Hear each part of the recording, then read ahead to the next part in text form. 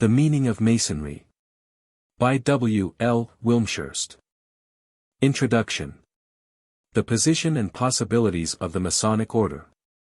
The papers here collected are written solely for members of the Masonic Order, constituted under the United Grand Lodge of England. To all such they are offered in the best spirit of fraternity and goodwill and with the wish to render to the order some small return for the profit the author has received from his association with it extending over 32 years. They have been written with a view to promoting the deeper understanding of the meaning of Masonry. To providing the explanation of it that one constantly hears called for and that becomes all the more necessary in view of the unprecedented increase of interest in, and membership of, the order at the present day. The meaning of Masonry, however, is a subject usually left entirely unexpounded and that accordingly remains largely unrealized by its members save such few as make it their private study. The authorities of what in all other respects is an elaborately organized and admirably controlled community have hitherto made no provision for explaining and teaching that noble science, which Masonry proclaims itself to be and was certainly designed to impart. It seems taken for granted that reception into the order will automatically be accompanied by an ability to appreciate forthwith and at its full value all that one there finds. The contrary is the case, for Masonry is a veiled and cryptic expression of the difficult science of spiritual life, and the understanding of it calls for special and informed guidance on the one hand, and on the other a genuine and earnest desire for knowledge and no small capacity for spiritual perception on the part of those seeking to be instructed. And not infrequently one finds brethren discontinuing their interest or their membership because they find that Masonry means nothing to them and that no explanation or guidance is vouchsafed them. Were such instruction provided, assimilated and responded to, the life of the order would be enormously quickened and deepened and its efficiency as a means of initiation intensified. Whilst incidentally the fact would prove an added safeguard against the admission into the order of unsuitable members, by which is meant not merely persons who fail to satisfy conventional qualifications, but also those who, whilst fitted in these respects, are as yet either so intellectually or spiritually unprogressed as to be incapable of benefiting from initiation in its true sense although passing formally through initiation rites. Spiritual quality rather than numbers, ability to understand the Masonic system and reduce its implications into personal experience rather than the perfunctory conferment of its rites, are the desiderata of the craft today. As a contribution to repairing the absence of explanation referred to these papers have been compiled. The first two of them have often been read as lectures at lodge meetings. Many requests that they should be printed and made more widely available led to my expanding their subject matter into greater detail than could be used for occasional lectures. And accordingly they are here amplified by a paper containing fuller notes upon craft symbolism. To complete the consideration of the craft system it was necessary also to add a chapter upon that which forms the crown and culmination of the craft degrees and without which they would be imperfect, the Order of the Royal Arch. Lastly a chapter has been added upon the important subject which forms the background of the rest, the relationship of modern Masonry to the ancient mysteries, from which it is the direct, though greatly attenuated, spiritual descendant. Thus in the 5 papers I have sought to provide a survey of the whole Masonic subject as expressed by the craft and arch degrees, which it is hoped may prove illuminating to the increasing number of brethren who feel that Freemasonry enshrines something deeper and greater than, in the absence of guidance, they have been able to realize. It does not profess to be more than an elementary and far from exhaustive survey. The subject might be treated much more fully, in more technical terminology and with abundant references to authorities, were one compiling a more ambitious and scholarly treatise. But to the average Mason such a treatise would probably prove less serviceable than a summary expressed in as simple and untechnical terms as may be and unburdened by numerous literary references.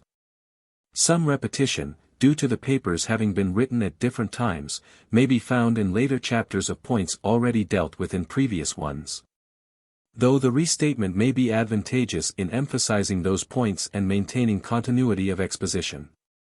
For reasons explained in the chapter itself, that on the Holy Royal Arch will probably prove difficult of comprehension by those unversed in the literature and psychology of religious mysticism. If so, the reading of it may be deferred or neglected. But since a survey of the Masonic system would, like the system itself, be incomplete without reference to that supreme degree, and since that degree deals with matters of advanced psychological and spiritual experience about which explanation must always be difficult, the subject has been treated here with as much simplicity of statement as is possible, and rather with a view to indicating to what great heights of spiritual attainment the craft degrees point as achievable, than with the expectation that they will be readily comprehended by readers without some measure of mystical experience and perhaps unfamiliar with the testimony of the mystics thereto. Purposely these papers avoid dealing with matters of craft history and of merely antiquarian or archaeological interest. Dates, particulars of Masonic constitutions, historical changes and developments in the external aspects of the craft, references to old lodges and the names of outstanding people connected therewith, these and such like matters can be read about elsewhere. They are all subordinate to what alone is a vital moment and what so many brethren are hungering for, knowledge of the spiritual purpose and lineage of the order and the present-day value of rites of initiation. In giving these pages to publication, care has been taken to observe due reticence in respect of essential matters. The general nature of the Masonic system is, however, nowadays widely known to outsiders and easily ascertainable from many printed sources. Whilst the large interest in and output of literature upon mystical religion and the science of the inward life during the last few years has familiarized many with a subject of which, as is shown in these papers, Masonry is but a specialized form. To explain Masonry in general outline is, therefore, not to divulge a subject which is entirely exclusive to its members, but merely to show that Masonry stands in line with other doctrinal systems inculcating the same principles and to which no secrecy attaches, and that it is a specialized and highly effective method of inculcating those principles. Truth, whether as expressed in Masonry or otherwise, is at all times an open secret, but is as a pillar of light to those able to receive and profit by it, and to all others but one of darkness and unintelligibility. An elementary and formal secrecy is requisite as a practical precaution against the intrusion of improper persons and for preventing profanation. In other respects the vital secrets of life, and of any system expounding life, protect themselves even though shouted from the housetops, because they mean nothing to those as yet unqualified for the knowledge and unready to identify themselves with it by incorporating it into their habitual thought and conduct. In view of the great spread and popularity of Masonry today, when there are some 3,000 lodges in Great Britain alone, it is as well to consider its present bearings and tendencies and to give a thought to future possibilities. The order is a semi-secret, semi-public institution, secret in respect of its activities intra-moenia, but otherwise of full public notoriety, with its doors open to any applicant for admission who is of ordinary good character and repute. Those who enter it, as the majority do, entirely ignorant of what they will find there, usually because they have friends there or know Masonry to be an institution devoted to high ideals and benevolence and with which it may be socially desirable to be connected, may or may not be attracted and profit by what is disclosed to them, and may or may not see anything beyond the bare form of the symbol or hear anything beyond the mere letter of the word. Their admission is quite a lottery, their initiation too often remains but a formality, not an actual awakening into an order and quality of life previously unexperienced. Their membership, unless such an awakening eventually ensues from the careful study and faithful practice of the order's teaching, has little, if any, greater influence upon them than would ensue from their joining a purely social club. For initiation, for which there are so many candidates little conscious of what is implied in that for which they ask, what does it really mean and intend? It means a new beginning, initium. A breakaway from an old method and order of life and the entrance upon a new one of larger self-knowledge, deepened understanding and intensified virtue. It means a transition from the merely natural state and standards of life towards a regenerate and supernatural state and standard. It means a turning away from the pursuit of the popular ideals of the outer world, in the conviction that those ideals are but shadows, images and temporal substitutions for the eternal reality that underlies them. To the keen and undivertible quest of that reality itself and the recovery of those genuine secrets of our being which lie buried and hidden at the center or innermost part of our souls. It means the awakening of those hitherto dormant higher faculties of the soul which endue their possessor with light in the form of new enhanced consciousness and enlarged perceptive faculty. And lastly, in words with which every Mason is familiar, it means that the postulant will henceforth dedicate and devote his life to the divine rather than to his own or any other service. So that by the principles of the order he may be the better enabled to display that beauty of godliness which previously perhaps has not manifested through him. To comply with this definition of initiation, which it might be useful to apply as a test not only to those who seek for admission into the order, but to ourselves who are already within it, it is obvious that special qualifications of mind and intention are essential in a candidate of the type likely to be benefited by the order in the way that its doctrine contemplates. And that it is not necessarily the ordinary man of the world, personal friend and good fellow though he be according to usual social standards, who is either properly prepared for, or likely to benefit in any vital sense by, reception into it. The true candidate must indeed needs be, as the word candidatus implies, a white man, white within as symbolically he is white vestured without. So that no inward stain or soilure may obstruct the dawn within his soul of that light which he professes to be the predominant wish of his heart on asking for admission.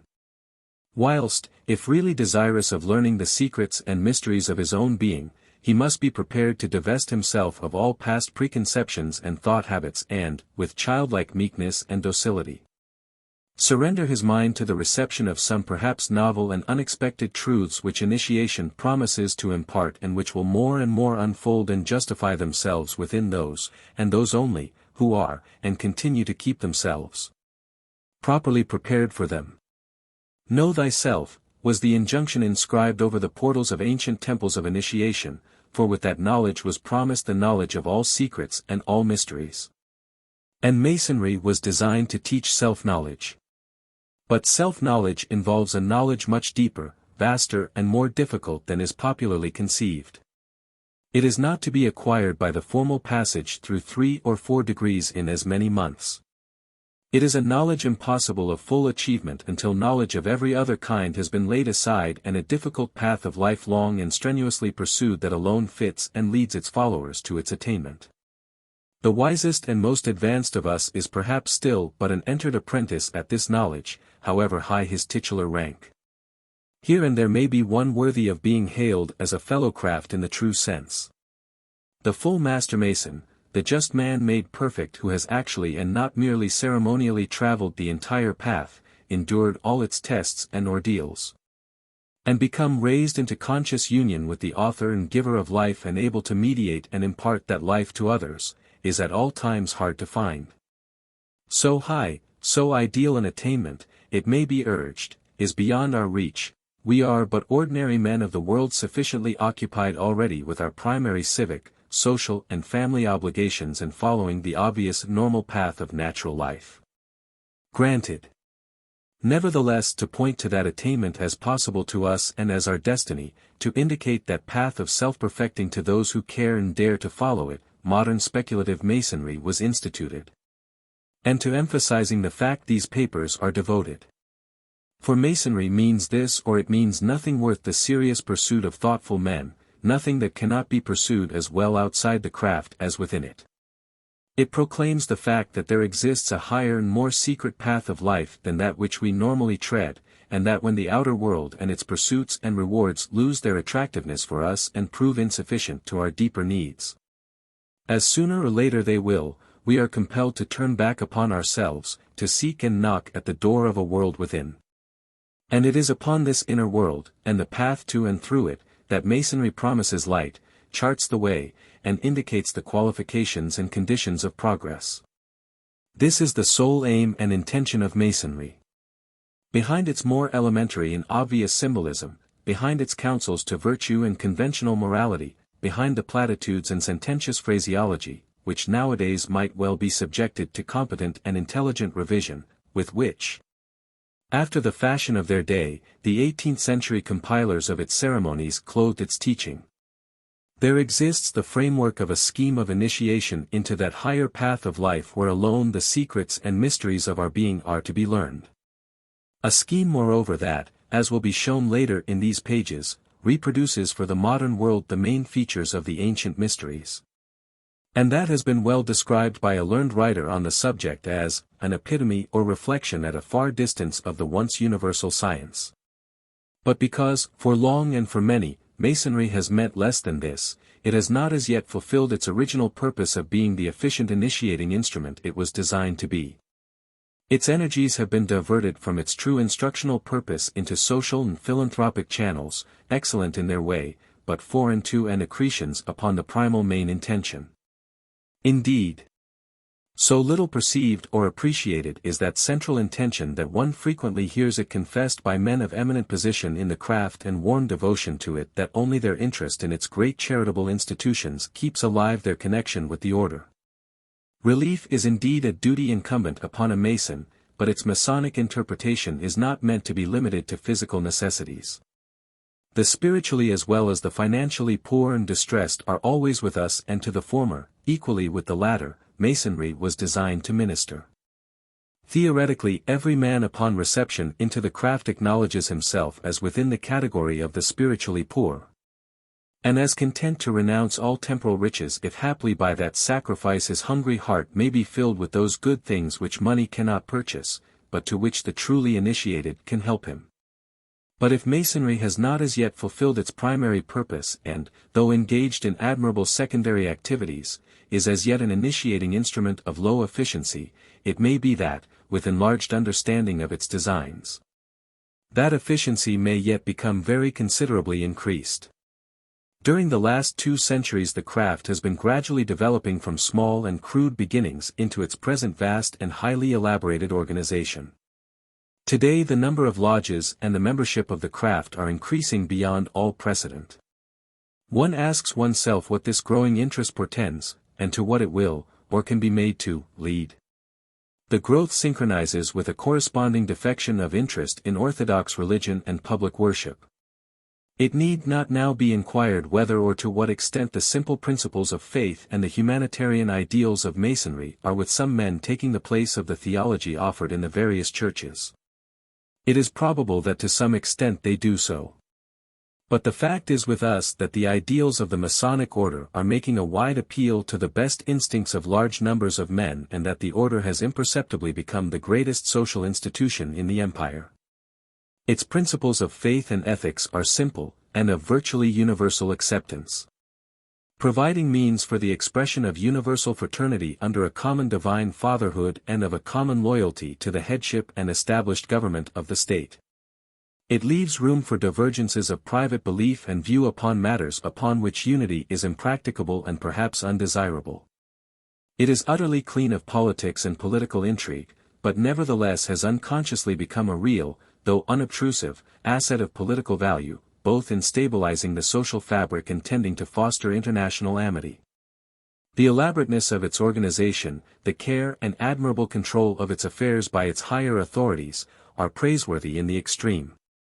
Whilst in the conduct of its individual lodges there has been and is a progressive endeavor to raise the standard of ceremonial work to a far higher degree of reverence and intelligence than was perhaps possible under conditions existing not long ago.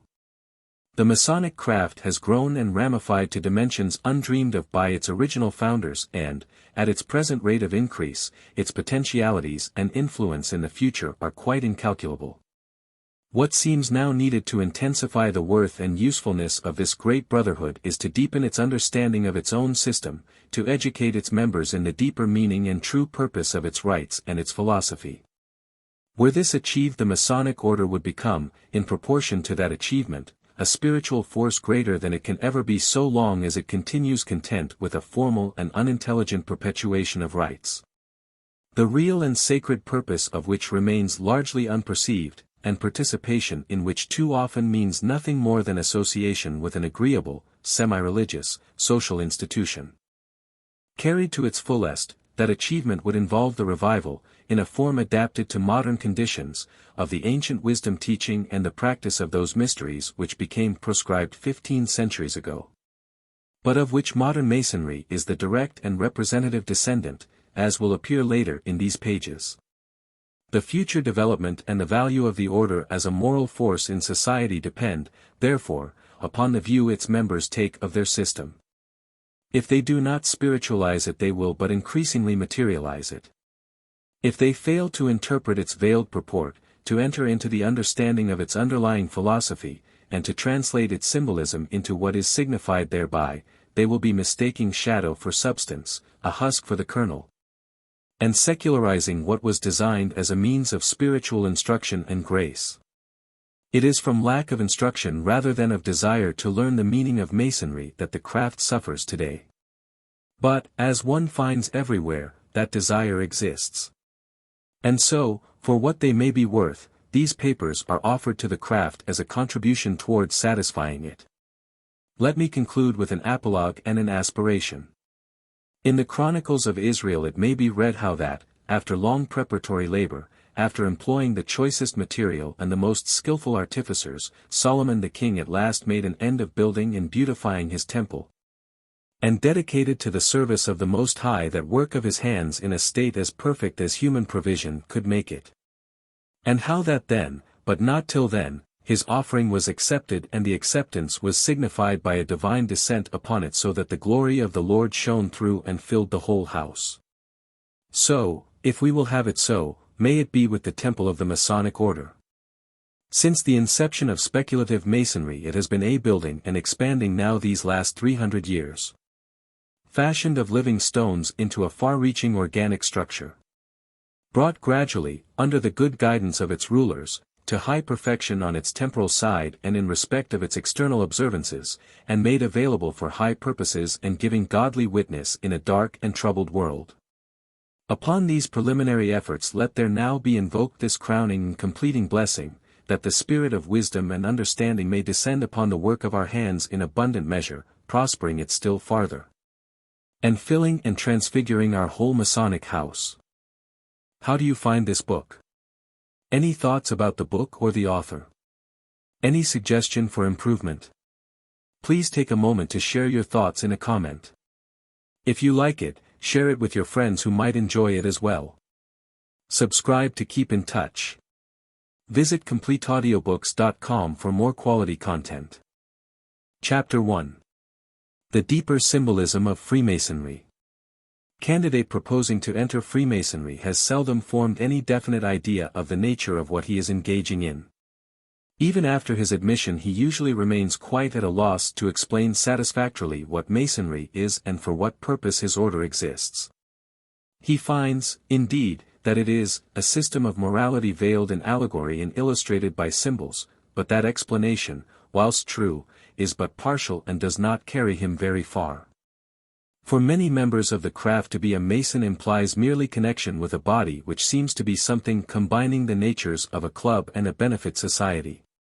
They find, of course, a certain religious element in it, but as they are told that religious discussion, which means, of course, sectarian religious discussion, is forbidden in the lodge, they infer that Masonry is not a religious institution, and that its teachings are intended to be merely secondary and supplemental to any religious tenets they may happen to hold. One sometimes hears it remarked that Masonry is not a religion, which in a sense is quite true, and sometimes that it is a secondary or supplementary religion, which is quite untrue. Again, Masonry is often supposed, even by its own members, to be a system of extreme antiquity. That was practiced and that has come down in well nigh its present form from Egyptian or at least from early Hebrew sources, a view which again possesses the merest modicum of truth. In brief, the vaguest notions obtain about the origin and history of the craft, whilst the still more vital subject of its immediate and present purpose, and of its possibilities, remains almost entirely outside the consciousness of many of its own members. We meet in our lodges regularly. We perform our ceremonial work and repeat our catechetical instruction lectures night after night with a less or greater degree of intelligence and verbal perfection, and there our work ends.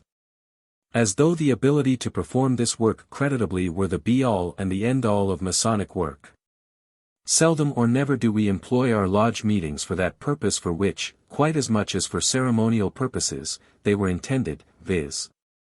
for expatiating on the mysteries of the craft, and perhaps our neglect to do so is because we have ourselves imperfectly realized what those mysteries are into which our order was primarily formed to introduce us. Yet, there exists a large number of brethren who would willingly repair this obvious deficiency. Brethren to whose natures Masonry, even in their more limited aspect of it, makes a profound appeal, and who feel their membership of the craft to be a privilege which has brought them into the presence of something greater than they know. And that enshrines a purpose and that could unfold a message deeper than they at present realize.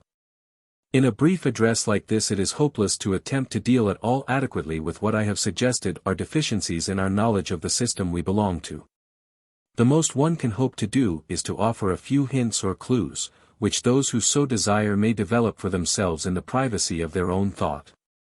For in the last resource no one can communicate the deeper things in Masonry to another. Every man must discover and learn them for himself, although a friend or brother may be able to conduct him a certain distance on the path of understanding. We know that even the elementary and superficial secrets of the order must not be communicated to unqualified persons, and the reason for this injunction is not so much because those secrets have any special value, but because that silence is intended to be typical of that which applies to the greater, deeper secrets, some of which, for appropriate reasons, must not be communicated, and some of which indeed are not communicable at all, because they transcend the power of communication. It is well to emphasize then, at the outset, that Masonry is a sacramental system, possessing, like all sacraments, an outward and visible side consisting of its ceremonial, its doctrine and its symbols which we can see and hear, and an inward, intellectual and spiritual side, which is concealed behind the ceremonial, the doctrine and the symbols, and which is available only to the Mason who has learned to use his spiritual imagination and who can appreciate the reality that lies behind the veil of outward symbol. Anyone, of course, can understand the simpler meaning of our symbols, especially with the help of the explanatory lectures, but he may still miss the meaning of the scheme as a vital whole. It is absurd to think that a vast organization like Masonry was ordained merely to teach to grown-up men of the world the symbolical meaning of a few simple builder's tools, or to impress upon us such elementary virtues as temperance and justice. The children in every village school are taught such things, or to enforce such simple principles of morals as brotherly love, which every church and every religion teaches, or as relief, which is practiced quite as much by non-Masons as by us, or of truth, which every infant learns upon its mother's knee. There is surely, too, no need for us to join a secret society to be taught that the volume of the sacred law is a fountain of truth and instruction, or to go through the great and elaborate ceremony of the third degree merely to learn that we have each to die. The craft whose work we are taught to honor with the name of a science, royal art, has surely some larger end in view than merely inculcating the practice of social virtues common to all the world and by no means the monopoly of Freemasons.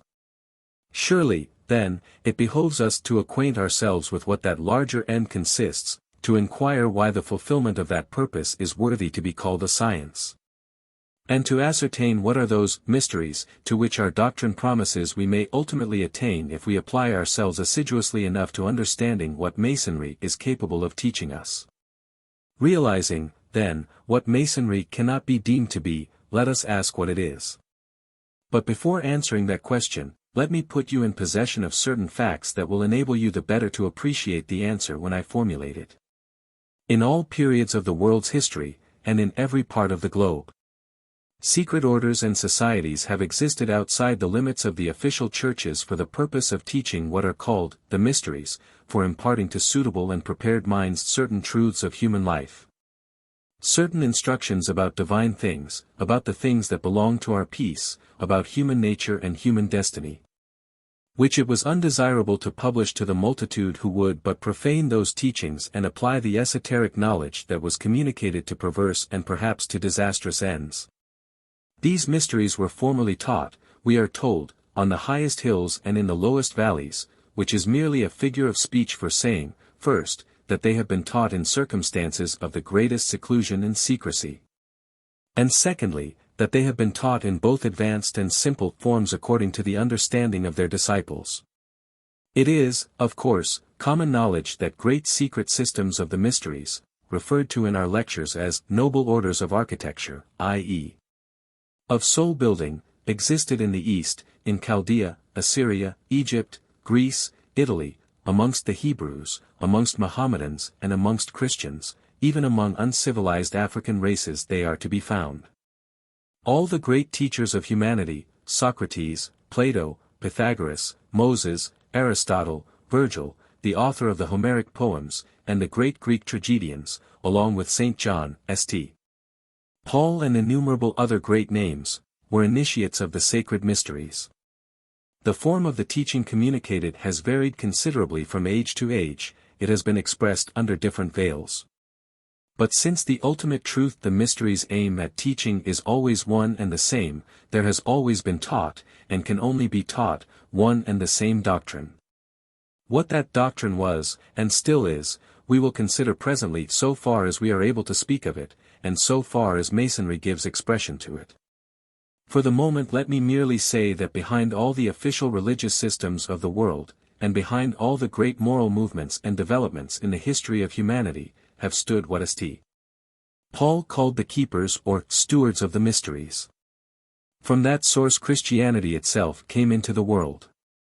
From them originated the great school of Kabbalism, that marvelous system of secret, oral tradition of the Hebrews, a strong element of which has been introduced into our Masonic system. From them, too, also issued many fraternities and orders, such, for instance, as the great orders of chivalry and of the Rosicrucians, and the school of spiritual alchemy. Lastly, from them too also issued, in the 17th century, modern speculative Freemasonry. To trace the genesis of the movement, which came into activity some 250 years ago, our rituals and ceremonies having been compiled round about the year 1700, is beyond the purpose of my present remarks. It may merely be stated that the movement itself incorporated the slender ritual and the elementary symbolism that, for centuries previously, had been employed in connection with the medieval building guilds. But it gave to them a far fuller meaning and a far wider scope. It has always been the custom for trade guilds, and even for modern friendly societies, to spiritualize their trades, and to make the tools of their trade point some simple moral. No trade, perhaps, lends itself more readily to such treatment than the builder's trade. But wherever a great industry has flourished, there you will find traces of that industry becoming allegorized, and of the allegory being employed for the simple moral instruction of those who were operative members of the industry. I am acquainted, for instance, with an Egyptian ceremonial system, some 5,000 years old, which taught precisely the same things as Masonry does, but in the terms of shipbuilding instead of in the terms of architecture. But the terms of architecture were employed by those who originated modern Masonry because they were ready to hand, because they were in use among certain trade guilds then in existence. And lastly, because they are extremely effective and significant from the symbolic point of view. All that I wish to emphasize at this stage is that our present system is not one coming from remote antiquity, that there is no direct continuity between us and the Egyptians, or even those ancient Hebrews who built, in the reign of King Solomon, a certain temple at Jerusalem. What is extremely ancient in Freemasonry is the spiritual doctrine concealed within the architectural phraseology. For this doctrine is an elementary form of the doctrine that has been taught in all ages, no matter in what garb it has been expressed.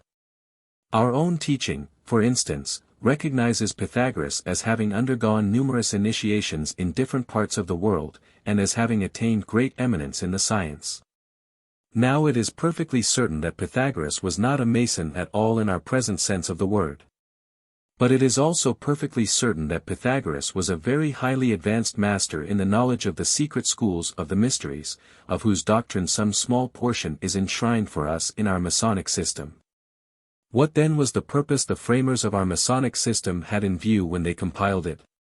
To this question you will find no satisfying answer in ordinary Masonic books.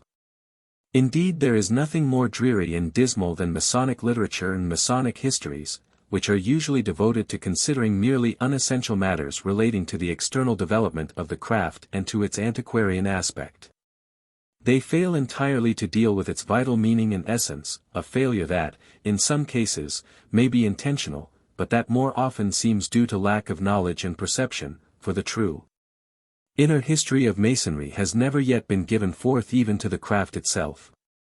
There are members of the craft to whom it is familiar, and who in due time may feel justified in gradually making public at any rate some portion of what is known in interior circles.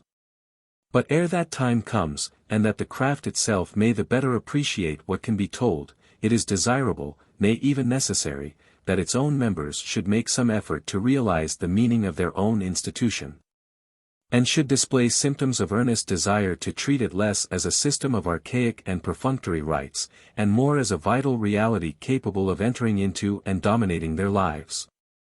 Less as a merely pleasant social order, and more as a sacred and serious method of initiation into the profoundest truths of life. It is written that, to him that hath shall be given, and from him that hath not shall be taken away even that which he hath.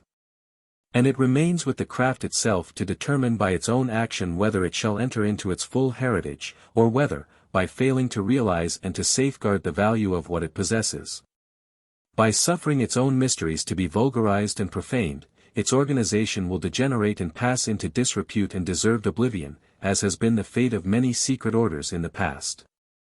There are signs, however, of a well-nigh universal increase of interest, of a genuine desire for knowledge of the spiritual content of our Masonic system.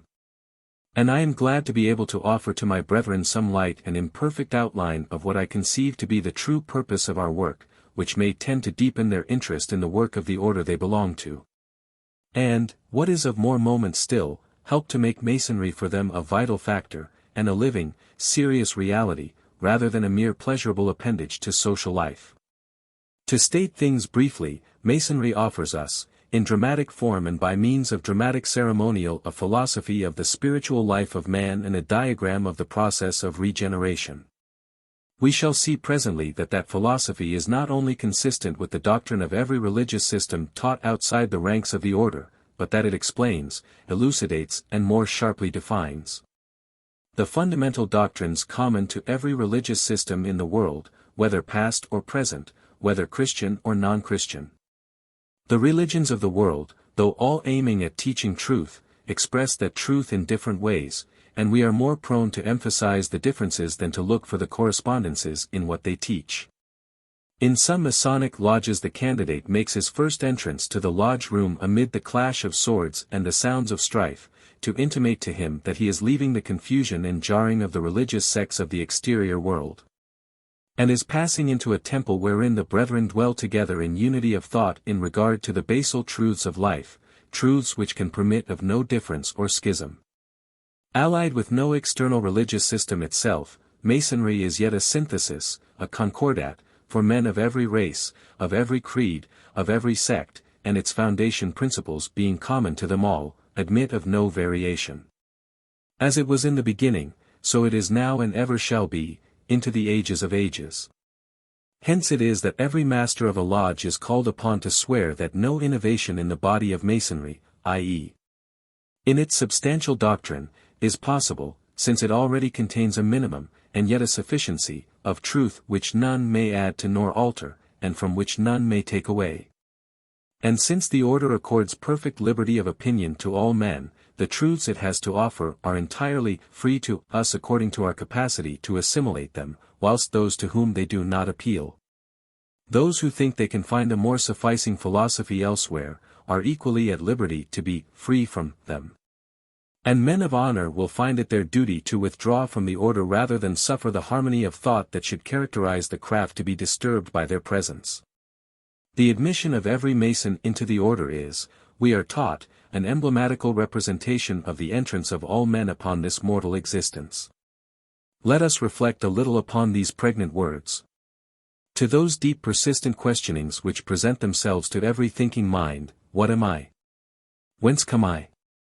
Whither go I? Masonry offers emphatic and luminous answers.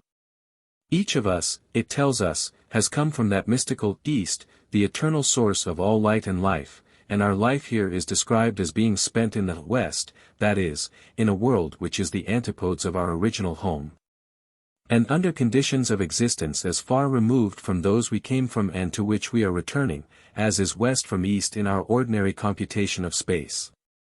Hence every candidate upon admission finds himself, in a state of darkness, in the west of the lodge. Thereby he is repeating symbolically the incident of his actual birth into this world, which he entered as a blind and helpless babe, and through which in his early years, not knowing whither he was going, after many stumbling and irregular steps, after many deviations from the true path and after many tribulations and adversities incident to human life, he may at length ascend, purified and chastened by experience, to larger life in the eternal East.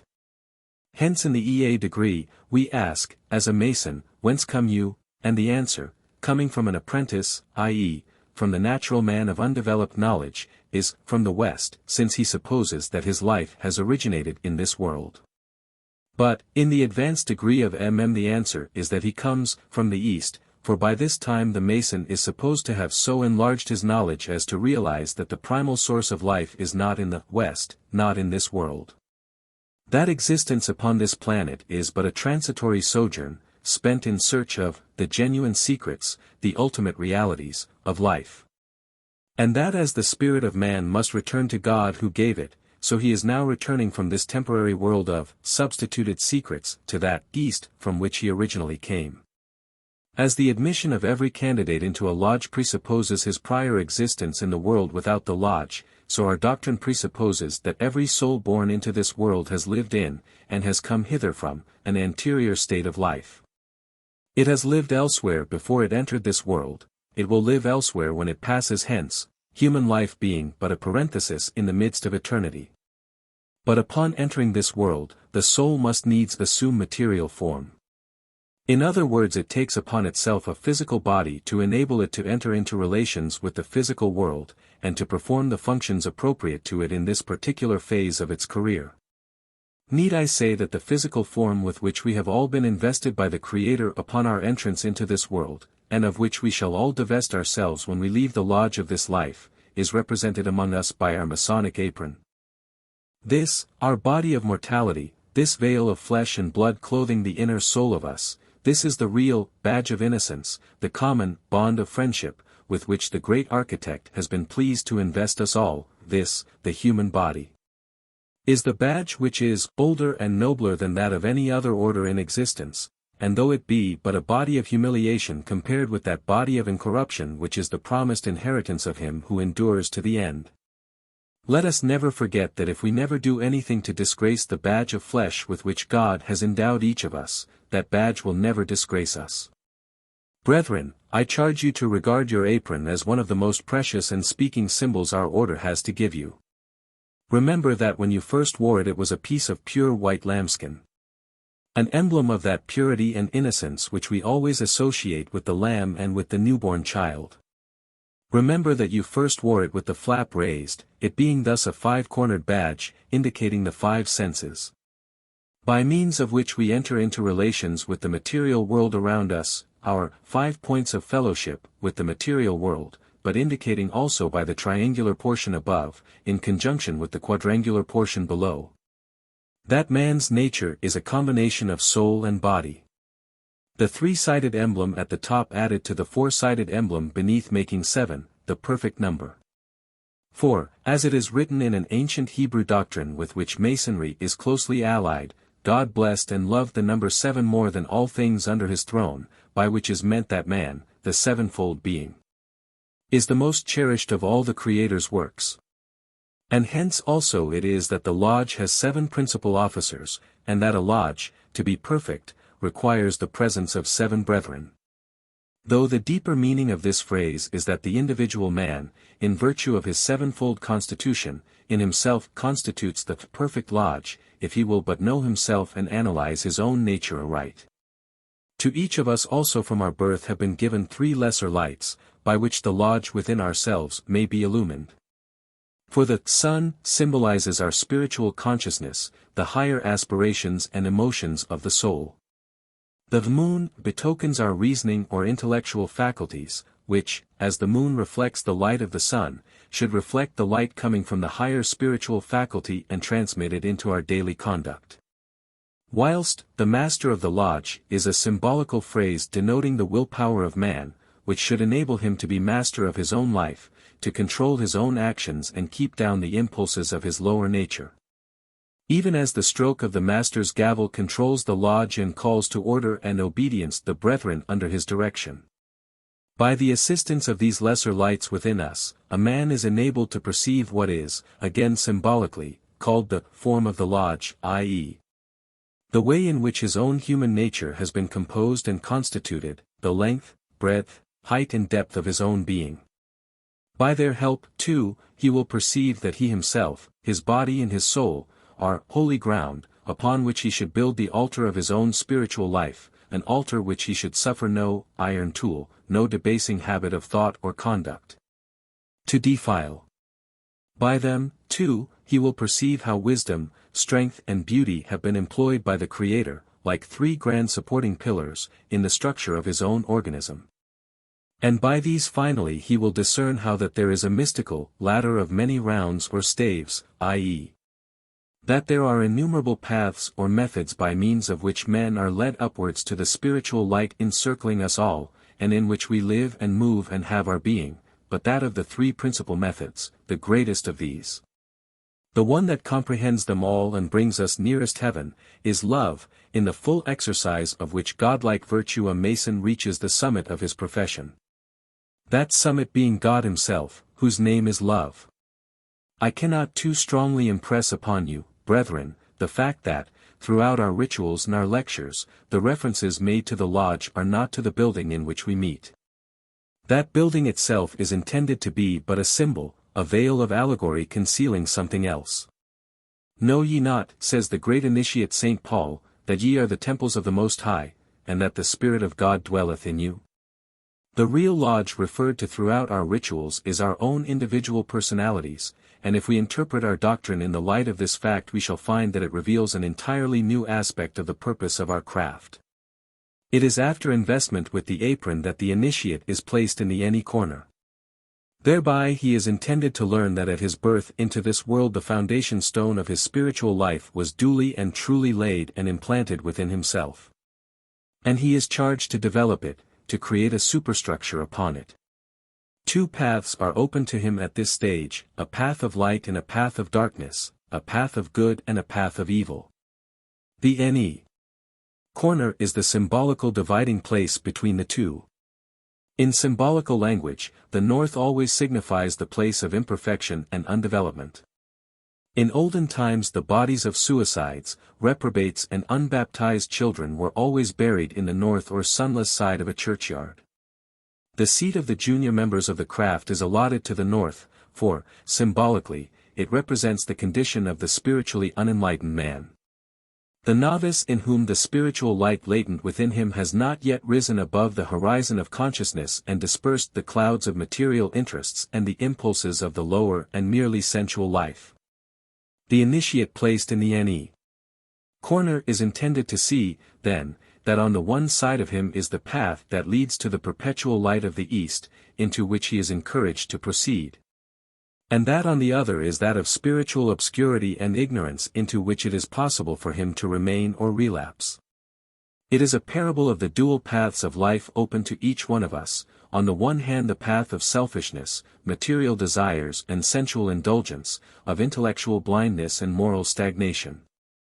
On the other the path of moral and spiritual progress, in pursuing which one may decorate and adorn the lodge within him with the ornaments and jewels of grace and with the invaluable furniture of true knowledge, and which he may dedicate in all his actions, to the service of God and of his fellow men, and mark that of those jewels some are said to be movable and transferable.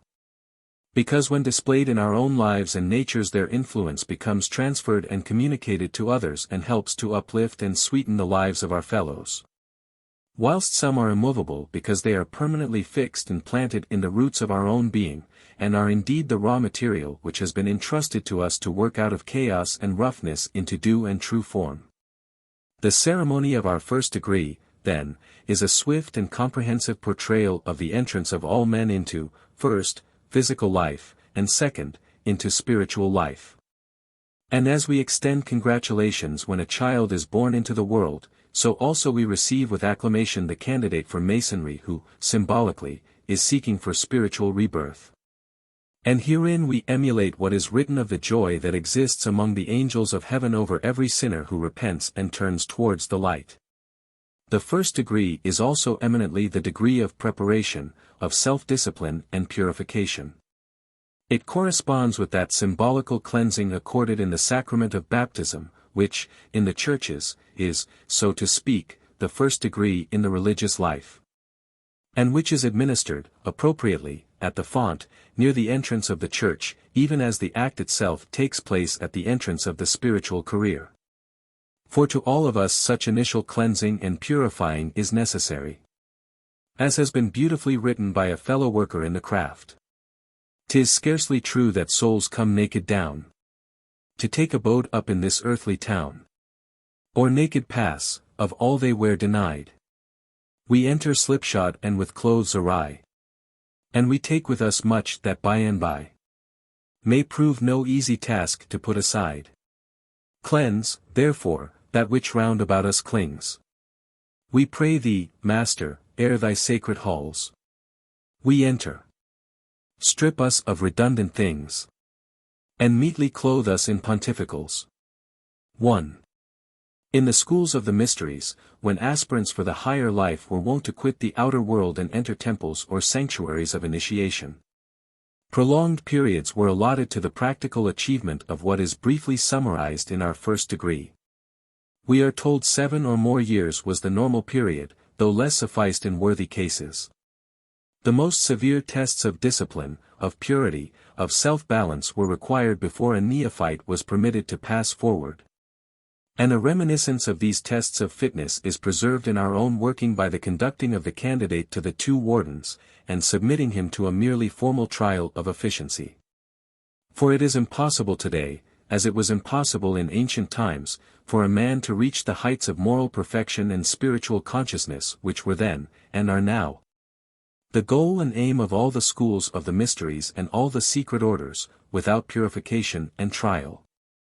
Complete stainlessness of body, utter purity of mind, are absolute essentials to the attainment of things of great and final moment.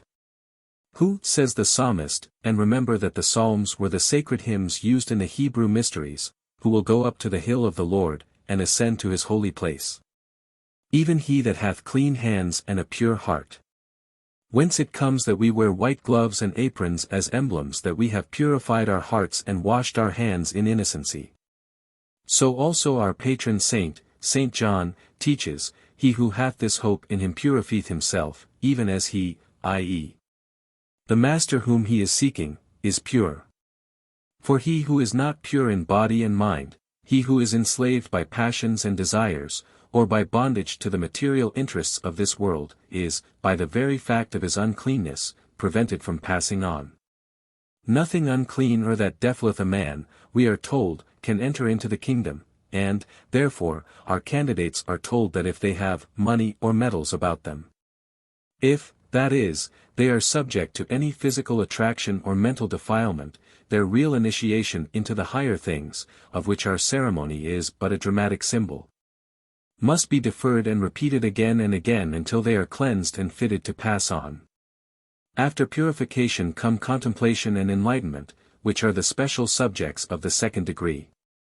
Aforetime the candidate for the mysteries, after protracted discipline and purification enabling his mind to acquire complete control over his passions and his lower physical nature, was advanced, as he may advance himself today, to the study of his more interior faculties, to understand the science of the human soul, and to trace these faculties in their development from their elementary stage until he realizes that they connect with, and terminate in, the divine itself. The secrets of his mental nature and the principles of intellectual life became at this stage gradually unfolded to his view. You will thus perceive, brethren, that the F.C. degree, sometimes regarded by us as a somewhat uninteresting one, typifies in reality a long course of personal development requiring the most profound knowledge of the mental and psychical side of our nature.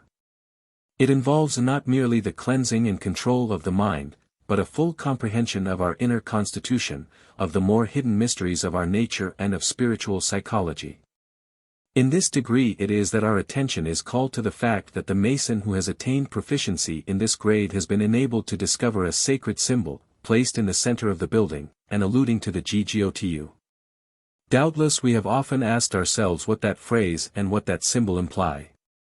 Need I repeat that the building alluded to is not the edifice we meet in, but is our own selves.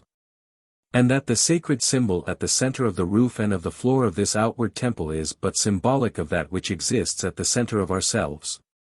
And which was spoken of by the Christian Master when he proclaimed that, the kingdom of heaven is within you.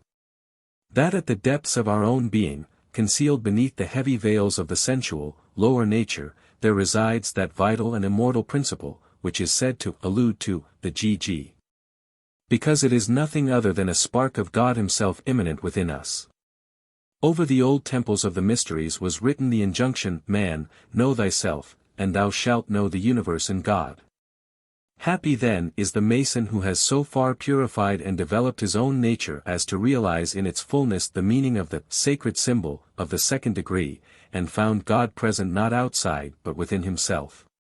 But in order to find the perfect points of entrance to this secret, and we are told elsewhere that strait is the way and narrow the gate, and few there be that find it, emphasis again is laid in our teaching upon the necessity of complete moral rectitude, of utter exactness of thought, word and action, as exemplified by rigid observance of the symbolic principles of the square, level and plumb rule. Here again the symbolism of our work becomes extremely profound and interesting. He who desires to rise to the heights of his own being must first crush and crucify his own lower nature and inclinations. He must perforce tread what elsewhere is described as the way of the cross, and that cross is indicated by the conjunction of those working tools, which when united form a cross. And that way is involved in the scrupulous performance of all that we know those working tools signify. By perfecting his conduct, by struggles against his own natural propensities, the candidate is working the rough ashlar of his own nature into the perfect cube, and I would ask you to observe also that the cube itself contains a secret. For unfolded, it itself denotes and takes the form of the cross. The inward development which the second degree symbolizes is typified by the lowering of the triangular flap of the apron upon the rectangular portion below. This is equivalent to the rite of confirmation in the Christian churches. It denotes the progress we have made in the science, or in other words it indicates that the higher nature of the man, symbolized by the Trinity of Spirit, has descended into and is now permeating his lower nature. Hitherto, in his state of ignorance and moral blindness, the spiritual part of his nature has, as it were, but hovered above him, he has been unconscious of its presence in his constitution. But now, having realized its existence, the dayspring from on high has visited him, and the nobler part of him descends into his lower nature, illuminating and enriching it. Now the man who so develops himself, speedily becomes more conscious of the difficulties of his task, more sensitive to the obstacles the life of the outer world places in the way of the spiritual life. But he is taught to persist with fortitude and with prudence, to develop the highest within him with fervency and zeal. Upon self-scrutiny, too, i.e.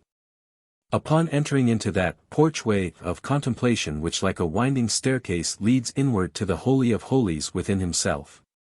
He realizes that difficulties and obstacles placed in his way are utilized by the eternal wisdom as the necessary means of developing the latent and potential good in him. And that as the rough ashlar can only be squared and perfected by chipping and polishing, so he also can be made perfect only by toil and by suffering. He sees that difficulty, adversity, and persecution serve a beneficent purpose. These are his wages, and he learns to accept them without scruple and without diffidence, knowing that he is justly entitled to them. And from the confidence he has in the integrity of that employer who has sent him into this far-off world to prepare the materials for building the temple of the heavenly city. And so, as the sign peculiar to the degree suggests, he endeavors to examine and lay bare his heart, to cast away all impurity from it, and he stands, like Joshua, praying that the light of day may be extended to him until he has accomplished the overthrow of his own inward enemies and of every obstacle to his complete development. The aspirant who attains proficiency in the work of self-perfecting to which the FC grade alludes, has passed away from the N side of the lodge, the side of darkness and imperfection, and now stands on the SE side in the meridian sunlight of moral illumination, so far as the natural man may possess it. But yet still far removed from that fuller realization of himself and of the mysteries of his own nature which it is possible for the spiritual adept or master mason to attain. Before that attainment is reached there remains for him, that last and greatest trial, by which alone he can enter into the great consolations and make acquaintance with the supreme realities of existence. In the places where the great mysteries have always been taught, what is ceremonially performed in our third degree is no mere symbolical representation as with us, but an actual, vital experience of a most severe character, one the nature of which can hardly be made intelligible, or even credible, to those unfamiliar with the subject. I refrain, therefore, from more than mere mention of it, observing only that it is one not involving physical death, and in this respect only is our ceremony in accord with the experience symbolized. For if you follow closely the raising ceremony, although distinct reference to the death of the body is made, yet such death is obviously intended to be merely symbolical of another kind of death. Since the candidate is eventually restored to his former worldly circumstances and material comforts, and his earthly Masonic career is not represented as coming to a close at this stage. All that has happened in the third degree is that he has symbolically passed through a great and striking change, a rebirth, or regeneration of his whole nature. He has been sown a corruptible body. And in virtue of the self-discipline and self-development he has undergone, there has been raised in him an incorruptible body, and death has been swallowed up in the victory he has attained over himself. I sometimes fear that the too conspicuous display of the emblems and trappings of mortality in our lodges is apt to create the false impression that the death to which the third degree alludes is the mere physical change that awaits all men. But a far deeper meaning is intended. The Mason who knows his science knows that the death of the body is only a natural transition of which he need have no dread whatever. He knows also that when the due time for it arrives, that transition will be a welcome respite from the bondage of this world, from his prison-like husk of mortality, and from the daily burdens incident to existence in this lower plane of life.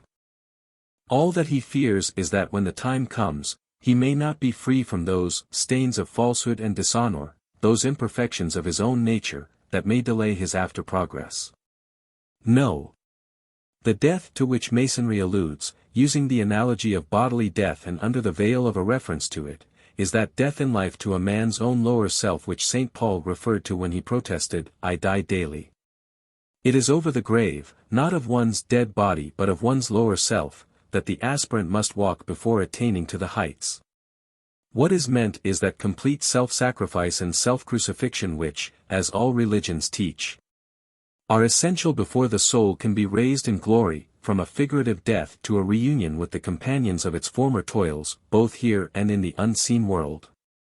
The perfect cube must pass through the metamorphosis of the cross. The soul must voluntarily and consciously pass through a state of utter helplessness from which no earthly hand can rescue it. And in trying to raise him from which the grip of any succoring human hand will prove but a slip, until at length divine help itself descends from the throne above and, with the lion's grip of almighty power, raises the faithful and regenerated soul to union with itself in an embrace of reconciliation and at one ment. In all the schools of the mysteries, as well as in all the great religions of the world, the attainment of the spiritual goal just described is enacted or taught under the veil of a tragic episode analogous to that of our third degree. And in each there is a master whose death the aspirant is instructed he must imitate in his own person. In Masonry that prototype is Hiram Abiff, but it must be made clear that there is no historical basis whatever for the legendary account of Hiram's death. The entire story is symbolical and was purposely invented for the symbolical purposes of our teaching. If you examine it closely you will perceive how obvious the correspondence is between this story and the story of the death of the Christian master related in the Gospels. And it is needless to say that the Mason who realizes the meaning of the latter will comprehend the former and the veiled allusion that is implied. In the one case the master is crucified between the two thieves. In the other he is done to death between two villains. In the one case appear the penitent and the impenitent thief. In the other we have the conspirators who make a voluntary confession of their guilt and were pardoned, and the others who were found guilty and put to death, whilst the moral and spiritual lessons deducible from the stories correspond. As every Christian is taught that in his own life he must imitate the life and death of Christ, so every Mason is made to represent one of the brightest characters recorded in our annals. But as the annals of Masonry are contained in a volume of the sacred law and not elsewhere, it is easy to see who the character is who is alluded to. As that great authority and initiate of the mysteries, St. Paul taught, we can only attain to the Master's resurrection by being made conformable unto his death, and we must die with him if we are to be raised like him, and it is in virtue of that conformity, in virtue of being individually made to imitate the Grand Master in his death, that we are made worthy of certain points of fellowship with him. For the 5 points of fellowship of the 3rd degree are the 5 wounds of Christ. The 3 years' ministry of the Christian Master ended with his death, and these refer to the 3 degrees of the craft which also end in the mystical death of the Masonic candidate and his subsequent raising or resurrection. The name Hiram Abiff signifies in Hebrew, the teacher, guru, or enlightened one, from the Father, a fact which may help you still further to recognize the concealed purpose of the teaching. Under the name of Hiram, then, and beneath a veil of allegory, we see an allusion to another master, and it is this master, this elder brother who is alluded to in our lectures, whose character we preserve, whether absent or present, i.e., whether he is present to our minds or no, and in regard to whom we adopt the excellent principle, silence, lest at any time there should be among us trained in some other than the Christian faith, and to whom on that account the mention of the Christian Master's name might possibly prove an offense or provoke contention. To typify the advance by the candidate at this stage of his development, the apron here assumes greater elaborateness. It is garnished with a light blue border and rosettes, indicating that a higher than the natural light now permeates his being and radiates from his person, and that the wilderness of the natural man is now blossoming as the rose, in the flowers and graces incident to his regenerated nature. Whilst upon either side of the apron are seen 2 columns of light descending from above, streaming into the depths of his whole being, and terminating in the 7-fold tassels which typify the 7-fold prismatic spectrum of the supernal light. He is now Lord of himself, the true Master Mason, able to govern that lodge which is within himself. And as he has passed through the 3 degrees of purifying and self-perfecting, and squared, leveled, and harmonized his triple nature of body, soul and spirit, he also wears, on attaining mastership, the triple Tau, which comprises the form of a level, but is also the Hebrew form of the cross, the 3 crosses upon the apron thus corresponding with the 3 crosses of Calvary. To sum up the import of the teaching of the 3 degrees, it is clear, therefore, that from grade to grade the candidate is being led from an old to an entirely new quality of life. He begins his Masonic career as the natural man. He ends it by becoming through its discipline, a regenerated perfected man. To attain this transmutation, this metamorphosis of himself, he is taught first to purify and subdue his sensual nature, then to purify and develop his mental nature.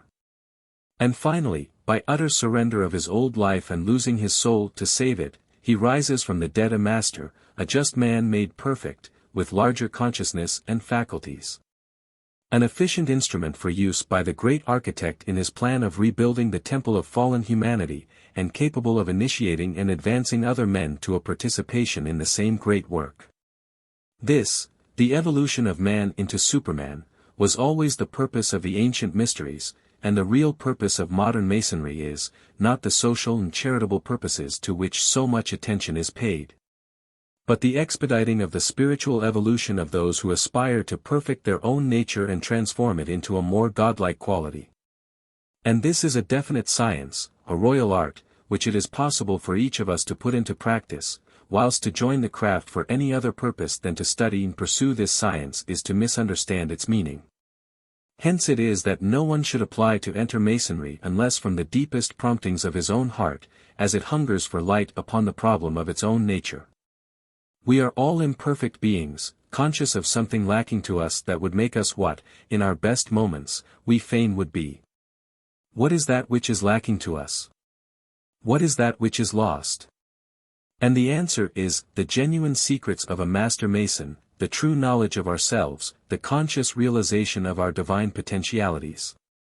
The very essence of the Masonic doctrine is that all men in this world are in search of something in their own nature which they have lost, but that with proper instruction and by their own patience and industry they may hope to find. Its philosophy implies that this temporal world is the antipodes of another and more real world from which we originally came and to which we may accelerate our return by such a course of self-knowledge and self-discipline as our teaching inculcates. It implies that this present world is the place where the symbolic stones and timber are being prepared, so far off from that mystical Jerusalem where one day they will be found put together and, collectively, to constitute that temple which even now is being built without hands and without the noise or help of metal tools. And this world, therefore, being but a transient temporary one for us, it is necessarily one of shadows, images, and merely substituted secrets, until such time as being raised not merely symbolically but actually, in character and knowledge and consciousness, to the sublime degree of Master Mason, we fit ourselves to learn something of the genuine secrets, something of the living realities that lurk and live in concealment behind the outward show of things. All human life, having originated in the mystical East and journeyed into this world which, with us, is the West, must return again to its source. To quote again the verse of the brother I have already cited. From east to west the soul her journey takes. At many bitter founts her fever slakes. Halts at strange taverns by the way to feast. Resumes her load, and painful progress makes. Back to the east. Masonry, by means of a series of dramatic representations, is intended to furnish those who care to discover its purport and to take advantage of the hints it throws out in allegorical form. With an example and with instructions by which our return to the East may be accelerated. It refers to no architecture of a mundane kind, but to the architecture of the soul's life. It is not in itself a religion, but rather a dramatized and intensified form of religious processes inculcated by every religious system in the world. For there is no religion but teaches the lesson of the necessity of bodily purification of our first degree. None but emphasizes that of the second degree, that mental, moral and spiritual developments are essential and will lead to the discovery of a certain secret center, where truth abides in fullness. And that center is a point within a circle of our own nature from which no man or mason can ever err, for it is the divine kingdom latent within us all, into which we have as yet failed to enter. And there is none but insists upon the supreme lesson of self-sacrifice and mystical death to the things of this world so graphically portrayed in our third degree. None but indicates that in that hour of greatest darkness the light of the primal divine spark within us is never wholly extinguished, and that by loyalty to that light, by patience and by perseverance, time and circumstances will restore to us the genuine secrets, the ultimate truths and realities of our own nature. We are here, Masonry teaches, as it were in captivity, by the waters of Babylon and in a strange land, and our doctrine truly tells us that the richest harmonies of this life are as nothing in comparison with the songs of Zion. And that, even when we are installed into the highest eminences this world or the craft may offer, it were better that our right hand should forget its cunning and that we should fling the illusory treasures of this transitory world behind our backs, than in all our doings fail to remember the Jerusalem that lies beyond. Our teaching is purposely veiled in allegory and symbol, and its deeper import does not appear upon the surface of the ritual itself. This is partly in correspondence with human life itself and the world we live in, which are themselves but allegories and symbols of another life and the veils of another world. And partly intentional also, so that only those who have reverent and understanding minds may penetrate into the more hidden meaning of the doctrine of the craft. The deeper secrets in Masonry, like the deeper secrets of life, are heavily veiled, are closely hidden. They exist concealed beneath a great reservation. But whoso knows anything of them knows also that they are many and valuable, and that they are disclosed only to those who act upon the hint given in our lectures: seek and ye shall find, ask and ye shall have. Knock and it shall be opened unto you. The search may be long and difficult, but great things are not acquired without effort and search. But it may be affirmed that to the candidate who is properly prepared, in a much fuller sense than we conventionally attach to that expression, there are doors leading from the craft that, when knocked, will assuredly open and admit him to places and to knowledge he at present recks little of. For him, too, who would enter upon the greater initiations, the same rule applies as that which was symbolically represented upon his first entrance into the order, but this time it will no longer be a symbol, but a realistic fact. He will find, that a drawn sword is always threatening in front of him, and that a cable tow is still around his neck.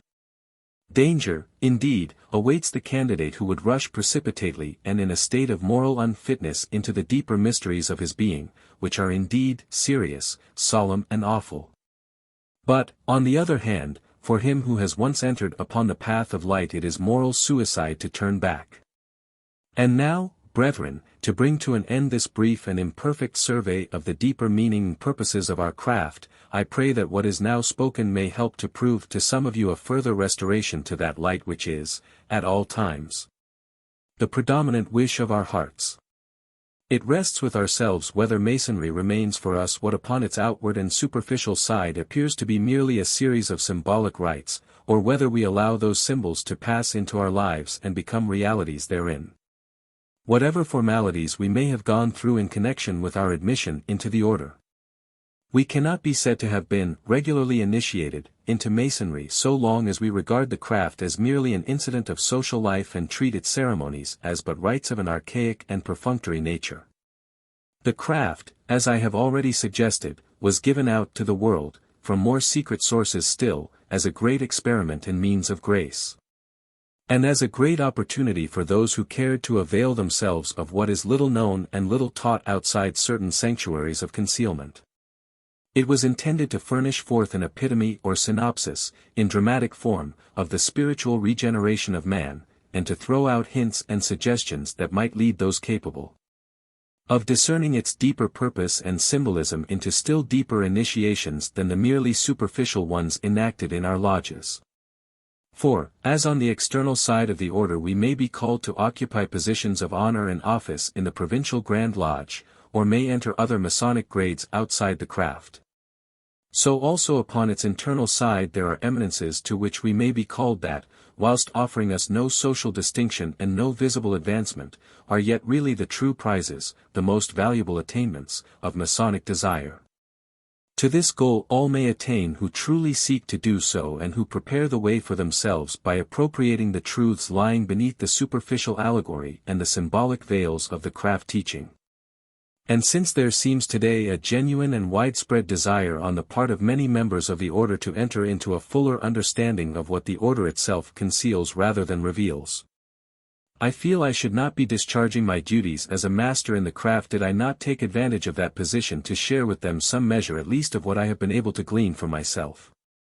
But, finally, I must ask you to remember that, in accordance with the general design of our system, every master of a lodge is but a symbol and a substitution, and that behind him, and behind all other the grand officers of the Masonic hierarchy, there stands the Great White Head, the Great Initiator and Grand Master of all true Masons throughout the universe, whether members of our craft or not. To whom let us all bow in gratitude for the invaluable gift accorded to us in this our order, and to whose protection, and to whose enlightening guidance into its deeper mysteries, I commend you all. Chapter 2.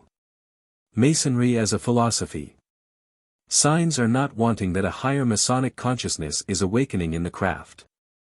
Members of the order are gradually, and here and there, becoming alive to the fact that much more than meets the eye and ear lies beneath the surface of Masonic doctrine in symbols. They are beginning to think for themselves instead of taking the face value of things for granted, and, as their thought develops, facts that previously remained unperceived assume prominence and significance. They discern the Masonic system to be something deeper than a code of elementary morality such as all men are expected to observe whether formally Masons or not. They reflect that the phenomenal growth of the craft is scarcely accountable for upon the supposition that modern speculative Masonry perpetuates nothing more than the private associations that once existed in connection with the operative builders' trade. They recognize that there can be no peculiar virtue or interest in continuing to imitate the customs of ancient trade guilds for the mere sake of so doing, or of keeping on foot a costly organization for teaching men the elementary symbolism of a few building tools, supplemented by a considerable amount of social conviviality. Upon a little thought it becomes pretty obvious that our third degree and the great central legend that forms the climax of the craft system cannot have, and can never have had, any direct or practical bearing upon, or connection with the trade of the operative Mason. It may be urged that we have our great charity system and that the social side of our proceedings is a valuable and humanizing asset. Granted, but other people and other societies are philanthropic and social as well as we. And a secret society is not necessary to promote such ends, which are merely supplemental to the original purpose of the order. The discernment of such facts as these, then, suggests to us that the craft has not yet entered into the full heritage of understanding its own system and that side matters connected with Masonry which we have long emphasized so strongly, valuable in their own way as they are not after all the primary and proper work of the order. The work of the order is to initiate into certain secrets and mysteries. And obviously if the order fails to expound its own secrets and mysteries and so to confer real initiations as distinguished from passing candidates through certain formal ceremonies, it is not fulfilling its original purpose whatever other incidental good it may be doing. Now as these facts are the basis upon which this lecture proceeds, let me at the outset make my first point by stating that as the progress in the craft of every brother admitted into its ranks is by gradual, successive stages, in like manner the understanding of the Masonic system and doctrine is also a matter of gradual development. Stated in the simplest terms possible, the theory of Masonic progress is that every member admitted to the order enters in a state of darkness and ignorance as to what Masonry teaches, and that later on he is supposed to be brought to light and knowledge. Putting it in other terms, he enters the craft symbolically as a rough ashlar and it is his business so to develop both his character and his understanding that ultimately, in virtue of what he has learned and practiced, he may be as a finished and perfect cube. Now the understanding of the Masonic scheme tends to develop upon precisely similar lines. Its meaning is not discernible all at once, and unless our minds are properly prepared and our understandings carefully trained, they are unlikely ever to participate in the real secrets and mysteries of Masonry at all. However often we may watch the performance of external ceremonial or however proficient we may be in memorizing the rituals and instruction lectures, the first stage, the first conception of what Masonry involves, is concerned merely with the surface value of the doctrine, with an acquaintance with the literal side of the imparted knowledge which we all obtain upon entering the craft. Beyond this stage the vast majority of Masons, it is to be feared, never passes. This is the stage of knowledge in which the craft is regarded as a social, semi-public, semi-secret community to which it is agreeable and advantageous to belong for sociable or even for ulterior purposes, in which the goal of the Mason's ambition is to attain office and high preferment and to wear a breastful of decorations, in which he takes a literal, superficial and historic view of the subject matter of the doctrine, in which ability to perform the ceremonial work with dignity and effectiveness and to know the instruction catechisms by heart, so that not a syllable is wrongly rendered, is deemed the height of Masonic proficiency. And where, after discharging these functions with a certain degree of credit, his idea is often to have the lodge closed as speedily as may be and get away to the relaxation of the festive board. Now all these things belong to what may be called the very rough ashlar stage of the Masonic conception. I am not, of course, alluding to any individual Mason. I confess frankly to having come within this category myself, and I think we may agree that we have all passed through the phase I have described, for the simple reason that we knew nothing better and had no one able to teach us something better. Let us not complain. If we look back upon the progress of the craft during the last 150 years we cannot but congratulate ourselves upon the enormous, if gradual, strides made in Masonic progress and decorum even in the rough ashlar stage of our conception of it. Anyone familiar with the records of old lodges will have been brought into close touch with times when almost every element of reverence and dignity seems to have been lacking. Lodges were held in the public rooms of taverns. Whatever official furniture decorated these primitive temples, quart pots, and churchwardens, figured largely among the unauthorized equipment. In one of the great London galleries there hangs a famous picture called Night, by the great artist and moralist of his age, Hogarth.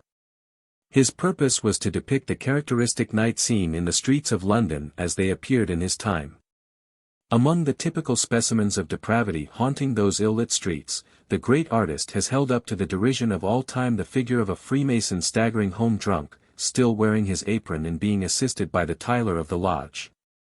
No true Mason can regard this picture without a burning sense of shame, and without registering a resolution to redeem the craft from this stigma. We have, I hope, got past such things as these. We have awakened to some sense of dignity and self-reverence.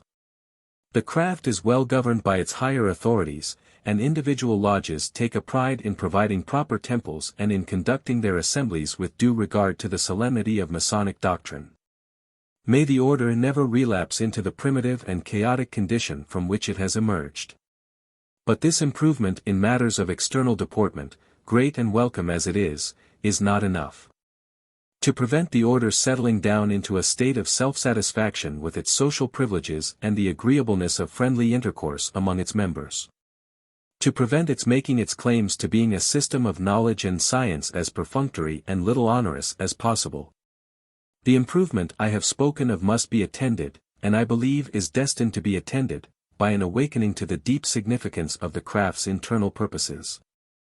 And since I have referred to what I have termed the rough ashlar conception of that purpose, you have the right to ask me now to state that loftier conception which may be regarded, in comparison, as the perfect cube. The answer to this inquiry I shall not attempt to state in so many words. I invite you to regard this whole lecture as an indication of what that answer must be. To some extent I endeavored to formulate that answer upon a previous occasion, but whilst I then entered rather into the details and minutiae of the craft system and symbols. I shall treat the subject now upon broader lines and deal with Masonry in its wider and more philosophic aspect. I said upon that occasion, and I must repeat it now, that in its broad and more vital doctrine Masonry was essentially a philosophic and religious system expressed in dramatic ceremonial. It is a system intended to supply answers to the three great questions that press so inexorably upon the attention of every thoughtful man and that are the subject around which all religions and all philosophies move. What am I? Whence come I? Whither go I? It is a truism to say that in our quieter and more serious moments we all feel the need of some reliable answer to these questions. Light upon them is the predominant wish of our hearts. And upon such light as we can obtain, whether from Masonry or elsewhere, depends our philosophy of life and the rule of conduct by which we regulate our life. In a larger sense, then, than our conventional limited one, the Masonic candidate is presumed to enter the order in search of light upon these problems, light that he is presumed not to have succeeded in finding elsewhere. If his candidature is actuated by any motive other than a genuine desire for knowledge upon these problems, which beyond all others are vital to his peace, and by a sincere wish to render himself, by the help of that knowledge, serviceable to his fellow creatures, then his candidature is less than a worthy one. The reason why no man should be solicited to join the order is that in regard to these matters of sacred and momentous import, the first springs of impulse must originate within the postulant himself. The first place of his preparation must ever be in his own heart, and it is to the cry and knocking of his inward need, and for no less a motive, that, in theory, though scarcely in practice, the door to the mysteries is opened and the seeker enters in and finds help. At another stage of his symbolical progress the candidate learns from his superior brethren, that they, along with himself, are in search of something that is lost and which they have hopes of finding. And it is here that the great motive of this and of all quests, as well as the clue to the real purpose of Masonry, appears prominently and is stated in emphatic terms. Masonry is the quest after something that has been lost. Now what is it that has been lost? Consider the matter thus. Why should we, or the world at large, require systems of religion and philosophy at all? What is the motive and reason for the existence of a Masonic order and of many other orders of initiation, both of the past and the present? Why should they exist at all? I might reduce the matter to the compass of a small and personal point by asking why have you come to hear this lecture, and why should I have been striving for many years to acquire the information that enables me to give it?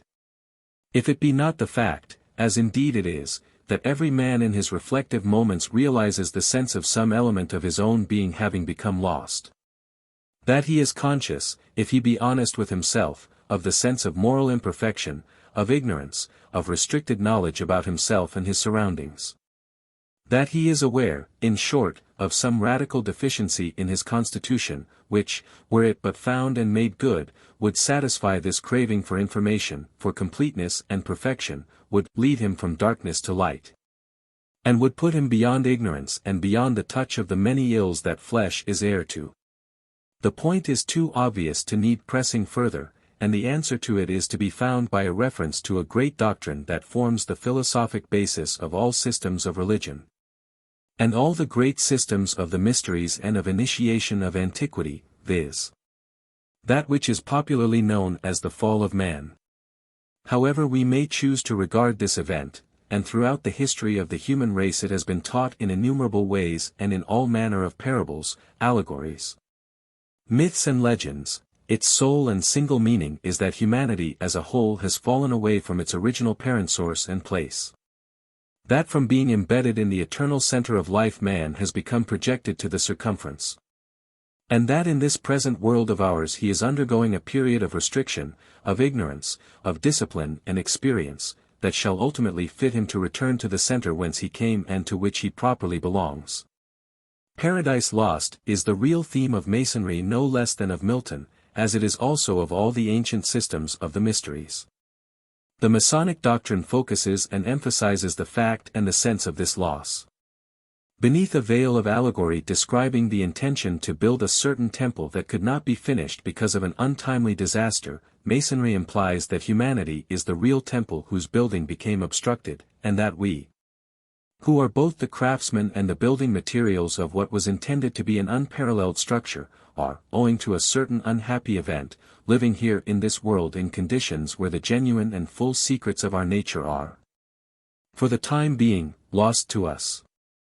Where the full powers of the soul of man are curtailed by the limitations of physical life. And where, during our apprenticeship of probation and discipline, we have to put up with the substituted knowledge derivable through our limited and very fallible senses. But, whilst Masonry emphasizes this great truth, it indicates also, and this is its great virtue and real purpose, the method by which we may regain that which is lost to us. It holds out the great promise that, with divine assistance and by our own industry, the genuine realities of which we at present possess but the imperfect shadows shall be restored to us. And that patience and perseverance will eventually entitle every worthy man to a participation in them. This large subject is mirrored in miniature in the craft ceremonial. The east of the lodge is the symbolic center, the source of all light, the place of the throne of the master of all life. The west, the place of the disappearing sun, is this world of imperfection and darkness from which the divine spiritual light is in large measure withdrawn and only shines by reflection. The ceremonies through which the candidate passes are symbolic of the stages of progress that every man, whether a formal member of the craft or not, may make by way of self-purification and self-building. Until he at length lies dead to his present natural self, and is raised out of a state of imperfection and brought once more into perfect union with the Lord of life and glory into whose image he has thus become shaped and conformed. It is in this large sense, then, that Masonry may become for us, as indeed it was intended to become by those who instituted our present speculative system, a working philosophy for those brought within its influence. It supplies a need to those who are earnestly inquiring into the purpose and destiny of human life. It is a means of initiating into reliable knowledge those who feel that their knowledge of life and their path of life have hitherto been but a series of irregular steps made at haphazard and under hoodwinked conditions as to whither they are going. Not without good reason does our catechism assert that Masonry contains many and invaluable secrets. But these of course are not the formal and symbolic signs, tokens and words communicated ceremonially to candidates. They are rather those secrets which we instinctively keep locked up in the recesses and safe repository of our hearts. Secrets of the deep and hidden things of the soul, about which we do not often talk, and which, by a natural instinct, We are not in the habit of communicating to any but such of our brethren and fellows as share with us a common and a sympathetic interest in the deeper problems and mysteries of life. I have said already that Masonry is a modern perpetuation of great systems of initiation that have existed for the spiritual instruction of men in all parts of the world since the beginning of time. The reason for their existence has been the obvious one, resulting from the cardinal truth already alluded to, that man in his present natural state is inherently and radically imperfect. That sooner or later he becomes conscious of a sense of loss and deprivation and feels an imperative need of learning how to repair that loss. The great world religions have been ordained to teach in their respective manners the same truths as the mystery systems have taught. Their teaching has always been twofold. There has always existed an external, elementary, popular doctrine which has served for the instruction of the masses who are insufficiently prepared for deeper teaching. And concurrently therewith there has been an interior, advanced doctrine, a more secret knowledge, which has been reserved for riper minds and into which only proficient and properly prepared candidates, who voluntarily sought to participate in it, were initiated. Whether in ancient India, Egypt, Greece, Italy or Mexico, or among the Druids of Europe, temples of initiation have ever existed for those who felt the inward call to come apart from the multitude and to dedicate themselves to a long discipline of body and mind with a view to acquiring the secret knowledge and developing the spiritual faculties by means of experimental processes of initiation of which our present ceremonies are the faint echo. It is far beyond my present scope to describe any of these great systems or the methods of initiation they employed. But in regard to them I will ask you to accept my statement upon 2 points. 1. That although these great schools of the mysteries have long dropped out of the public mind, they, or the doctrine they taught, have never ceased to exist. The enmity of official ecclesiasticism and the tendencies of a materialistic and commercial age have caused them to subside into extreme secrecy and concealment, but their initiates have never been absent from the world. And, 2. That it was through the activity and foresight of some of these advanced initiates that our present system of speculative masonry is due. You must not imply from this that modern masonry is by any means a full or adequate presentation of these older and larger systems. It is but their pale and elementary shadow. But such as they are, and so far as they do go, our rituals and doctrine are an authentic embodiment of a secret doctrine and a secret process that have always existed for the enlightenment of such aspirants as, putting their trust in God, as our present candidates are made to say, have knocked at the door of certain secret sanctuaries in the confidence that that door would open and that they would find in due course that for which they were seeking. Those who instituted modern speculative masonry some 250 years ago took certain materials lying ready to hand. They took, that is, the elementary rites and symbols pertaining to medieval operative guilds of stonemasons and transformed them into a system of religio-philosophic doctrine. Thenceforward, from being related to the trade which deals in stones and bricks, the intention of masonry was to deal solely and simply with the greater science of soul-building. And, save for retaining certain analogies which the art of the practical stonemason provided, thenceforward it became dedicated to purposes that are wholly spiritual, religious and philosophic. Perhaps the chief evidence of the transformation thus effected was the incorporation of the central legend and traditional history comprised in our third degree. Obviously that legend can have had no relation to, or practical bearing upon, the operative builder's trade. I will ask you to reflect that no building of stone, no temple or other edifice capable of being built with hands, has remained unfinished through the death of any professional architect such as Hiram Abiff is popularly supposed to have been. The principles of architecture, the genuine secrets of the building trade, are not and never have been lost.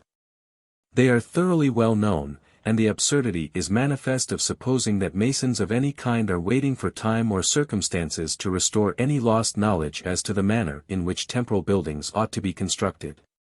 We know how to erect buildings today quite as well as our Hebrew forefathers did who built the famous temple at Jerusalem, and indeed a well-known architect has stated that most of our London churches are, both for size and ornamentation, far larger and more splendid than that temple ever was. Our duty then is to look behind the literal story, to pierce the veil of allegory contained in the great legend and to grasp the significance of its true purport. That which is lost is to be found, we are told, with the center. But if we inquire what a center is, the average Mason will give you nothing more than the official, enigmatic and not very luminous answer that it is a point within a circle from which every part of the circumference is equidistant. But what circle? And what circumference, for there are no such things as centers or circles in respect of ordinary buildings or architecture. And here the average Mason is at an utter loss to explain. Press him further, why with the center? And again he can only give you the elusive and perplexing answer, because that is a point from which a master Mason cannot err, and you are no wiser.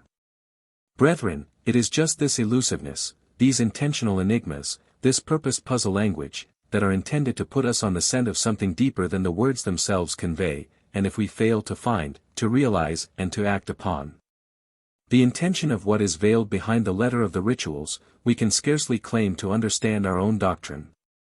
We can scarcely claim to have been regularly initiated, passed and raised in the higher sense of those expressions, whatever ceremonies we have formally passed through. The letter killeth, the spirit giveth life. Let us inquire what the spirit of this puzzle language is. The method of all great religious and initiatory systems has been to teach their doctrine in the form of myth, legend or allegory. As our first tracing board lecture says, the philosophers, unwilling to expose their mysteries to vulgar eyes, concealed their tenets and principles of philosophy under hieroglyphical figures. And our traditional history is one of these hieroglyphical figures. Now the literally minded never see behind the letter of the allegory. The truly initiated mind discerns the allegory's spiritual value. In fact, part of the purpose of all initiation was, and still is, to educate the mind in penetrating the outward shell of all phenomena. And the value of initiation depends upon the way in which the inward truths are allowed to influence our thought and lives and to awaken in us still deeper powers of consciousness.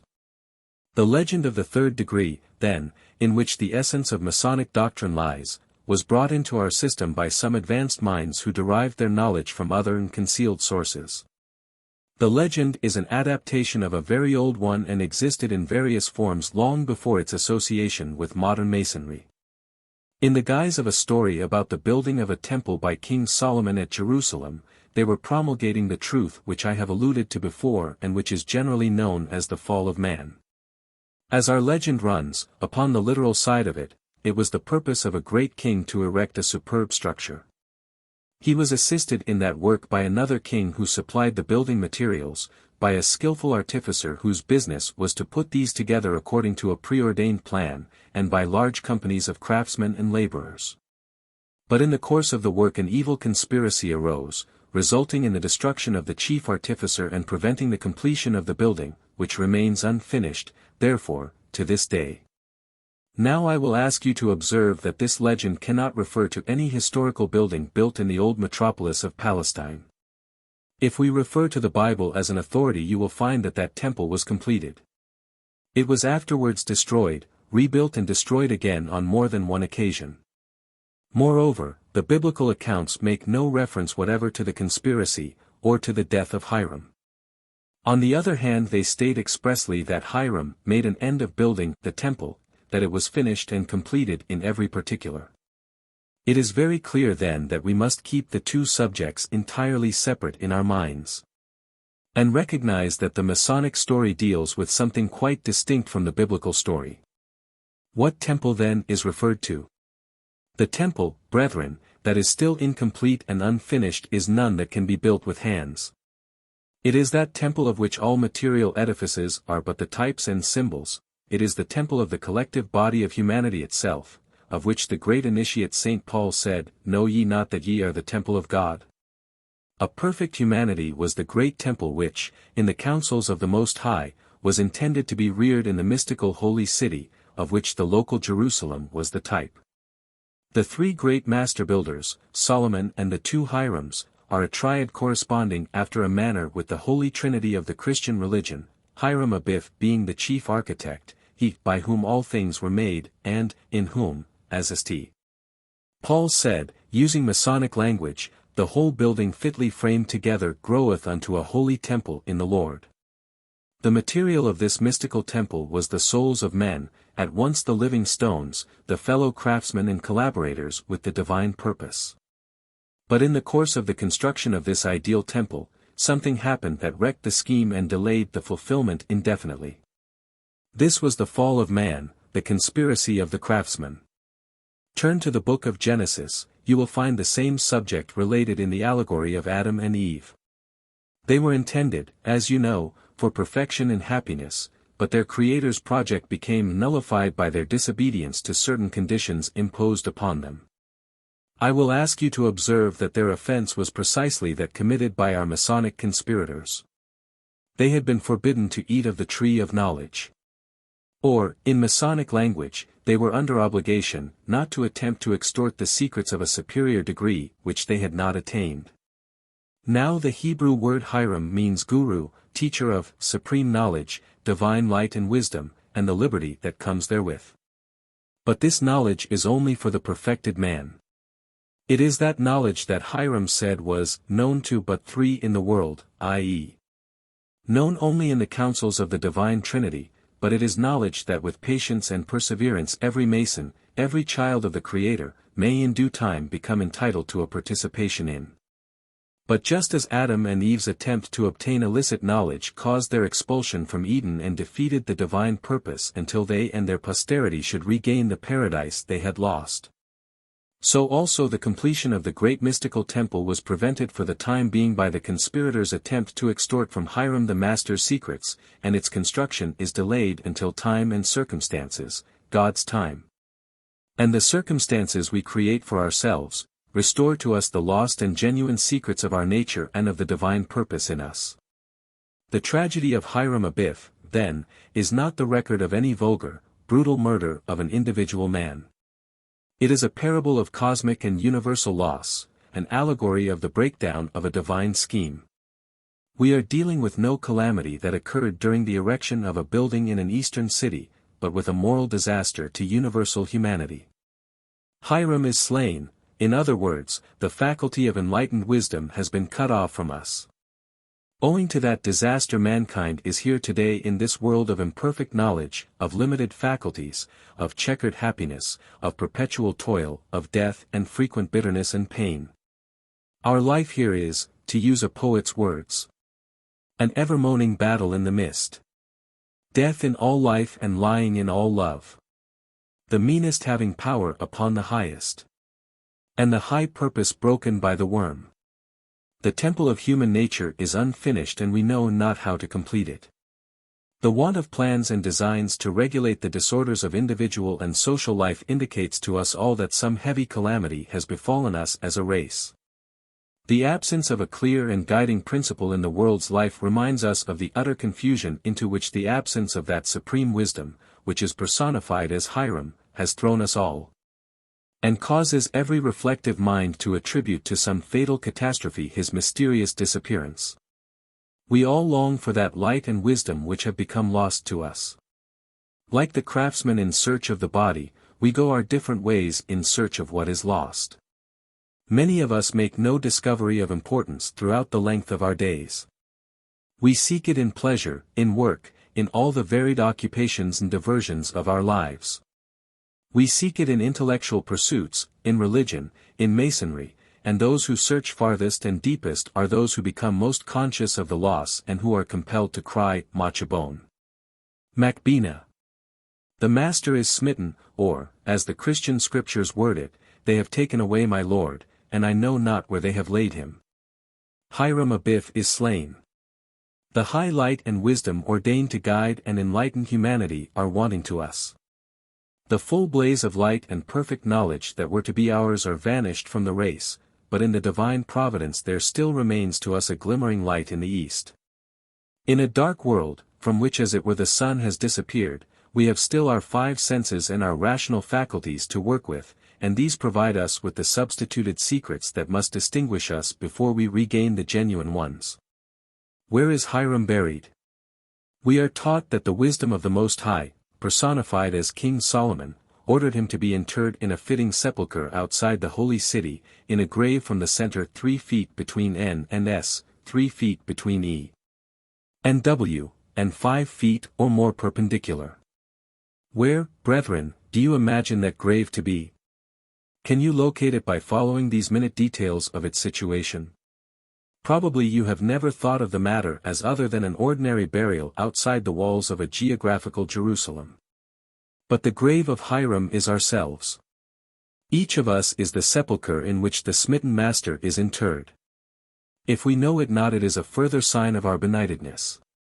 At the center of ourselves, deeper than any dissecting knife can reach or than any physical investigation can fathom, lies buried the vital and immortal principle, the glimmering ray that affiliates us to the divine center of all life. And that is never wholly extinguished, however evil or imperfect our lives may be. We are the grave of the Master. The lost guiding light is buried at the center of ourselves.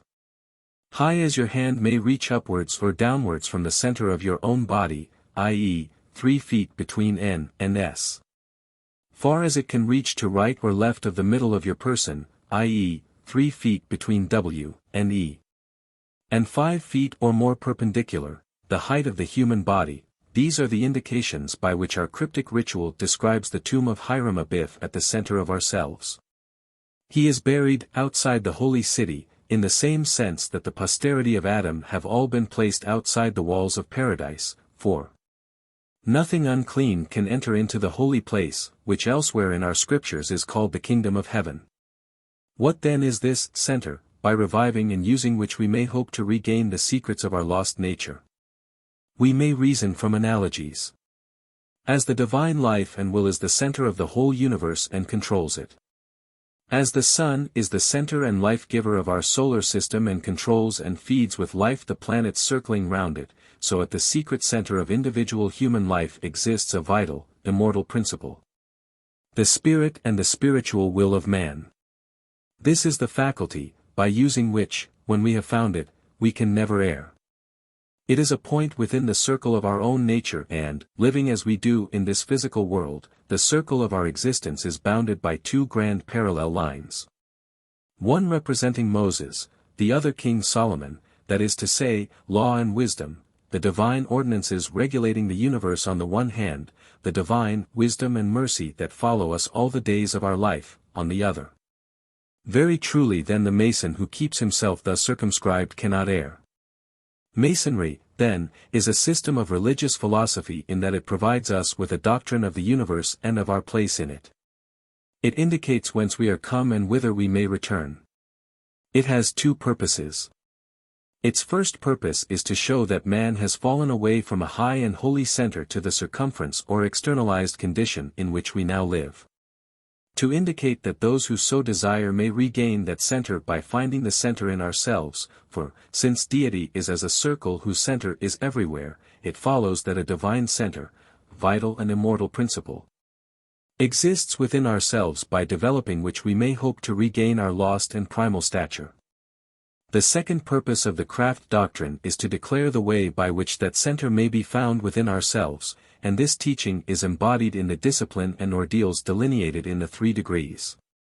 The Masonic doctrine of the center, or, in other words, the Christian axiom that the kingdom of heaven is within you, is nowhere better stated than by the poet Browning. Truth is within ourselves. It takes no rise from outward things, whatever you may believe. There is an inmost center in ourselves, where truth abides in fullness. And to know rather consists in finding out a way whence the imprisoned splendor may escape, than by effecting entrance for a light supposed to be without.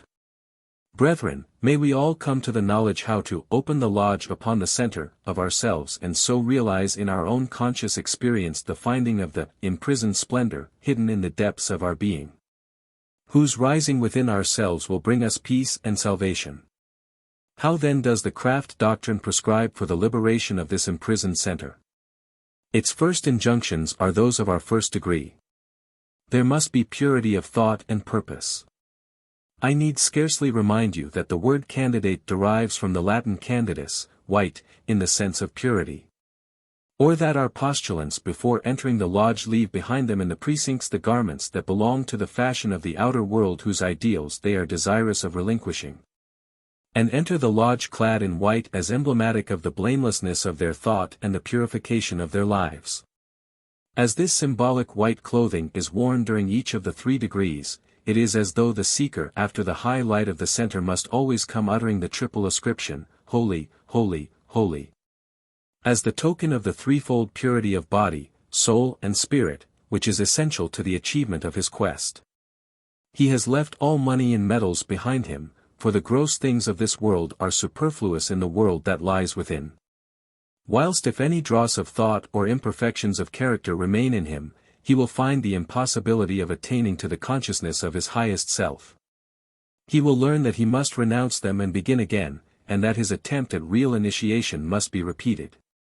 He must be animated by a spirit of universal sympathy.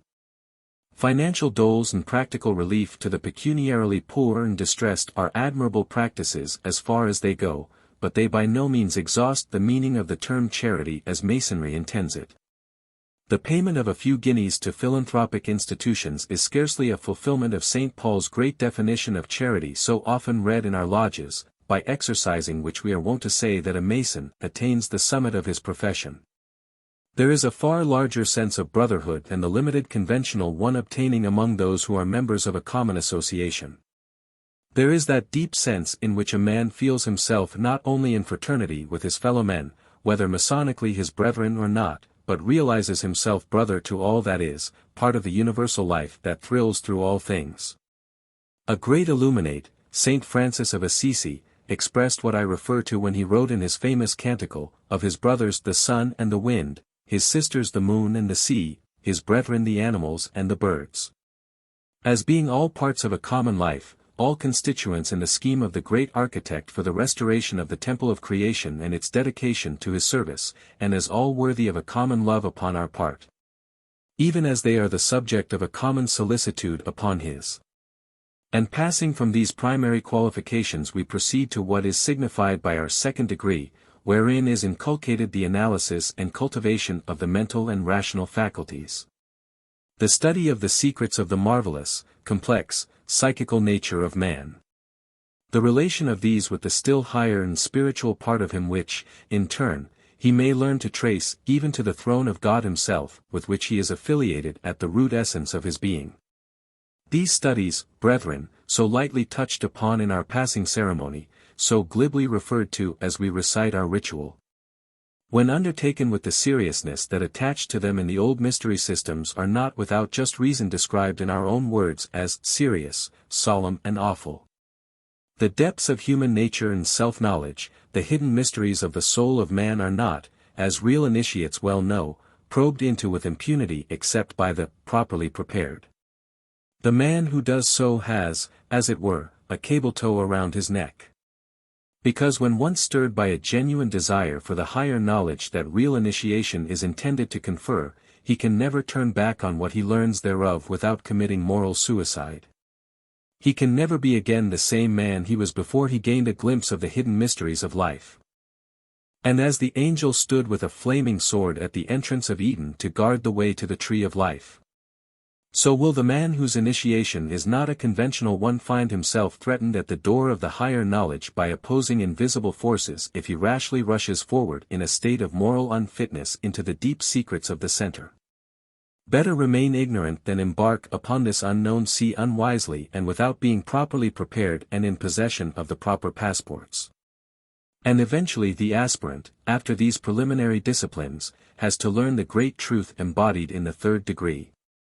That he who would be raised to perfection and regain what he has long realized has been lost to himself, may do so only by utter self-abnegation. By a dying to all that to the eyes and the reason of the uninitiated outer world is precious and desirable. The 3rd degree, brethren, is an exposition in dramatic ceremonial of the text, whoso would save his life must lose it.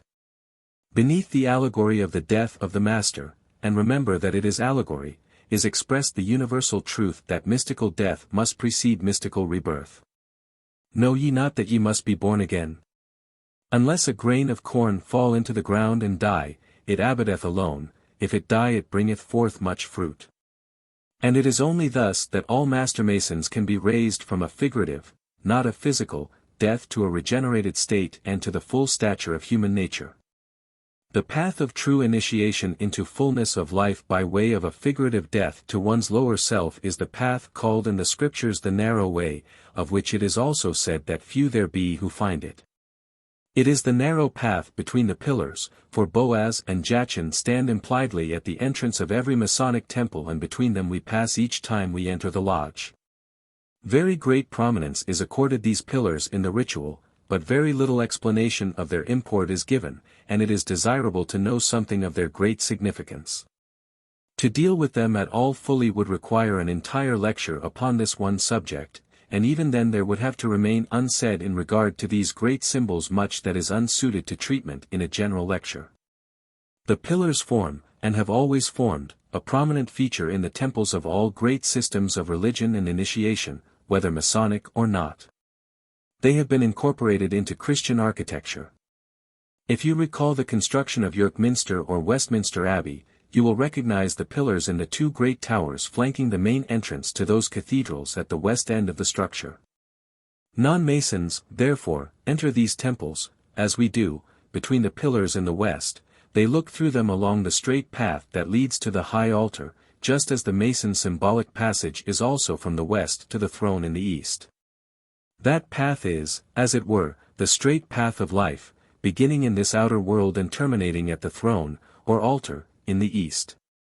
Many centuries before our Bible was written or the Temple of Solomon described in the books of Kings and Chronicles was thought of, the two pillars were used in the great temples of the mysteries in Egypt. And one of the great annual public festivals was that of the setting up of the pillars. What, then, did they signify? I can deal with the subject but very superficially here. In one of their aspects they stand for what is known in Eastern philosophy as the pairs of opposites. Everything in nature is dual and can only be known in contrast with its opposite, whilst the two in combination produce a metaphysical third which is their synthesis and perfect balance. Thus we have good and evil, light and darkness, and one of the pillars was always white and the other black, active and passive, positive and negative, yes and no, outside and inside, man and woman. Neither of these is complete without the other. Taken together they form stability. Morning and evening unite to form the complete day. Man is proverbially imperfect without his better half, woman, the two marry to impart strength to each other and to establish their common house. Physical science shows all matter to be composed of positive and negative electric forces in perfect balance, and that things would disintegrate and disappear if they did not stand firm in perfect union. Every drop of healthy blood in our bodies is a combination of red and white corpuscles, by the due balance of which we are established in strength and health, whilst lack of balance is attended by disease. The pillars therefore typify, in one of their aspects, perfect integrity of body and soul such as are essential to achieving spiritual perfection. In the terms of ancient philosophy all created things are composed of fire and water. Fire being their spiritual and water their material element, and so the pillars represented also these universal properties. In one of the apocryphal scriptures, 2 Esdras, 7:7-8, the path to true wisdom and life is spoken of as an entrance between a fire on the right hand and a deep water on the left, and so narrow and painful that only one man may go through it at once. This is an allusion to the narrow and painful path of real initiation of which our entrance into the lodge between the pillars is a symbol. Now all great symbols are shadowed forth in the person of man himself. The human organism is the true lodge that must be opened and wherein the great mysteries are to be found, and our lodge rooms are so built and furnished as to typify the human organism. The lower and physical part of us is animal and earthy, and rests, like the base of Jacob's ladder, upon the earth, whilst our higher portion is spiritual and reaches to the heavens. These two portions of ourselves are in perpetual conflict, the spiritual and the carnal ever warring against one another. And he alone is the wise man who has learned to effect a perfect balance between them and to establish himself in strength so that his own inward house stands firm against all weakness and temptation. And in still another sense the two pillars may be seen exemplified in the human body. There are our two legs, upon both of which we must stand firm to acquire a perfect physical balance. And having discerned this simple truth, and having seen that the path of true initiation, which is one of spiritual rebirth, is an arduous and painful progress to him who undertakes it. Let me ask you to consider in all sacredness another physical phenomenon, the great mystery of which we perhaps think little of by reason of its frequency and of our familiarity with it. I refer to the incident, the great mystery, I might say, of childbirth. Brethren, every child born into this world, coming into this life as into a great house of initiation, trial and discipline, passes, amid pain and travail, through a straight and narrow way and between the two pillars that support the temple of its mother's body. And thus in the commonplaces of life, in which for those who have clean hearts there is nothing common or unclean but everything is sacred and symbolic. The act of physical birth is an image and a foreshadowing of that mystical rebirth and of that passing through a straight gate and a narrow way in a deeper sense, without which it is written that a man shall not enter into the kingdom of heaven. The regenerated man, the man who not merely in ceremonial form but in vital experience, has passed through the phases of which the Masonic degrees are the faint symbol, is alone worthy of the title of Master Mason in the building of the temple that is not made with hands but that is being built invisibly out of the souls of just men made perfect. Not only in this world is this temple being built, only the foundations of the intended structure are perceptible here. The craft contemplates other and loftier planes of life, other stories of the vast structure than this we live and work in.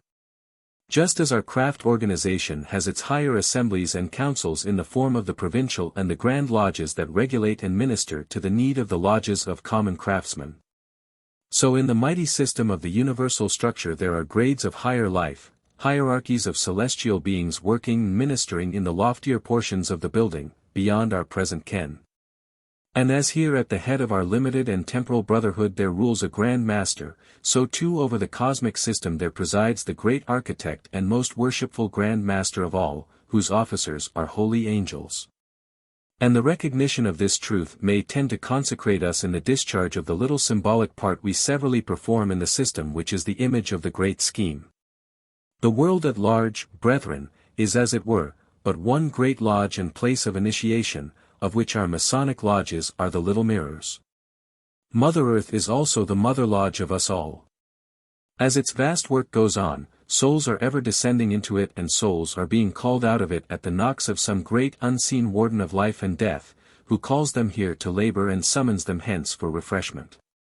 After the lodge, the festive board, after the labor of this world, the repast and refreshment of the heavenly places. And thus, although our after proceedings have no formal place in the Masonic system, any more than the afterlife is in formal connection with us whilst our sphere of activity is in this present world, still it plays a striking and appropriate part calculated to awaken us to the deep significance of our customary conviviality. Upon such occasions we are wont to drink the toast of the King and the Craft, remembering as loyal subjects and loving brethren our earthly sovereign and our Masonic comrades throughout the world. But here again I would ask every master who gives and every brother who drinks this toast, to lift his thoughts to a greater king and to a larger craft than our limited and symbolic fraternity.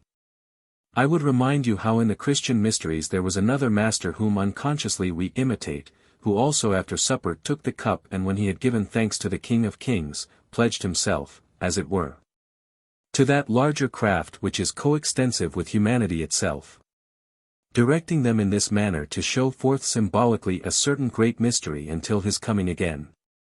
But this, brethren, is none other than what is implied in our own Masonic words when we also are directed to use certain substituted secrets until time and circumstances shall restore to us the genuine ones. In submitting, then, these thoughts to you, it may be claimed that Masonry offers to those capable of appreciating it a working philosophy and a practical rule of life.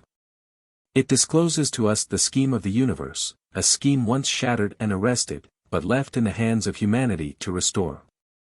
It indicates our place, our purpose and our destiny in that universe. It is as a great house of instruction and initiation into the mysteries of a larger and fuller life than the unenlightened worldling is as yet ripe for appreciating. Let us, therefore, value and endeavor fully to appreciate its mysteries. Let us also be careful not to cheapen the order by failing to realize its meaning and by admitting to its ranks those who are unready or unfitted to understand its import. I said at the outset of this lecture that some Masons are beginning to awake to a larger consciousness of the true meaning and purport of our craft. I say now at the end, brethren, lift up your hearts. Throw wide open the shutters of your minds and imaginations. Learn to see in Masonry something more than a parochial system enjoining elementary morality, performing perfunctory and meaningless rites, and serving as an agreeable accessory to social life. But look to find in it a living philosophy, a vital guide upon those matters which of all others are the most sacred and the most urgent to our ultimate well-being. Realize that its secrets, which are many and invaluable, are not upon the surface. That they are not those of the tongue, but of the heart, and that its mysteries are those eternal ones that treat of the spirit rather than of the body of man. And with this knowledge clothe yourselves and enter the lodge, not merely the lodge room of our symbolic craft, but the larger lodge of life, wherein, silently and without the sound of metal tool, is proceeding the perpetual work of rebuilding the unfinished and invisible temple of which the mystical stones and timber are the souls of men. In that rebuilding, men and women are taking part who, whilst formerly not members of our craft, are still unconsciously Masons in the best of senses. For whosoever is carefully and deliberately squaring his stone, is fitting himself for his place in the intended structure, which gradually is being put together with exact nicety, and which, though erected by ourselves, one day will become manifest to our clearer vision and will appear more like the work of the great architect of the universe than that of human hands. Upon us Masons therefore, who have the advantage of a regular and organized system which provides and inculcates for us an outline of the great truths that we have been considering and that always in the world have been regarded as secret, as sacred, and as vital, there rests the responsibility attaching to our privilege, and it must be our aim to endeavor to enter into the full heritage of understanding and practicing the system to which we belong. Chapter 3. Further notes on craft symbolism. There is no darkness but ignorance. Shakespeare. Lighten our darkness, we beseech thee, and defend us from all perils and dangers of this night. Anglican Liturgy. Beloved All-Father, and all you gods that haunt this place, grant me to be beautiful in the inner man, and all I have of outer things to be one with those within. May I count only the wise man rich, and may my store of gold be such as none but the good can bear. Anything more? That prayer, I think, is enough for me. Prayer of Socrates. In the lecture on the first-degree tracing board Masonry is spoken of as an art founded on the principles of geometry, and also as being a science dealing with the cultivation and improvement of the human mind. Its usages and customs are also there said to have derived from the ancient Egyptians, whose philosophers, unwilling to expose their mysteries to vulgar eyes, conceal their principles and philosophy under signs and symbols, which are still perpetuated in the Masonic Order. Something of these signs and symbols, as well as the purpose of the Masonic system as a whole, has already been outlined in previous papers. In the present notes it is proposed to extend the consideration of the subject in greater detail. The instruction lectures associated with each degree of the craft purport to expound the doctrine of the system and interpret the symbols and rituals. But these lectures themselves stand in similar need of interpretation. Indeed, they are contrived with very great cunning and concealment. Their compilers were confronted with the dual task of giving a faithful, if partial, expression of esoteric doctrine and at the same time of so masking it that its full sense would not be understood without some effort or enlightenment, and should convey little or nothing at all to those unworthy of or unripe for the gnosis or wisdom teaching. They discharge that task with signal success and in a way which provokes admiration from those who can appreciate it for their profound knowledge of, and insight into, the science of self-knowledge and regeneration. They were obviously initiates of an advanced type, well versed in the secret tradition and philosophy of the mystery systems of the past and acutely perceptive of the deeper and mystical sense of the Holy Scriptures to which they constantly make luminous reference. To deal with these explanatory lectures in complete detail would involve a very long task. We will, however, proceed to speak of some of the more prominent matters with which they deal, and so elaborate the subject matter of our previous papers. Attention must first be called to the term geometry, the art upon which the entire system is stated to be founded. To the ordinary man, geometry means nothing more than the branch of mathematics associated with the problems of Euclid, a subject obviously having no relation to Masonic ceremonial and ideals. Another explanation of the term must therefore be looked for. Now, geometry was one of the 7 noble arts and sciences of ancient philosophy. It means literally the science of earth measurement. But the earth of the ancients did not mean, as it does to us, this physical planet. It meant the primordial substance, or undifferentiated soul stuff out of which we human beings have been created, the Mother Earth, from which we have all sprung and to which we must all undoubtedly return. Man was made, the scriptures teach, out of the dust of the ground, and it is that ground, that earth or fundamental substance of his being, which requires to be measured in the sense of investigating and understanding its nature and properties. No competent builder erects a structure without first satisfying himself about the nature of the materials with which he proposes to build. And in the speculative or spiritual and royal art of masonry, no mason can properly build the temple of his own soul without first understanding the nature of the raw material he has to work upon. Geometry, therefore, is synonymous with self-knowledge, the understanding of the basic substance of our being, its properties and potentialities. Over the ancient temples of initiation was inscribed the sentence, "Know thyself and thou shalt know the universe and God," a phrase which implies in the first place that the uninitiated man is without knowledge of himself. And in the second place that when he attains that knowledge he will realize himself to be no longer the separate distinctified individual he now supposes himself to be, but to be a microcosm or summary of all that is and to be identified with the being of God. Masonry is the science of the attainment of that supreme knowledge and is, therefore, rightly said to be founded on the principles of geometry as thus defined.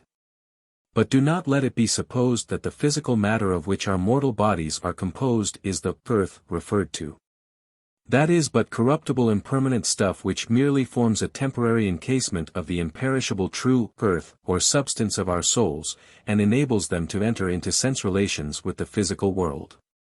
The distinction must be clearly grasped and held in mind, for Masonry has to deal not so much with the transient outward body as with the eternal inward being of man, although the outward body is temporarily involved with the latter. It is the immortal soul of man which is the ruined temple and needs to be rebuilt upon the principles of spiritual science. The mortal body of it, with its unruly wills and affections, stands in the way of that achievement. It is the rubble which needs to be cleared before the new foundations can be set and the new structure reared. Yet even rubble can be made to serve useful purposes and be rearranged and worked into the new erection, and accordingly man's outer temporal nature can be disciplined and utilized in the reconstruction of himself. But in order to effect this reconstruction he must first have a full understanding of the material he has to work with and to work upon. For this purpose he must be made acquainted with what is called the form of the lodge. The form of the lodge. This is officially described as an oblong square, in length between east and west, in breadth between north and south, in depth from the surface of the earth to its center, and even as high as the heavens. This is interpretable as alluding to the human individual. Man himself is a lodge.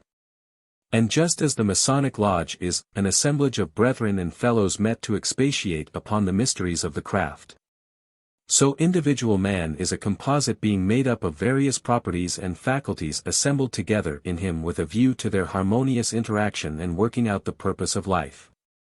It must always be remembered that everything in Masonry is figurative of man and his human constitution and spiritual evolution. Accordingly, the Masonic Lodge is sacramental of the individual Mason as he is when he seeks admission to a lodge.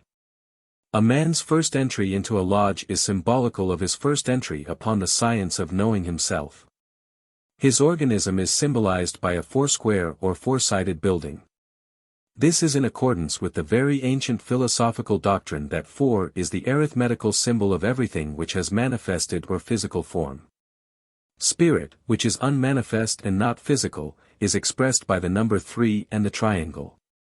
But spirit which has so far projected itself as to become objective and wear a material form or body, is denoted by the number 4 and the quadrangle or square. Hence the Hebrew name of deity, as known and worshipped in this outer world, was the great unspeakable name of 4 letters or tetragrammaton, whilst the cardinal points of space are also 4.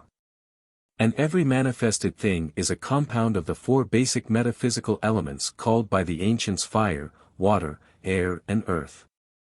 The four-sidedness of the lodge, therefore, is also a reminder that the human organism is compounded of those 4 elements in balanced proportions.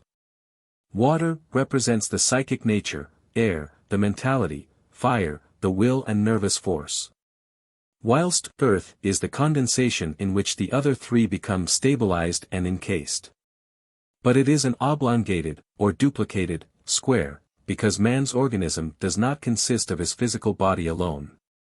The physical body has its double, or ethereal counterpart in the astral body, which is an extension of the physical nature and a compound of the same 4 elements in an impalpable and more tenuous form. The oblong spatial form of the lodge must therefore be considered as referable to the physical and ethereal nature of man in the conjunction in which they in fact consist in each of us. The 4 sides of the lodge have a further significance.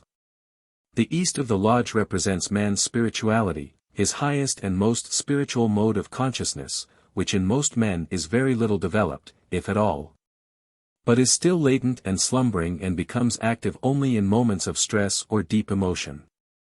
The west, or polar opposite of the east, represents his normal rational understanding, the consciousness he employs in temporal everyday affairs, his material-mindedness or, as we might say, his common sense.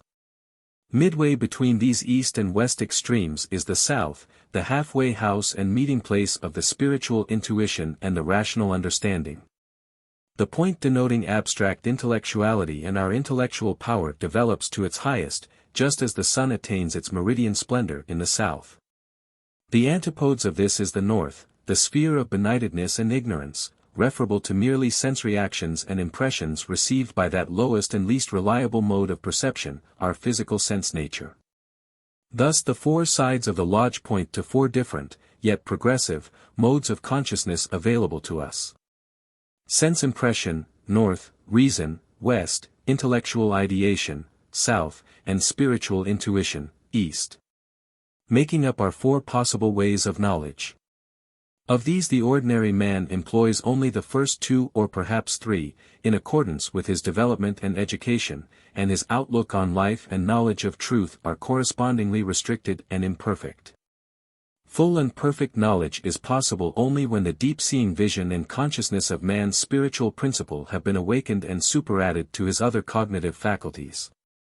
This is possible only to the true master, who has all 4 methods of knowledge at his disposal in perfect balance and adjusted like the 4 sides of the lodge, and hence the place of the master and past masters being always in the east. The depth of the lodge, from the surface of the earth to its center, refers to the distance or difference of degree between the superficial consciousness of our earthly mentality and the supreme divine degree of consciousness resident at man's spiritual center when he has become able to open his lodge upon that center and to function in and with it. The height of the lodge, even as high as the heavens, implies that the range of consciousness possible to us, when we have developed our potentialities to the full, is infinite. Man who has sprung from the earth and developed through the lower kingdoms of nature to his present rational state, has yet to complete his evolution by becoming a godlike being and unifying his consciousness with the omniscient, to promote which is and always has been the sole aim and purpose of all initiation. To scale this height, to attain this expansion of consciousness, is achieved by the use of a ladder of many rounds or staves, but of 3 principal ones, faith, hope and charity, of which the greatest and most effectual is the last. That is to say, there are innumerable ways of developing one's consciousness to higher degrees. And in fact every commonplace incident of daily experience may contribute to that end if it be rightly interpreted and its purpose in the general pattern of our life scheme be discerned. Yet even these should be subordinate to the 3 chief qualifications, namely, faith in the possibility of attaining the end in view, hope, or a persistent fervent desire for its fulfillment. And finally an unbounded love which, seeking God in all men and all things, despite their outward appearances, and thinking no evil, gradually identifies the mind and nature of the aspirant with that ultimate good upon which his thought, desire and gaze should be persistently directed. It is important to note here that this enlargement of consciousness is in no way represented as being dependent upon intellectual attainments, learning or book knowledge. These may be, and indeed are, lesser staves of the ladder of attainment. But they are not numbered among the principal ones. Compare St. Paul's words, "Though I have all knowledge and have not love, I am nothing," and those of a medieval mystic, "By love he may be gotten and holden, but by wit and understanding never." The lodge is supported by three grand pillars: wisdom, strength, and beauty. Again, the references are not to the external meeting place, but to a triplicity of properties resident in the individual soul, which will become increasingly manifest in the aspirant as he progresses and adapts himself to the Masonic discipline. As is written of the youthful Christian master that he increased in wisdom and stature and in favor with God and man, so will it also become true of the neophyte Mason who aspires to mastership. He will become conscious of an increase of perceptive faculty in understanding, he will become aware of having tapped a previously unsuspected source of power, giving him enhanced mental strength and self-confidence. There will become observable in him developing graces of character, speech and conduct that were previously foreign to him. The floor, or groundwork of the lodge, a checkerwork of black and white squares, denotes the dual quality of everything connected with terrestrial life and the physical groundwork of human nature, the mortal body and its appetites and affections. "The web of our life is a mingled yarn, good and ill together," wrote Shakespeare. Everything material is characterized by inextricably interblended good and evil, light and shade, joy and sorrow, positive and negative. What is good for me may be evil for you, pleasure is generated from pain and ultimately degenerates into pain again, what it is right to do at one moment may be wrong the next. I am intellectually exalted today and tomorrow correspondingly depressed and benighted. The dualism of these opposites governs us in everything, and experience of it is prescribed for us until such time as, having learned and outgrown its lesson, we are ready for advancement to a condition where we outgrow the sense of this checkerwork existence and those opposites cease to be perceived as opposites, but are realized as a unity or synthesis. To find that unity or synthesis is to know the peace which passes understanding, i.e., which surpasses our present experience, because in it the darkness and the light are both alike, and our present concepts of good and evil, joy and pain, are transcended and found sublimated in a condition combining both. And this lofty condition is represented by the indented or tessellated border skirting the black and white checkerwork, even as the divine presence and providence surrounds and embraces our temporal organisms in which those opposites are inherent. Why is the checker floorwork given such prominence in the lodge furniture? The answer is to be found in the statement in the third-degree ritual: the square pavement is for the high priest to walk upon. Now it is not merely the Jewish high priest of centuries ago that is here referred to, but the individual member of the craft. For every Mason is intended to be the high priest of his own personal temple and to make of it a place where he and deity may meet. By the mere fact of being in this dualistic world, every living being, whether a Mason or not, walks upon the square pavement of mingled good and evil in every action of his life. So that the floorcloth is the symbol of an elementary philosophical truth common to us all. But, for us, the words, walk upon, imply much more than that. They mean that he who aspires to be master of his fate and captain of his soul must walk upon these opposites in the sense of transcending and dominating them, of trampling upon his lower sensual nature and keeping it beneath his feet in subjection and control. He must become able to rise above the motley of good and evil, to be superior and indifferent to the ups and downs of fortune, the attractions and fears governing ordinary men and swaying their thoughts and actions this way or that. His object is the development of his innate spiritual potencies, and it is impossible that these should develop so long as he is overruled by his material tendencies and the fluctuating emotions of pleasure and pain that they give birth to. It is by rising superior to these and attaining serenity and mental equilibrium under any circumstances in which for the moment he may be placed, That a Mason truly walks upon the checkered groundwork of existence and the conflicting tendencies of his more material nature. The covering of the lodge is shown in sharp contrast to its black and white flooring and is described as a celestial canopy of divers colors, even the heavens. If the flooring symbolizes man's earthy sensuous nature, the ceiling typifies his ethereal nature, his heavens, and the properties resident therein. The one is the reverse and the opposite pole of the other. His material body is visible and densely composed. His ethereal surround, or aura, is tenuous and invisible, save to clairvoyant vision, and like the fragrance thrown off by a flower. Its existence will be doubted by those unprepared to accept what is not physically demonstrable, but the Masonic student, who will be called upon to accept many such truths provisionally until he knows them as certainties, should reflect, 1. That he has entered the craft with the professed object of receiving light upon the nature of his own being, 2. That the order engages to assist him to that light in regard to matters of which he is admittedly ignorant, and that its teachings and symbols were devised by wise and competent instructors in such matters, and, 3. That a humble, docile and receptive mental attitude towards those symbols and their meanings will better conduce to his advancement than a critical or hostile one. The fact that man throws off, or radiates from himself, an ethereal surround or covering, is testified to by the aureoles and halos shown in works of art about the persons of saintly characters. The unsaintly are not so distinctified, not because they are not so surrounded, but because in their case the aura exists as but an irregularly shaped and colored cloud reflecting their normal undisciplined mentality and passional nature. As the rain clouds reflect the sunlight in different tints. The aura of the man who has his mentality clean and his passions and emotions well in hand becomes a correspondingly orderly and shapely encasement of clearly defined form and iridescence, regularly striated like the colors of the spectrum or the rainbow. Biblically, this aura is described as a coat of many colors, and as having characterized Joseph, the greatest of the sons of Jacob. In contrast with that patriarch's less morally and spiritually developed sons who were not distinctified by any such coat. In Masonry the equivalent of the aureole is the symbolic clothing worn by provincial and Grand Lodge officers.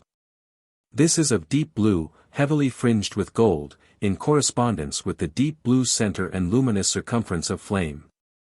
His ministers are flames of fire. Provincial and Grand Lodge officers are drawn from those who are past masters in the craft.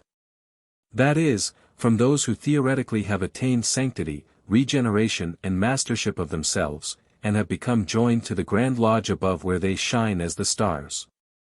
It follows from all this that the Mason who seriously yields himself to the discipline of the order is not merely improving his character and chastening his thoughts and desires. He is at the same time unconsciously building up an inner ethereal body which will form his clothing, or covering, when his transitory outer body shall have passed away. There are celestial bodies and bodies terrestrial. And as we have borne the image of the earthly we also shall bear the image of the heavenly. And the celestial body must be built up out of the sublimated properties of the terrestrial one.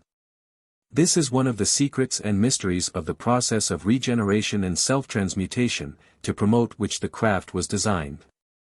This is the true temple building that Masonry is concerned with.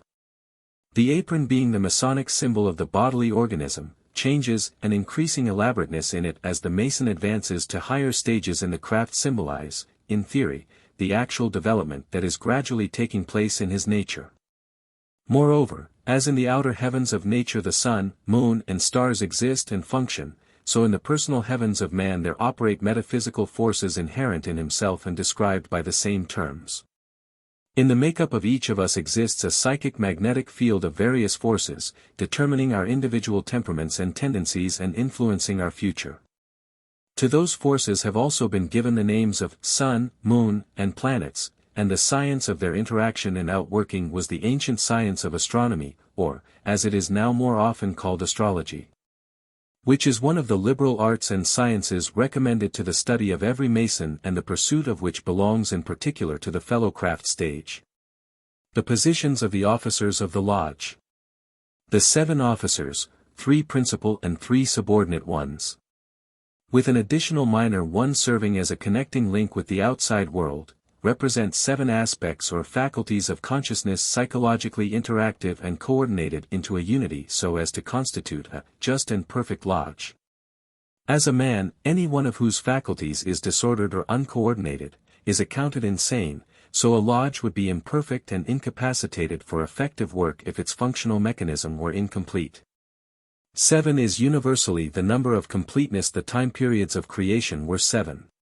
The spectrum of light consists of 7 colors, the musical scale of 7 notes, our division of time is into weeks of 7 days. Our physiological changes run in cycles of 7 years. Man himself is a 7-fold organism in correspondence with all these, and the normal years of his life are 7 multiplied by 10. The master, or chief officer, in man is the spiritual principle in him, which is the apex and root of his being and to which all his subsidiary faculties should be subordinate and responsive. When the master's gavel knocks, those of the wardens at once repeat the knocks. When the divine principle in man speaks in the depth of his being, the remaining portions of his nature should reverberate in sympathy. Without the presence of this divine principle in him, man would be less than human. Because of its presence in him, he can become more than human. By cultivating his consciousness of it, he may become unified with it in proportion as he denies and renounces everything in himself that is less than divine. It is the inextinguishable light of a master mason which, being immortal and eternal, continues to shine when everything temporal and mortal has disappeared. The senior warden, whilst the master's chief executive officer, is his antithesis and opposite pole. He personifies the soul, the psychic or animistic principle in man, which, if unassociated with and unillumined by the greater light of the spirit or master principle, has no inherent light of its own at all. At best he in the West can but reflect and transmit that greater light from the East, as the moon receives and reflects sunlight. Wherefore in Masonry his light is spoken of as the moon. In nature, when the moon is not shone upon by the sun, it is invisible and virtually non-existent for us. When it is one of the most resplendent of phenomena.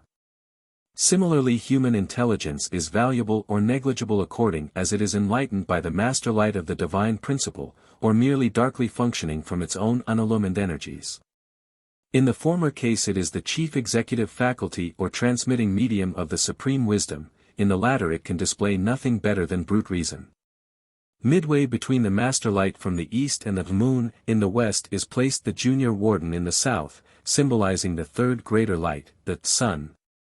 And, Masonically, the sun stands for the illuminated human intelligence and understanding, which results from the material brain-mind being thoroughly permeated and enlightened by the spiritual principle. It denotes these two in a state of balance and harmonious interaction, the junior warden personifying the balance point or meeting place of man's natural reason and his spiritual intuition. Accordingly it is he who, as representing this enlightened mental condition, asserts in the second degree, which is the degree of personal development where that condition is theoretically achieved, that he has been enabled in that degree to discover a sacred symbol placed in the center of the building and alluding to the GOTU. What is meant is, of course, that the man who has in reality, and not merely ceremonially, advanced to the second degree of self-development has now discerned that God is not outside him, but within him and overshadowing his own building or organism. A discovery which he is thereupon urged to follow up with fervency and zeal so that he may more and more closely unify himself with this divine principle. This, however, is a process requiring time, effort and self-struggle. The unification is not achieved suddenly. There are found to be obstacles, enemies, in the way, obstructing it, due to the aspirant's own imperfections and limitations. These must first be gradually overcome, and it is the eradication of these which is alluded to in the sign of the degree, indicating that he desires to cleanse his heart and cast away all evil from it. To purify himself for closer alliance with that pure light. It is only by this sunlight, this newly found illumination, that he has become able to see into the depths of his own nature. And this is the sun which, like Joshua, he prays may stand still, and its light be retained by him until he has achieved the conquest of all these enemies. The problem of the much discredited biblical miracle of the sun standing still in the heavens disappears when its true meaning is perceived in the light of the interpretation given by the compilers of the Masonic ritual, who well knew that it was not the solar orb that was miraculously stayed in its course in violation of natural law, but that the sun in question denotes an enlightened perceptive state experienced by every one who in this valley of Ajalon undertakes the task of self-conquest and fighting the battles of the Lord against his own lower propensities. We have now spoken of the senior and junior wardens in their respective psychological significances and as being described as the moon and sun. In this connection it is well to point out here that the lights of both moon and sun become extinguished in the darkness of the third degree. In the great work of self-transformation they are lights and helps up to a point. When that point is reached they are of no further avail. The grip of each of them proves a slip and the master light, or divine principle, alone takes up and completes the regenerative change. The sun shall be no more thy light by day, neither for brightness shall the moon give light unto thee. But the Lord shall be unto thee an everlasting light and thy God thy glory, and the days of thy mourning shall be ended. Is, LX 19-20. The three lesser officers and Tyler, who, with the three principal ones, complete the executive septenary, represent the three greater officers' energies transmitted into the lower faculties of man's organism. The senior deacon, as the master's adjutant and emissary, forms the link between east and west. The junior deacon, as the senior warden's adjutant and emissary, forms the link between west and south. Whilst the inner guard acts under the immediate control of the junior warden and in mutually reflex action with the outer guard or contact point with the outer world of sense impressions. The whole seven thus typify the mechanism of human consciousness. They represent a series of discrete but coordinated parts connecting man's outer nature with his inmost divine principle and providing the necessary channels for reciprocal action between the spiritual and material poles of his organism. In other words, and to use an alternative symbol of the same fact, man is potentially a seven-branched golden candlestick. Potentially so, because as yet he has not transmuted the base metals of his nature into gold, or lit up the seven candles or parts of his organism with the Promethean fire of the divine principle. Meanwhile that symbol of what is possible to him is offered for his reflection and contemplation, and he may profitably study the description of regenerated, perfected man given in Revelation 1:12-20. To summarize, the seven officers typify the following sevenfold parts of the human mechanism. WM. Spirit, pneuma. SW. Soul, psyche. JW. Mind, nous, intellect. SD. The link between spirit and soul. JD. The link between soul and mind. IG. The inner sense nature, astral. OG. The outer sense nature, physical. The greater and lesser lights. The purpose of initiation may be defined as follows: it is to stimulate and awaken the candidate to direct cognition and irrefutable demonstration of facts and truths of his own being about which previously he has been either wholly ignorant or only notionally informed. It is to bring him into direct conscious contact with the realities underlying the surface images of things, so that, instead of holding merely beliefs or opinions about himself, the universe and God, he is directly and convincingly confronted with truth itself. And finally it is to move him to become the good and the truth revealed to him by identifying himself with it. This is of course a gradual process involving greater or less time and effort in proportion to the capacity and equipment of the candidate himself. The restoration to light of the candidate in the first degree is, therefore, indicative of an important crisis. It symbolizes the first enlargement of perception that, thanks to his own earnest aspirations and the good offices of the guides and instructors to whom he has yielded himself, initiation brings him. It reveals to him a threefold symbol, referred to as the three great though emblematic lights in Masonry, the Holy Bible, square and compasses in a state of conjunction, the two latter resting on the first named as their ground or base. As this triple symbol is the first object his outward eye gazes upon after enlightenment, so in correspondence what they emblematize is the first truth his inward eye is meant to recognize and contemplate upon.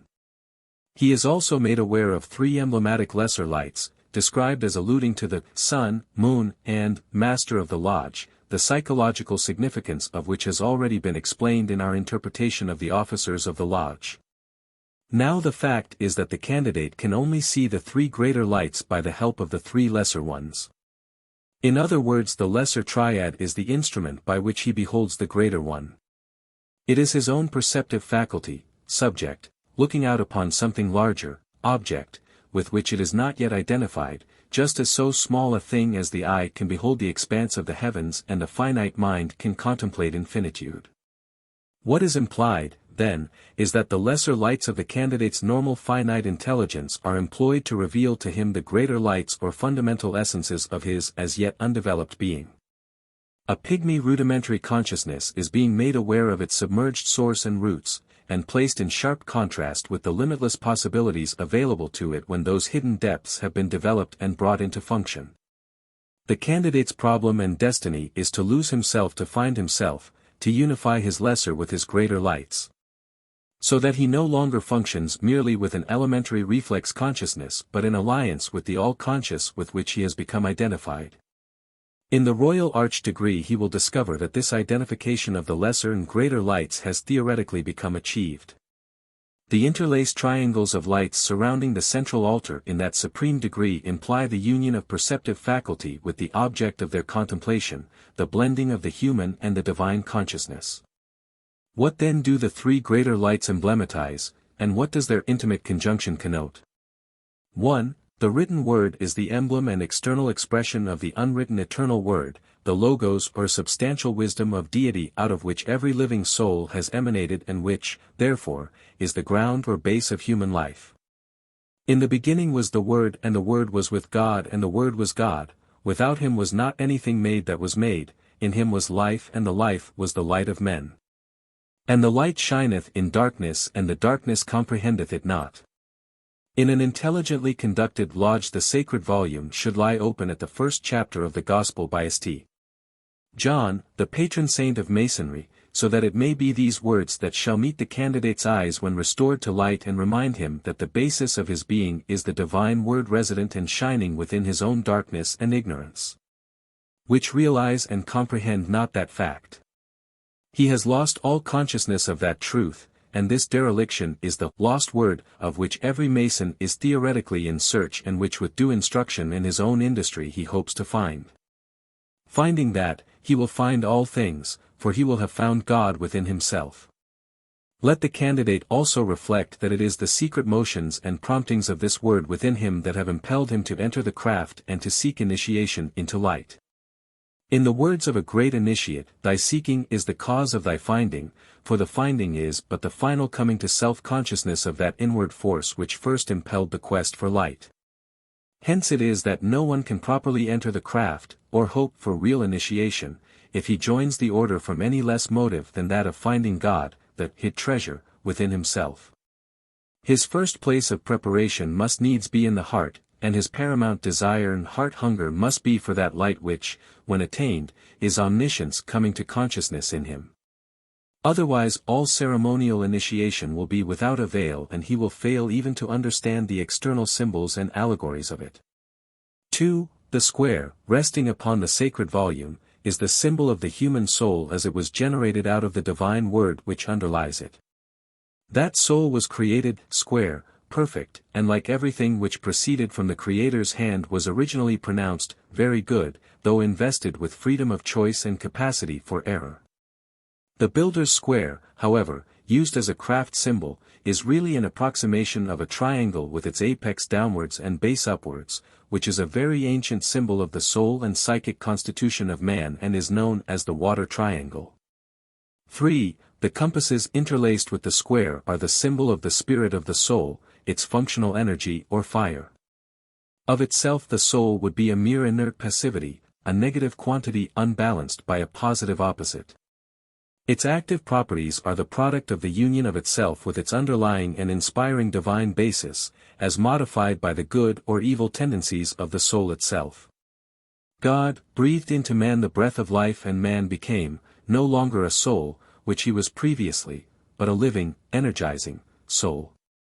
This product, or fiery energy, of the soul is the spirit of man, a good or evil force accordingly as he shapes it, and is symbolized by what has always been known as the fire triangle, with apex upward and base downward. Which symbol is approximately reproduced in the compasses.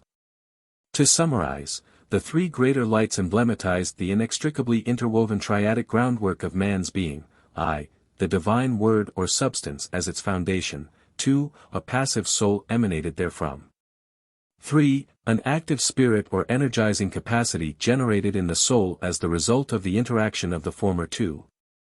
Man himself therefore, viewed apart from the temporal body now clothing him, is a triadic unit, rooted in and proceeding from the basic divine substance. Observe that in the first degree the points of the compasses are hidden by the square. In the second degree, one point is disclosed. In the third both are exhibited. The implication is that as the candidate progresses, the inertia and negativity of the soul become increasingly transmuted and superseded by the positive energy and activity of the spirit. The fire triangle gradually assumes preponderance over the water triangle, signifying that the aspirant becomes a more vividly living and spiritually conscious being than he was at first. Opening and closing the lodge. First or entered apprentice degree. If the lodge with its appointments and officers be a sacramental figure of oneself and of the mechanism of personal consciousness. Opening the lodge in the successive degrees implies ability to expand, open up and intensify that consciousness in three distinct stages surpassing the normal level applicable to ordinary mundane affairs. This fact passes unrecognized in Masonic lodges. The openings and closings are regarded as but so much casual formality devoid of interior purpose or meaning. Whereas they are ceremonies of the highest instructiveness and rites with a distinctive purpose which should not be profaned by casual perfunctory performance or without understanding what they imply. As a flower opens its lodge, when it unfolds its petals and displays its center to the sun which vitalizes it, so the opening of a Masonic lodge is sacramental of opening out the human mind and heart to God. It is a dramatized form of the psychological processes involved in so doing. 3 degrees or stages of such opening are postulated. First, one appropriate to the apprentice stage of development, a simple sussum corda. Or call to lift up your hearts, above the everyday level of external things. Second, a more advanced opening, adapted to those who are themselves more advanced in the science and capable of greater things than apprentices. This opening is proclaimed to be upon the square, which the first degree opening is not. By which is implied that it is one specially involving the use of the psychic and higher intellectual nature, denoted, as previously explained, by the square or water triangle. Third, a still more advanced opening, declared to be upon the center, for those of Master Mason's rank, and pointing to an opening up of consciousness to the very center and depths of one's being. How far and to what degree any of us is able to open his personal lodge determines our real position in Masonry and discloses whether we are in very fact masters, craftsmen, or apprentices, or only titularly such. Progress in this, as in other things, comes only with intelligent practice and sustained sincere effort. But what is quite overlooked and desirable to emphasize is the power, as an initiatory force, of an assemblage of individuals each sufficiently progressed and competent to open his lodge, in the sense described. Such an assembly, gathered in one place and acting with a common definite purpose, creates as it were a vortex in the mental and psychical atmosphere into which a newly initiated candidate is drawn. The tension created by their collective energy of thought and will, progressively intensifying as the lodge is opened in each successive degree, and correspondingly relaxing as each degree is closed, acts and leaves a permanent effect upon the candidate, assuming always that he is equally in earnest and, properly prepared, in an interior sense. Inducing a favorable mental and spiritual rapport between him and those with whom he seeks to be elevated into organic spiritual membership. And, further, it both stimulates his perceptivity and causes his mentality to become charged and permeated with the ideas and uplifting influences projected upon him by his initiators. The fact that a candidate is not admitted within the lodge portals without certain assurances, safeguards and tests, and that even then he is menaced by the sword of the IG, is an indication that peril to the mental and spiritual organism is recognized as attending the presumptuous engaging in the things with which initiation deals. As the flaming sword is described as keeping the way to the tree of life from those as yet unfitted to approach it, so does the secret law of the Spirit still avenge itself upon those who are unqualified to participate in the knowledge of its mysteries. Hence the commandment, "Thou shalt not take the name of the Lord thy God in vain," that is by invoking divine energy for unworthy or vain purposes. Here, and upon the general subject of the signs, tokens and words employed and communicated in initiatory rites, may usefully be quoted the following words by a well-informed Mason, who is of course speaking of them not as the merely perfunctory acts they are in ordinary lodges, but as they are when intelligently employed by those fully instructed in spiritual science and able to use signs, tokens and words with dynamic power and real efficiency. The symbols of the mysteries embodied in the sign of the square and circle constitute the eternal language of the gods, the same in all worlds, from all eternity. They have had neither beginning of years nor end of days. They are contemporary with time and with eternity. They are the Word of God, the divine logos, articulate and expressed in forms of language. Each sign possesses a corresponding vocal expression, bodily gesture or mental intention. This fact is of great importance to the student of the wisdom. For in it rests the main reason of the secrecy and the intense watchfulness and carefulness of the stewards of the mysteries, lest the secret doctrines find expression on the lips or through the action of unfit persons to possess the secrets. For the secret power of the mysteries is within the signs. Any person attaining to natural and supernatural states by the process of development, if his heart be untuned and his mind withdrawn from the divine to the human within him, that power becomes a power of evil instead of a power of good. An unfaithful initiate, in the degree of the mysteries he has attained, is capable, by virtue of his antecedent preparations and processes, of diverting the power to unholy, demoniacal, astral and dangerous uses. The use of the signs, the vocal sounds, physical acts and mental intentions, was absolutely prohibited except under rigorously tested conditions. For instance, the utterance of a symbolical sound, or a physical act, corresponding to a sign belonging to a given degree, in a congregation of an inferior degree, was fatal in its effects. In each degree no initiates who have not attained that degree are admitted to its congregations. Only initiates of that degree, and above it, are capable of sustaining the pressure of dynamic force generated in the spiritual atmosphere and concentrated in that degree. The actual mental ejaculation of a sign, under such circumstances, brought the immediate putting forth of an occult power corresponding to it. In all the congregations of the initiates an inner guard was stationed within the sanctuary, chancel or oratory at the door of entrance, with the drawn sword in his hand, to ward off unqualified trespassers and intruders. It was no mere formal or metaphorical performance. It was at the risk of the life of any man attempting to make an entrance if he succeeded in crossing the threshold. Secret signs and passwords and other tests were applied to all who knocked at the door, before admission was granted. The possession of the mysteries, after initiation, and the use of the signs, either vocally, actionally or ejaculatorily, with intention, in their use, not as mere mechanical repetition, were attended by occult powers directed to the subjects of their special intention, whether absent or present, or for purposes beneficial to the cause in contemplation. H. E. Sampson's Progressive Redemption, pages 171 to 174. To open the lodge, of one's own being to the higher verities is no simple task for those who have closed and sealed it by their own habitual thought modes, preconceptions and distrust of whatever is not sensibly demonstrable. Yet all these propensities must be eradicated or shut out and the lodge close tiled against them, they have no part or place in the things of the inward man.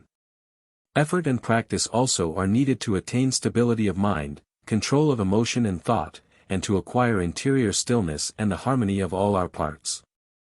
As the formal ceremony of lodge opening is achieved only by the organized cooperation of its constituent officers, so the due opening of our inner man to God can only be accomplished by the consensus of all our parts and faculties.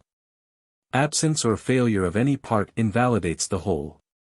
The WM alone cannot open the lodge, he can only invite his brethren to assist him to do so by a concerted process and the unified wills of his subordinates. So too with opening the lodge of man's soul. His spiritual will, as master faculty, summons his other faculties to assist it, sees that none but Masons are present, by taking care that his thoughts and motives in approaching God are pure. Calls all these brethren to order to prove their due qualification for the work in hand. And only then, after seeing that the lodge is properly formed, does he undertake the responsibility of invoking the descent of the divine blessing and influx upon the unified and dedicated whole. Of all which the psalmist writes, "How good and joyful a thing it is for brethren to dwell together in unity. It is like the precious ointment, anointing, which flows down unto the skirts of the clothing," implying that the divine influx, when it descends in response to such an invocation, floods and illuminates the entire human organism even to its carnal sense extremities, which are the skirts of the clothing of the soul. Compare also the Christian Master's words, "When thou prayest, enter into thy secret chamber, the lodge of the soul, and when thou hast shut thy door, by tiling the mind to all outward concerns and thoughts, pray to the Father who seeth in secret, who shall reward thee openly, by conscious communion." The foregoing may help both to interpret the meaning and solemn purpose of the opening in the first degree, and to indicate the nature of the conditions and spiritual atmosphere that ought to exist when a lodge is open for business in that degree. If the lodge opening be a real opening in the sense here indicated and not a mere ceremonial form, if the conditions and atmosphere referred to were actually induced at a Masonic meeting, it will be at once apparent that they must needs react powerfully upon a candidate who enters them seeking initiation and spiritual advancement. If he be truly a worthy candidate, properly prepared in his heart and an earnest seeker for the light, the mere fact of his entering such an atmosphere will so impress and awaken his dormant soul faculties as in itself to constitute an initiation and an indelible memory. Whilst the sensitive plate of his mind thus stimulated will be readily receptive of the ideas projected into it by the assembled brethren who are initiating him and receiving him into spiritual communion with themselves. On the other hand, if he be an unworthy or not properly prepared candidate, that atmosphere and those conditions will prove repellent to him and he will himself be the first to wish to withdraw and not to repeat the experience. The closing of the first degree implies the reverse process of the opening, the relaxing of the inward energies and the return of the mind to its former habitual level. Yet not without gratitude expressed for divine favors and perceptions received during the period of openness, or without a counsel to keep closed the book of the heart and lay aside the use of its jewels until we are duly called to resume them. Since silence and secrecy are essential to the gestation and growth of the inward man. He who has seen God is dumb. Second or fellowcraft degree.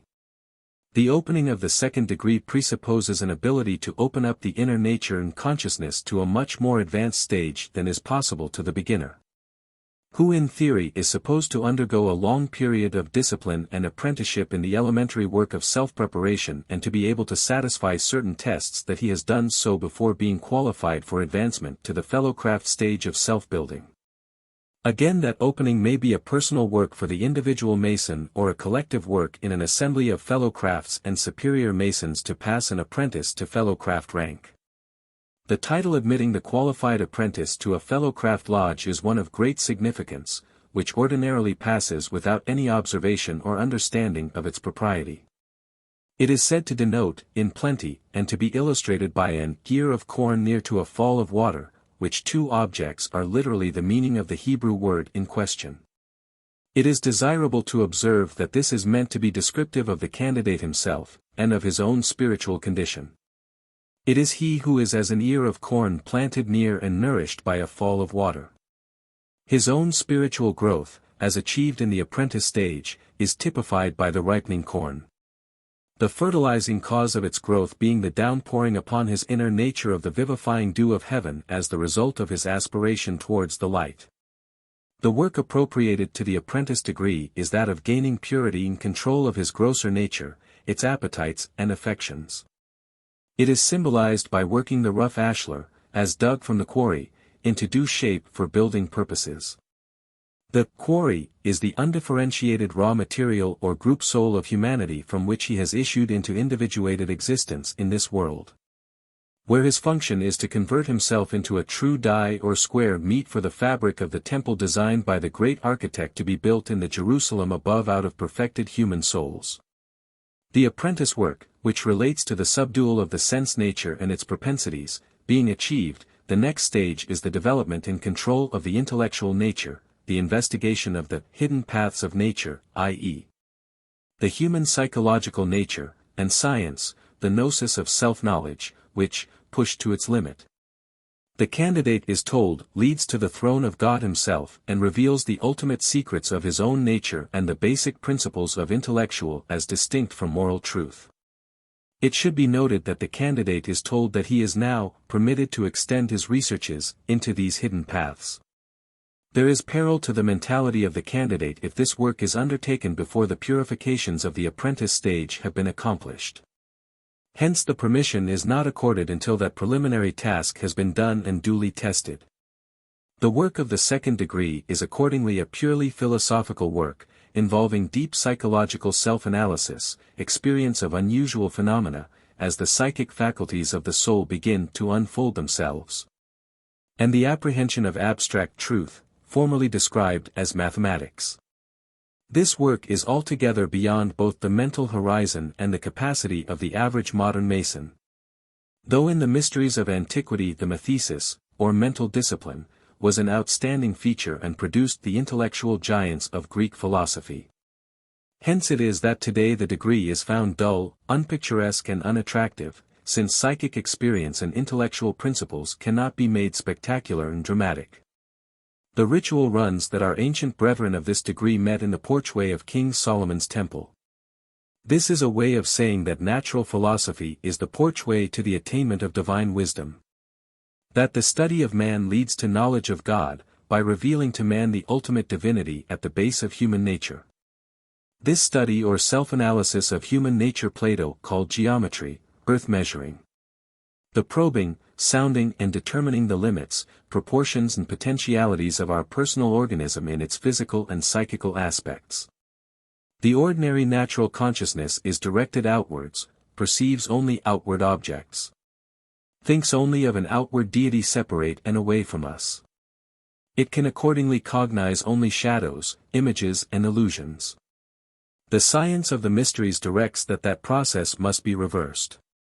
It says, just as you have symbolically shut and close-tiled the door of your lodge against all outsiders, so you must shut out all perception of outward images, all desire for external things and material welfare, and turn your consciousness and aspirations wholly inward. For the vital and immortal principle, the kingdom of heaven, is within you, it is not to be found outside you. Like the prodigal son in the parable, you have wandered away from it into a far country and lost all consciousness of it. You have come down and down, as by a spiral motion or a winding staircase, into this lower world and imperfect form of existence, coiling around you as you came increasingly thickening vestures, culminating in your outermost dense body of flesh. Whilst your mentality has woven about you veil after veil of illusory notions concerning your real nature and the nature of true life. Now the time and the impulse have at last come for you to turn back to that inward world. Therefore reverse your steps. Look no longer outwards, but inwards. Go back up that same winding staircase. It will bring you to that center of life and sanctum sanctorum from which you have wandered. When the psalmist writes, "Who will go up the hill of the Lord? Even he that hath clean hands and a pure heart," the meaning is identical with what is implied in the ascent of the inwardly winding staircase of the second degree. Preliminary purification of the mind is essential to its rising to purer realms of being and loftier conscious states than it has been accustomed to.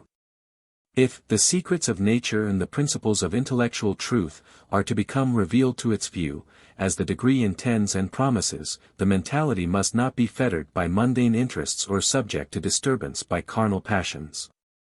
If it is to contemplate its own intellectual faculties and trace them from their development, until they are found to lead to the throne of God Himself and to be rooted in deity, it must discard all its former thought habits, prejudices and preconceptions, and be prepared to receive humbly the illumination that will flood into it from the light of divine wisdom. For the determined student of the mental discipline implied by the second degree, there may be recommended two most instructive sources of information and examples of personal experience. One is the dialogues of Plato and the writings of Plotinus and other Neoplatonists. The other is the records of the classical Christian contemplatives, such as Eckhart or Rusbroek, or the Interior Castle of Saint Teresa. The Phaedrus of Plato, in particular, is an important record by an initiate of the ancient mysteries of the psychological experiences referred to in the Fellowcraft degree. The subject is too lengthy for further exposition here, beyond again indicating that it is in the illumined mental condition attained in this degree that the discovery is made of the divine principle at the center of our organism, and that the sign of the degree is equivalent to a prayer that the sunlight of that exalted state may stand still and persist in us until we have effected the overthrow of all our enemies and eradicated all obstacles to our union with that principle.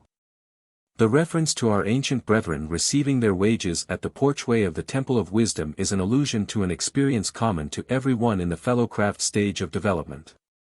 He learns that old scores due by him to his fellow men must be paid off and old wrongs righted, and receives the wages of past sins recorded upon his subconsciousness by that pencil that observes and there records all our thoughts, words, and actions.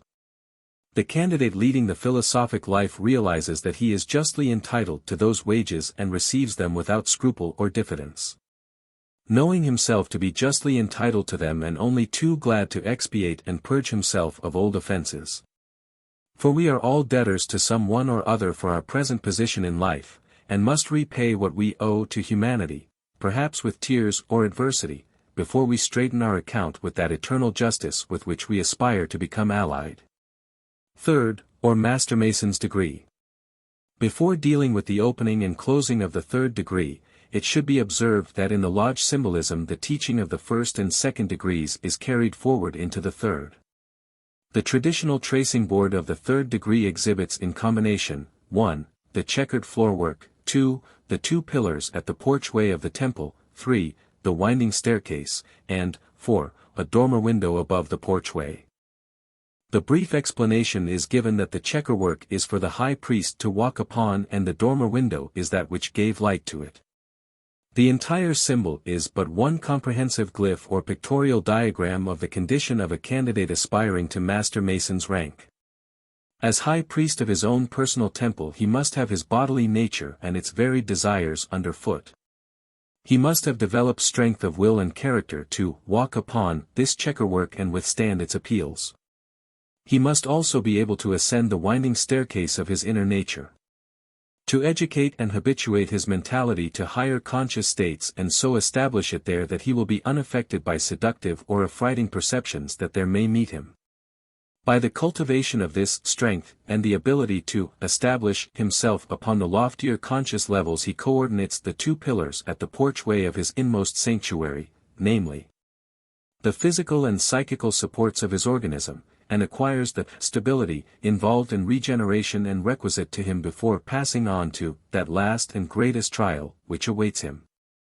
In strength will I establish my house that it may stand firm. Man's perfected organism is what is meant by my house. It was the same organism and the same stability that the Christian master spoke of in saying, "Upon this rock will I build my church and the gates of the underworld shall not prevail against it." During all the discipline and labor involved in attaining this stability, there has shone light on the path from the first moment that his apprentice's vision was opened to larger truth. Light from the science and philosophy of the order itself which is proving his porchway to the ultimate sanctuary within, light from friendly helpers and instructors. Above all, light from the sun in his own heavens, streaming through the dormer window of his illumined intelligence and slowly but surely guiding his feet into the way of peace. But now the last and greatest trial of his fortitude and fidelity, one imposing upon him a still more serious obligation of endurance, awaits him in the total withdrawal of this kindly light.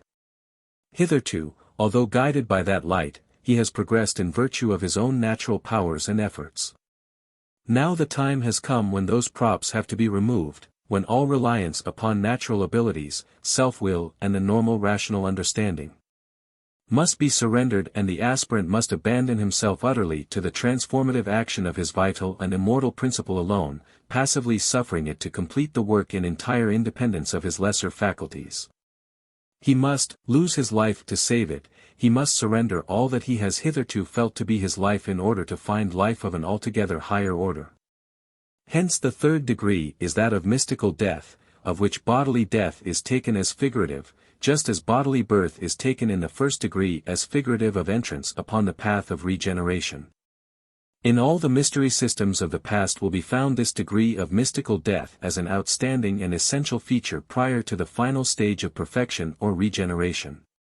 As an illustration, one has only to refer to a sectional diagram of the Great Pyramid of Egypt, which was so constructed as to be not merely a temple of initiation, but to record in permanent form the principles upon which regeneration is attainable.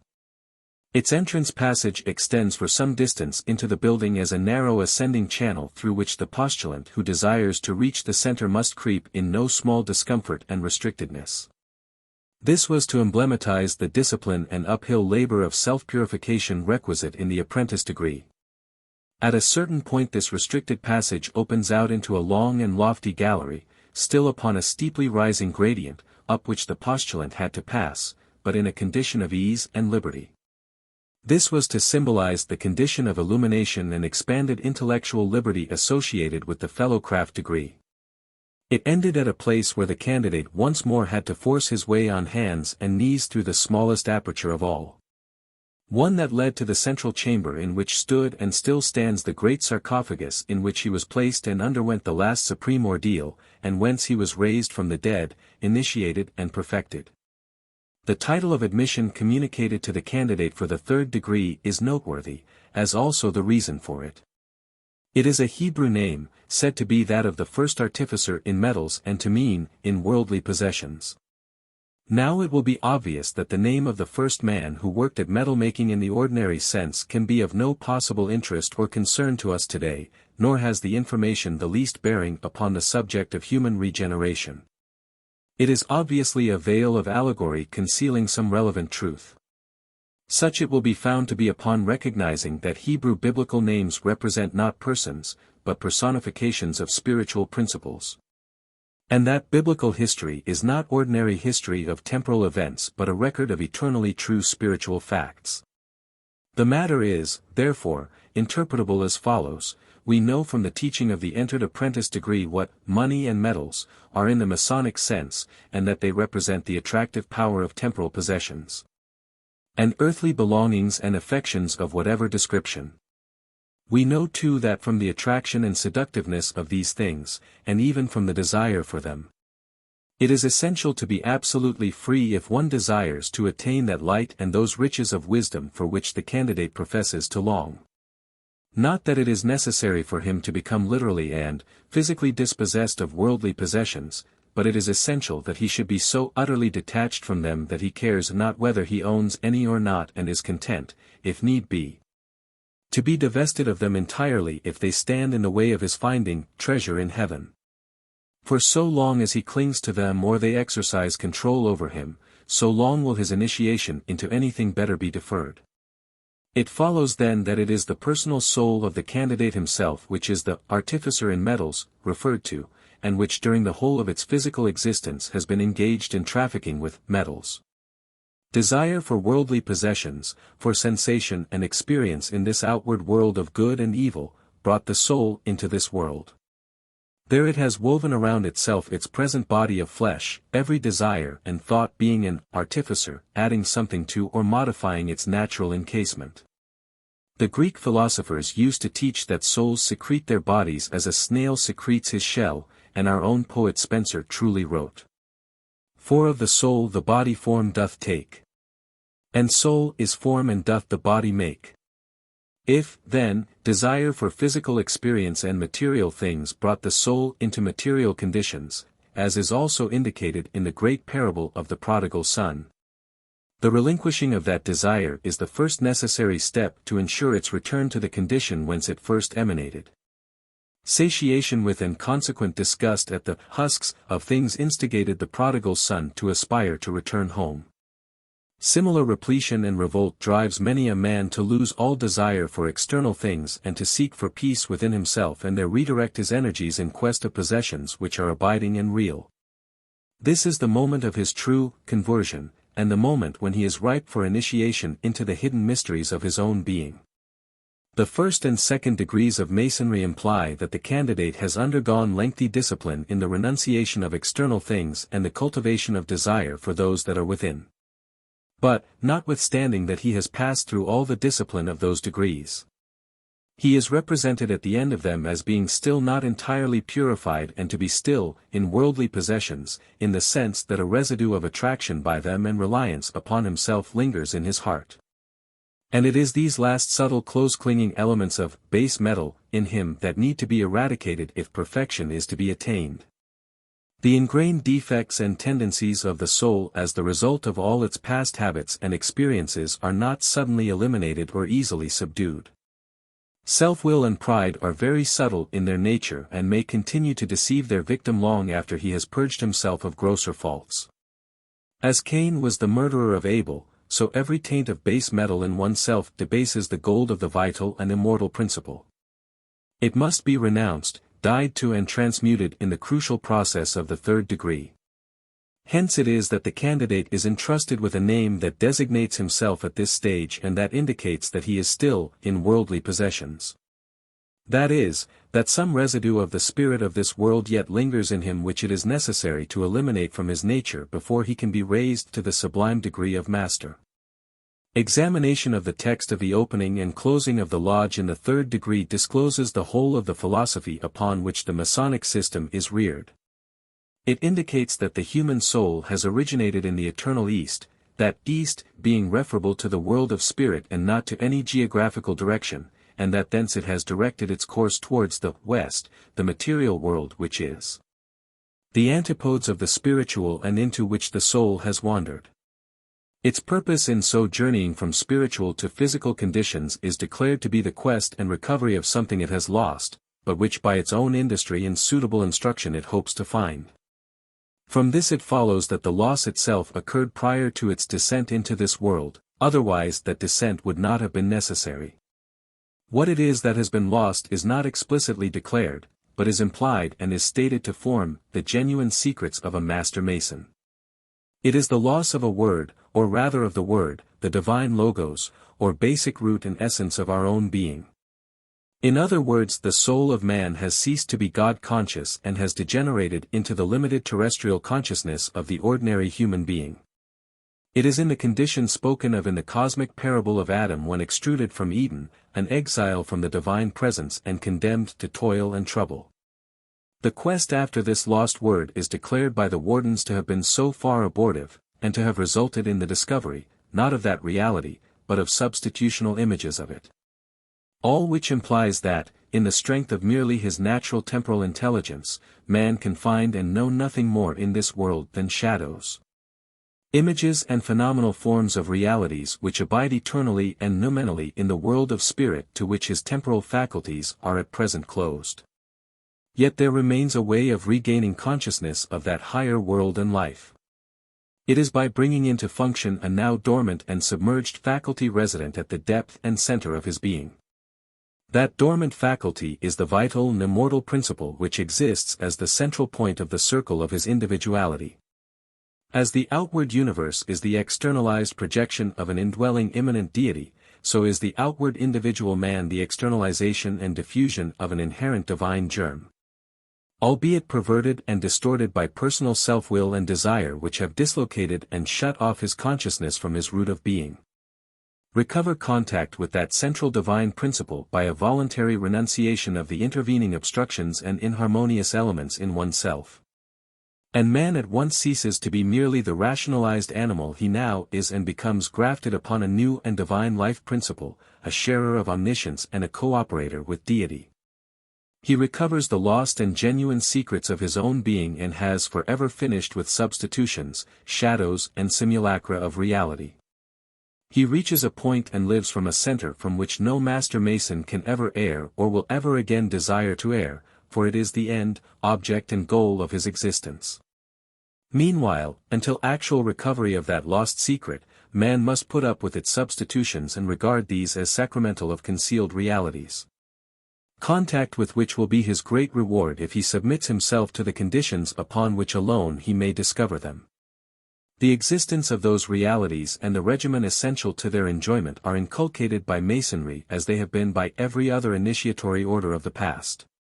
And it is for the fact that this knowledge is and always has been conserved in the world, so as to be ever available for earnest aspirants towards it, that gratitude is expressed to the Grand Master of all for having never left himself, or the way of return to him, without witness in this outer world. As much has been said about the ceremony of the third degree in other papers, it is unnecessary here to expound it further. It may be stated, however, that it alone constitutes the Masonic initiation. The first and second degrees are, strictly, but preparatory stages leading up to initiation. They are not the initiation itself. They but prescribe the purification of the bodily and mental nature necessary to qualify the candidate for the end which crowns the whole work. To those unacquainted with what is really involved in actual as distinct from merely ceremonial initiation, and who have no notion of what initiation meant in the old schools of wisdom and still means for those who understand the theory of regenerative science, it is well nigh impossible to convey any idea of its process or its results. The modern Mason, however high in titular rank, is as little qualified to understand the subject as the man who has never entered a lodge. To become initiated, or perfected, says an old authority, Plutarch, involves dying. Not a physical death, but a moral way of dying in which the soul is loosened from the body and the sensitive life, and becoming temporarily detached therefrom is set free to enter the world of eternal light and immortal being. This, after most drastic preliminary disciplines, was achieved in a state of trance and under the supervision of duly qualified masters and adepts who intromitted the candidate's liberated soul into its own interior principles until it at last reached the blazing star or glory at its own center, in the light of which it simultaneously knew itself and God, and realized their unity and the points of fellowship between them.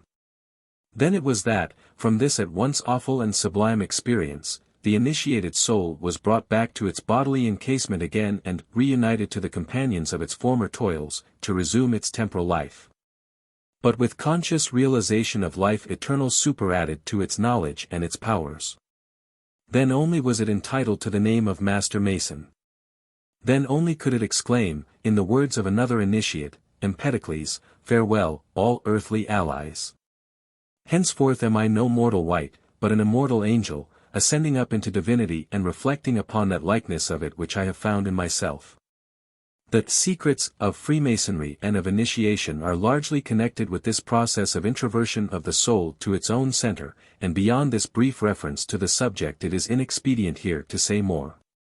But in confirmation of what has been indicated it may be useful to refer to the 23rd Psalm, in which the Hebrew initiates speak of both the supreme experience of being passed through the valley of the shadow of death, and the preliminary phases of mental preparation for that ordeal.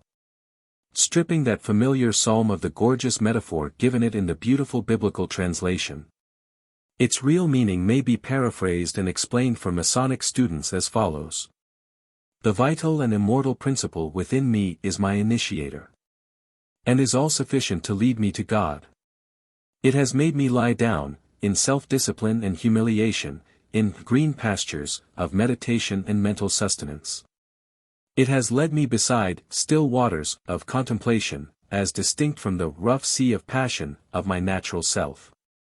It is restoring my soul, reintegrating it out of chaos and disorder. Even when I come to pass through the valley of deadly gloom, my own interior veils of darkness, I will fear no evil, for it is with me, as a guiding star, its directions and disciplines will safeguard me. It provides me with the means of overcoming my inner enemies and weaknesses, it anoints my intelligence with the oil of wisdom, the cup of my mind brims over with new light and consciousness. The divine love and truth, which I shall find face to face at my center, will be a conscious presence to me all the days of my temporal life, and thereafter I shall dwell in a house of the Lord, a glorified spiritual body, forever. The third degree is completed in, and can only be more fully expounded by reference to, the Holy Royal Arch ceremony. A separate further paper will, therefore, be devoted to that ceremony. The Masonic Apron. From what has been said in these pages, the full significance of the apron will now be perceived and may be summarized thus. 1. The apron is the symbol of the corporeal vesture and condition of the soul, not so much of the temporal physical body, as of its permanent invisible corporeity which will survive the death of the mortal part. 2. The soul fabricates its own body or apron, by its own desires and thoughts, see Genesis 3:7, they made themselves aprons, and as these are pure or impure so will that body be correspondingly transparent and white or dense and opaque. 3. The investiture of the candidate with the apron in each degree by the senior warden as the master's delegate for that purpose is meant to inculcate this truth. For the senior warden represents the soul which, in accordance with its own spirituality, automatically clothes itself with its own self-made vesture in a way that marks its own progress or regress. 4. The unadorned white apron of the first degree indicates the purity of soul contemplated as being attained in that degree. 5. The pale blue rosettes added to the apron in the second degree indicate that progress is being made in the science of regeneration and that the candidate's spirituality is beginning to develop and bud through. Blue, the color of the sky, is traditionally associated with devotion to spiritual concerns. 6. In the third degree still further progress is emblematized by the increased blue adornments of the apron, as also by its silver tassels and the silver serpent used to fasten the apron strings. In the first and second degrees no metal has appeared upon the apron.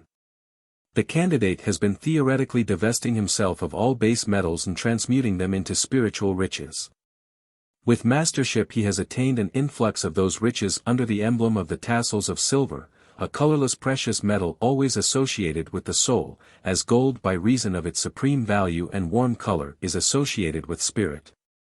The silver serpent is the emblem of divine wisdom knitting the soul's new-made vesture together. 7. The pale blue and silver of the Master Mason's apron become intensified in the deep blue and gold ornamentation worn by the Grand Lodge officers, who in theory have evolved to still deeper spirituality and transmuted themselves from silver into fine gold.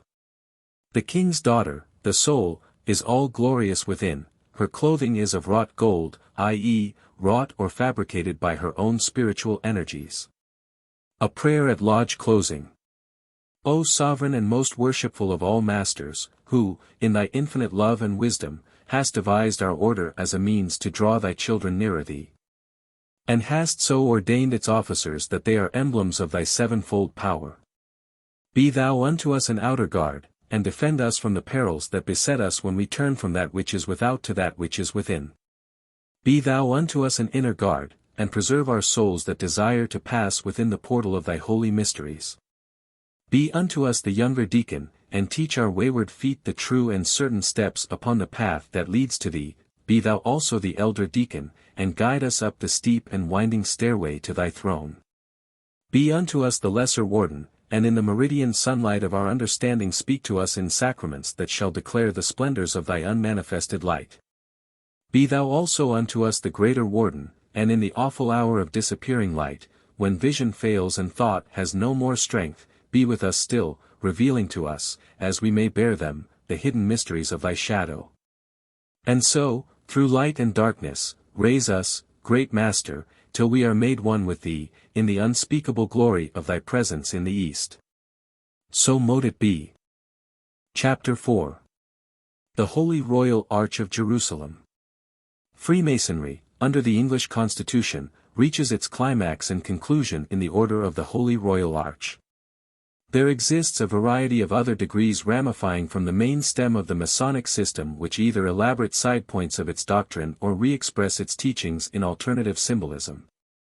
These, while of greater or less merit and interest, are beyond our present consideration, and, indeed, are superfluities tending rather to diffuse the student's attention than to deepen his insight into the central purpose of the craft.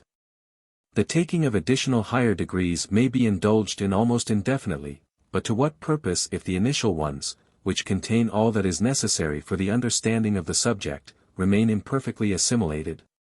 It is a fallacy to suppose that the multiplying of degrees will result in the discovery of important arcane secrets which one has failed to find in the rites of the craft and the royal arch.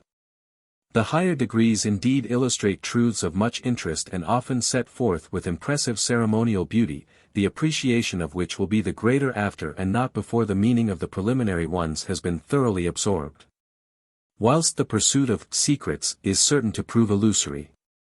For the only secrets worth the name or the finding are those incommunicable ones which discover themselves within the personal consciousness of the seeker who is in earnest to translate ceremonial representation into facts of spiritual experience.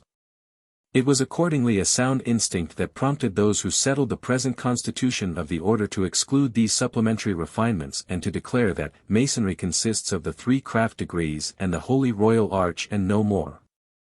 For within that compass is exhibited, or at least outlined, the entire process of human regeneration. So that after the Royal Arch there really remains nothing more to be said, although what has been said is of course capable of elaboration.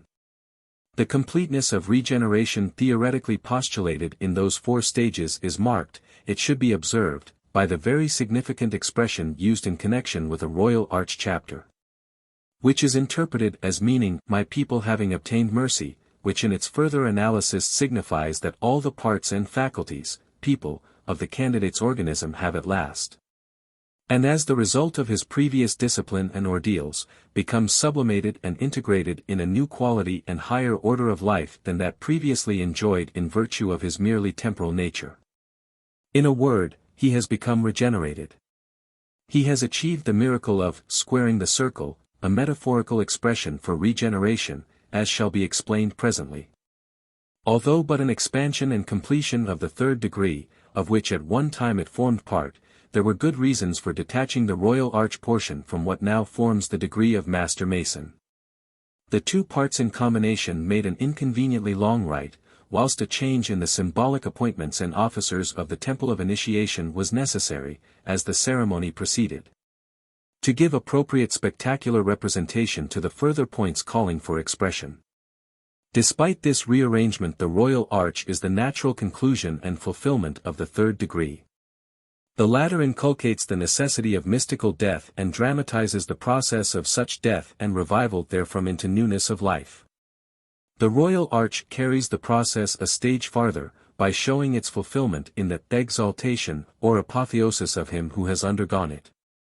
The Master Mason's degree might be said to be represented in the terms of Christian theology by the formula, "he suffered and was buried and rose again," whilst the equivalent of the exaltation ceremony is, "he ascended into heaven." The Royal Arch degree seeks to express that new and intensified life to which the candidate can be raised and the exalted degree of consciousness that comes with it. From being conscious merely as a natural man and in the natural restricted way common to every one born into this world, he becomes exalted, whilst still in his natural flesh, to consciousness in a supernatural and illimitable way. As has been said in previous papers, the purpose of all initiation is to lift human consciousness from lower to higher levels by quickening the latent spiritual potentialities in man to their full extent through appropriate discipline. No higher level of attainment is possible than that in which the human merges in the divine consciousness and knows as God knows. And that being the level of which Tit Order of the Royal Arch treats ceremonially, it follows that Masonry as a sacramental system reaches its climax and conclusion in that order. As has also been already shown, to attain that level involves as its essential prerequisite the total abnegation, renouncement and renovation of one's original nature, the surrender of one's natural desires, tendencies and preconceptions, and the abandonment and nullifying of one's natural self-will, by such a habitual discipline and self-denial and gradual but vigorous opposition to all these as will cause them gradually to atrophy and die down. He that loveth his life shall lose it, and he that hateth his life in this world shall keep it unto life eternal. Except a corn of wheat fall into the ground and die, it abideth alone, but if it die it bringeth forth much fruit. As with a seed of wheat, so with man. If he persists in clinging to the present natural life he knows, if he refuses to recognize that a higher quality of life is here and now possible to him, or is unwilling to make the necessary effort to attain it, he abideth alone, gets nowhere, and only frustrates his own spiritual evolution. But if he is willing to die, in the sense indicated, if he will so reorientate his will and silence his natural energies and desires as to give the vital and immortal principle within him the chance to assert itself and supersede them, then from the disintegrated material of his old nature that germ of true life will spring into growth in him and bear much fruit. And by the stepping stones of initiation he will rise from his dead cell to higher things than he can otherwise experience.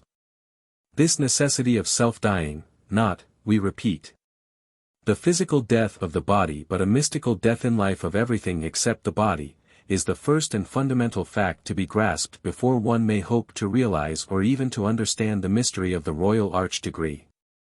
Mors genua vitae, death to self is the portal to true life. There is no other way. It is the unescapable law and condition of the soul's progress. But since it is a process involving a most serious trial of fortitude and fidelity, and a grapple with oneself from which the timorous and self-diffident may well shrink, the mystery systems have always exhibited an example for the instruction, encouragement and emulation of those prepared to make the attempt and the necessary sacrifice. To hearten them to the task, the initiatory colleges have held up a prototype in the person of some great soul who has already trodden the same path and emerged triumphant therefrom. It matters nothing whether the prototype be one whose historic actuality and identity can be demonstrated, or whether he can be regarded only as legendary or mythical. The point being not to teach a merely historical fact, but to enforce a spiritual principle. In Egypt the prototype was Osiris, who was slain by his malignant brother Typhon, but whose mangled limbs were collected in a coffer from which he emerged reintegrated and divinized. In Greece the prototype was Bacchus, who was torn to pieces by the Titans. Baldur in Scandinavia and Mitra in Greco-Roman Europe were similar prototypes. In Masonry the prototype is Hiram Abiff, who met his death as the result of a conspiracy by a crowd of workmen of whom there were three principal ruffians. In the Christian and chief of all systems, since it comprehends and re-expresses all the others, the greatest of the exemplars died at the hands of the mob, headed also by three chief ruffians, Judas, Caiaphas and Pilate. If in Masonry the mystical death is dramatized more realistically than the resurrection that follows upon it, that resurrection is nevertheless shown in the raising of the candidate to the rank of Master Mason and his reunion with the companions of former toils, implying the reintegration and resumption of all his old faculties and powers in a sublimated state. Just as the limbs of the risen Osiris were said to reunite into a new whole, and as the Christian master withdrew his mutilated body from the tomb and reassumed it, transmuted into one of supernatural substance and splendor. We have, therefore, now to consider how the Royal Arch degree exhibits the attainment of a new order of life. But it may be as well to say in advance that for those unhabituated to looking beyond surface values and material meanings the exposition about to be given, dealing as it will with the profound spiritual truths and advanced psychological experience allegorized by the external ceremonial, is likely to present some difficulty of comprehension and acceptance. The Royal Arch, however, would not be the supreme degree it is did it not move upon a supremely high level of thought and instruction. It was not compiled to accommodate the elementary intelligence theoretically characterizing the philosophically untrained neophyte. It presupposes that its candidate has passed through a long, strenuous period of purification and mental discipline, in the course of which his understanding has become very considerably widened and deepened, whilst his fidelity to the high inward light which has conducted him safely so far, has induced in him a humility and docility fitting him for what still awaits him, the attainment of that wisdom which is concealed from this world's wise and prudent, but is revealed unto babes. It is a rite of initiation dealing less with his gross corporeal nature and his ordinary temporal mentality, which have been the subject of purification in the earlier degrees, than with the higher reaches and possibilities of his understanding and consciousness. As it is, what can be said here can at best be but a partial and incomplete exposition of a theme calling rather for disciplined imagination and reverent reflection than for reasoned argument. Certain things must perforce be omitted from explanation entirely, whilst others are mentioned with diffidence and at the risk of their being misunderstood or rejected by such as do not yet realize that in these matters, the letter killeth, the spirit vivifieth, and that spiritual truths must be spiritually discerned. Before interpreting the ceremony itself, it is desirable first to indicate four noteworthy features connected with this supreme order and distinctifying it from the three grades leading to it. In speaking even of these incidentals, the before-mentioned difficulties of both exposition and apprehension will already make themselves felt. First, no one can be received into a chapter without first having attained Master Mason's rank.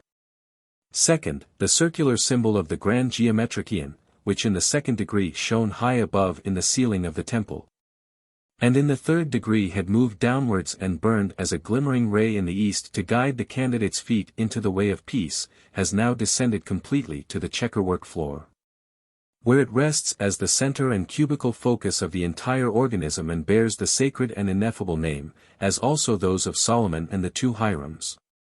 Third, the constitution of the assembly is no longer one of 7 officers, but of 9, who are grouped in 3 triads about the central sacred symbol.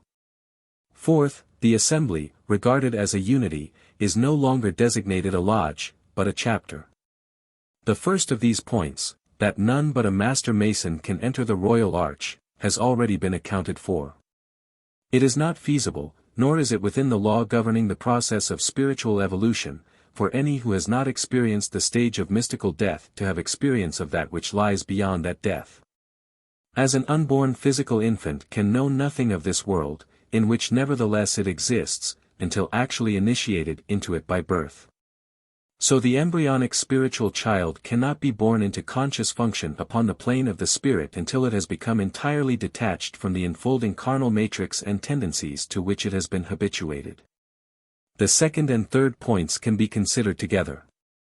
The rearrangement of the factors constituting the ceremonial temple are symbolic of a structural rearrangement which has occurred in the candidate's own psychical organization. This has undergone a repolarization as the result of the descent into it of that high central light which at first but shone as it were in his heavens, afar off and above him, illumining the dormer window of his natural intelligence. Consider deeply what this change implies. The day star from on high has now visited him. The fontal source of all consciousness has descended into the very checkerwork material of his transient physical organism, not merely permeating it temporarily with light, but taking root and becoming grafted there substantially and permanently. In theological language, God has become man, and man has become divinized, in virtue of this descent and union. In Masonic terms, the vital and immortal principle resident in the candidate has at last superseded his temporal life principle and established him upon a new center of incorruptible life. Now, and perhaps only now, becomes thoroughly appreciable the necessity for the earlier purifications, discipline, self-crucifixion and death of all the lower nature. How could the purity of the divine essence tabernacle in the coarse body of the sensualist? How could the eternal wisdom unfold its treasures in a mind benighted or caring for nothing but base metals and material pursuits? How could the universal will cooperate with and function through the man whose petty personal will blocks its channel, antagonizing it at every turn with his selfish preferences and disordered desires? A Master Mason, then, in the full sense of the term, is no longer an ordinary man, but a divinized man, one in whom the universal and the personal consciousness have come into union. Obviously the quality of life and consciousness of such an one must differ vastly from that of other men. His whole being is differently qualitated and geared upon another center. That new center is described as the Grand Geometrician of man's personal universe, inasmuch as its action upon the organism of whoever surrenders himself to its influence causes a redisposition of functional and conscious faculty. The knowledge of this fact was with the wise ancients the true and original science of geometry, literally, earth measuring, determining the occult potentialities of the human earth or temporal organism under spiritual stresses. God geometrizes, wrote Plato, with intimate knowledge of the subject. Many of the Euclidean and Pythagorean theorems, now regarded merely as mathematical demonstrations, were originally expressions, veiled in mathematical glyphs, of the esoteric science of soul-building or true Masonry. The well-known 47th proposition of the first book of Euclid is an example of this and in consequence has come, though few modern Masons could explain why, to be inscribed upon the past master's official jewel. Again, the squaring of the circle, that problem which has baffled so many modern mathematicians, is an occult expression signifying that deity, symbolized by the all-containing circle, has attained form and manifestation in a square, or human soul. It expresses the mystery of the incarnation, accomplished within the personal soul. Under the stress then of the geometrizing principle now found symbolically integrated within the candidate's temporal organism, a redistribution of his component powers has become effected. His repolarized condition is symbolized by an equilateral triangle with a point at its center, and such a triangle will be found, worked in gold, upon the sash worn by the companions of the order. The significance of this triangle is that the tripartite aspects of him who wears it, that is, the spiritual, psychical and physical parts of him, now stand equalized and equilibrated around their common life principle at the center. Fitted and equipped for its purpose. Yet each of these three divisions, though in itself unitary, is philosophically triadic in composition when subjected to intellectual analysis. Every monad is the parent of a triad, is another maxim of the ancients, who anticipated the modern Hegelian proposition of metaphysics that thesis, antithesis and synthesis are the essential ingredients of a given truth.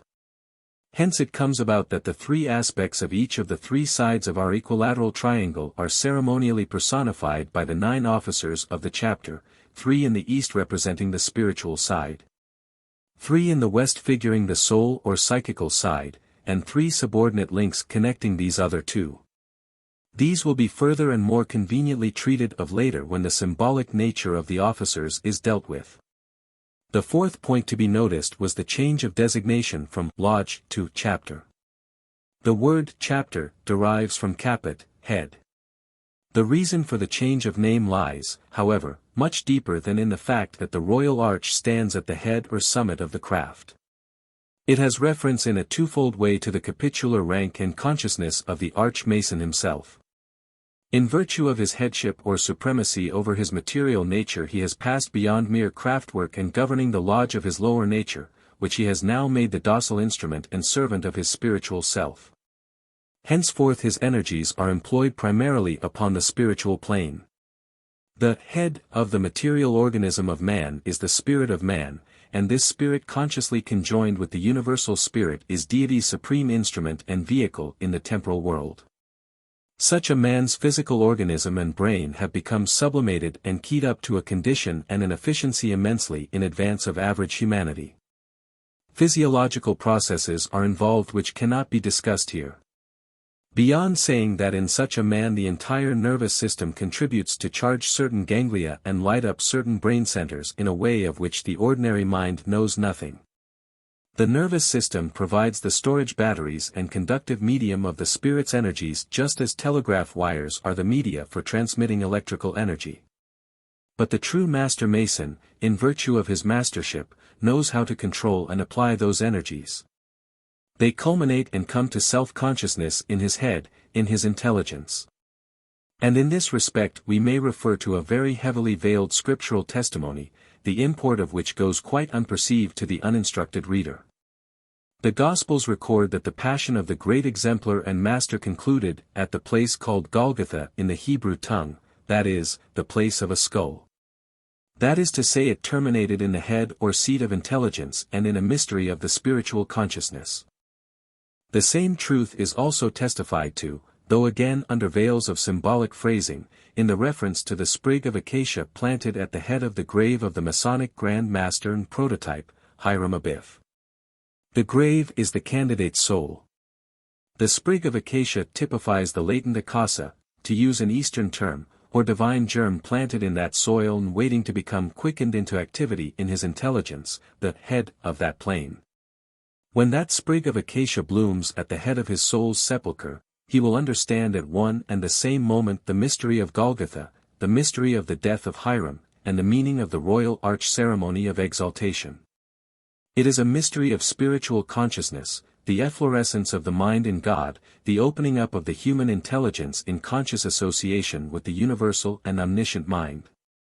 It is for this reason that the cranium or skull is given prominence in the Master Mason's degree.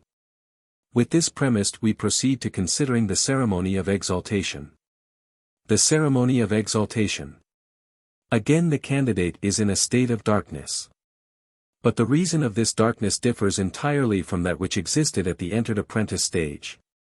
Then he was but an ignorant beginner upon the quest, making his first irregular benighted efforts towards the light.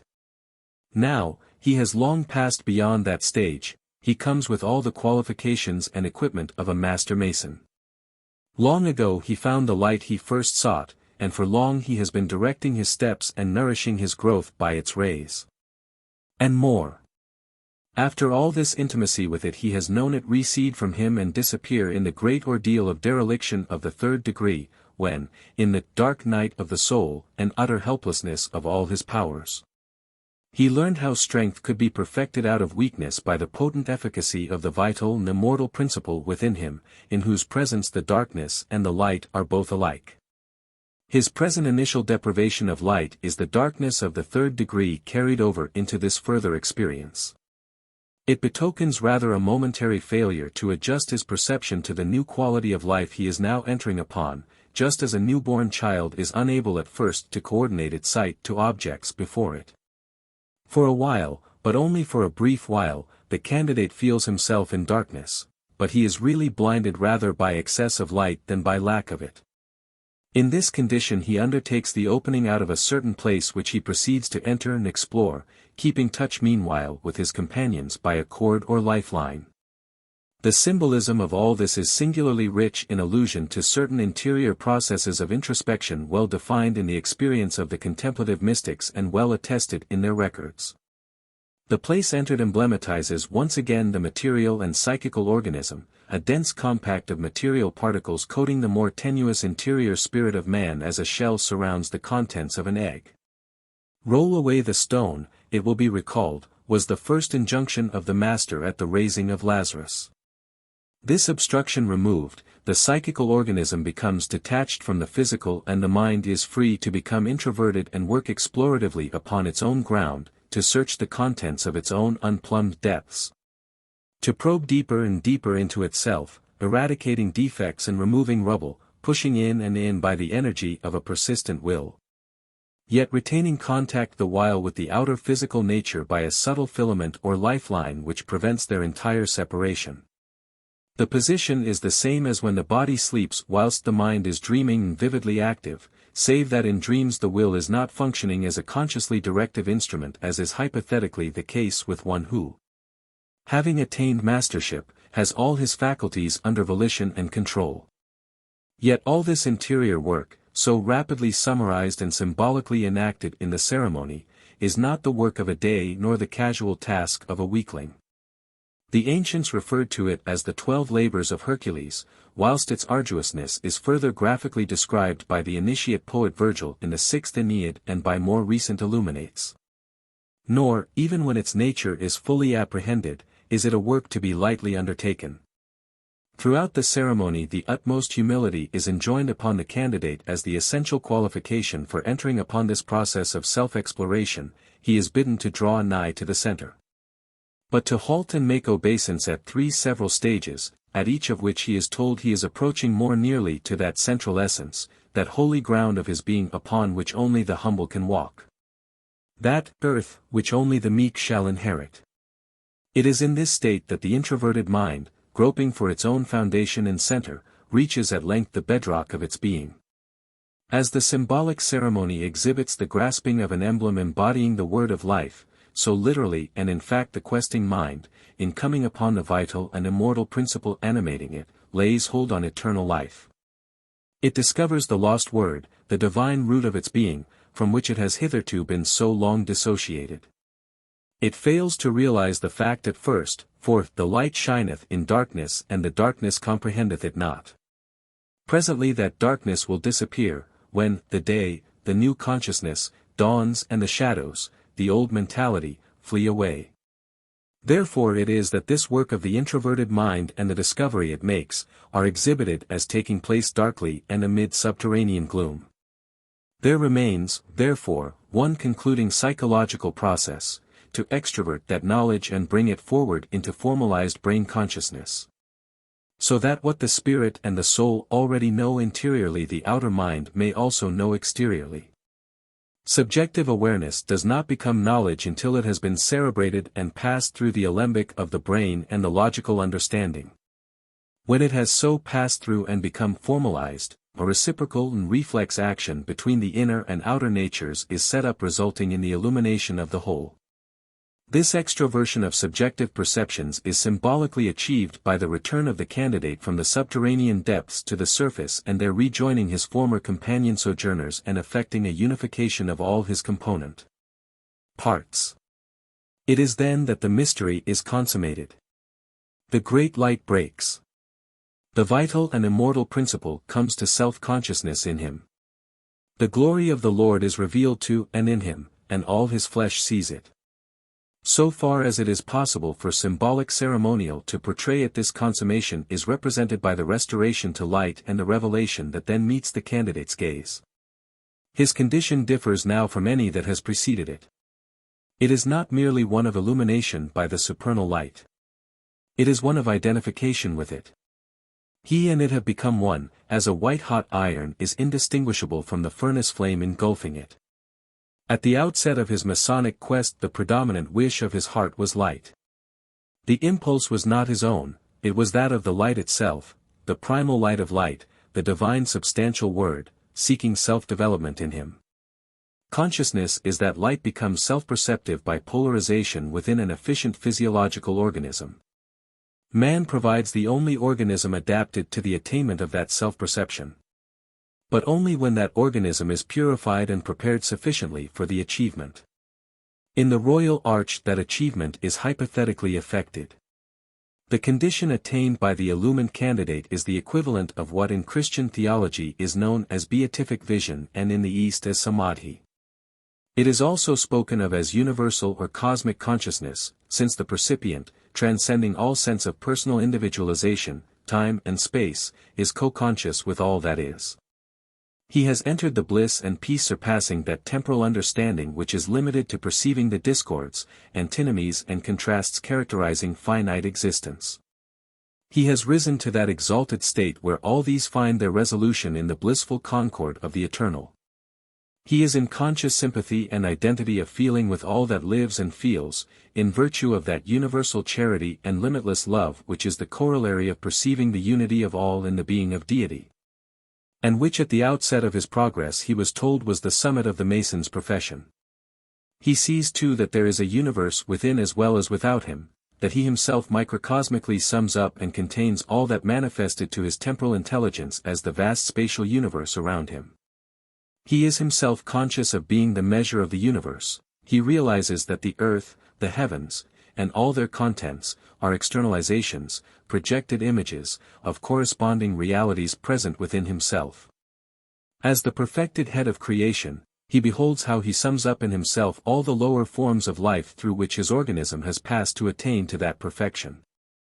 The four symbolic standards exhibiting the lion, ox, man and eagle are a very ancient glyph, declaring among other things the story of the soul's evolution and its progress from the passional wild beast stage to one which, while still sensuous and animal, is docile and disciplined for service, and thence to the stage of human rationality, which at length culminates in upward soaring spirituality. Similarly the displayed banners of the 12 Israelitish tribes are again but figures of their prototypes. The 12 zodiacal sections of those heavens which could not exist or be discernible to the outward eye, were they not also the phenomenalized aspect of a reality cognizable by the inward eye? Whilst, gathered beneath these emblems, are those who represent the tribes of no terrestrial nation, but are the tribes of God. The heavenly hierarchies that constitute an archetypal canopy or holy royal arch above the visible creation and that mediate to it the effluences of that all-embracing triune spirit of power. Wisdom and love in which the entire composite structure lives, moves and has its being. In the beginning God created the heavens and the earth, and the earth was without form and void, and darkness was upon the face of the deep. And God said, Let there be light, and there was light. With these words begins the sacred script, which is the sacramental token of that living Word by whom all things were made, and are still in the making, and whose life is the light of men. The candidate who recovers that lost word, in the sense of regaining vital organic integration into it, and who, therefore, is one with its life and its light, is able to verify this old creation story in its personal application to himself. He stands in the presence of his own earth, the stone vault or dense matrix out of which his finer being has emerged, and of his own heavens, or ethereal body of substantialized radiance which, as the iridescent sash of the order is meant to denote, now covers him with light as with a garment. He is able to discern that it was himself who at first was without form and void, and who in virtue of that fiat lux has at last become transformed from chaos and unconsciousness into a form so perfect and lucid as to become a co-conscious vehicle of divine wisdom itself. With this symbolic attainment of beatific vision at the restoration to light, the effective part of the royal arch ceremony as an initiatory rite concludes. What follows upon it is anticlimax and allegorical exposition of a similar nature to the traditional history in the Master Mason's degree.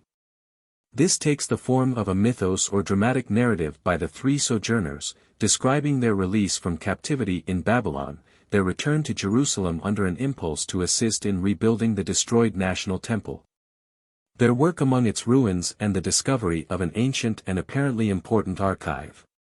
The perspicacious mind will not fail to perceive in this historical or quasi-historical narrative an allegory of the spiritual process which has been going on within the candidate himself.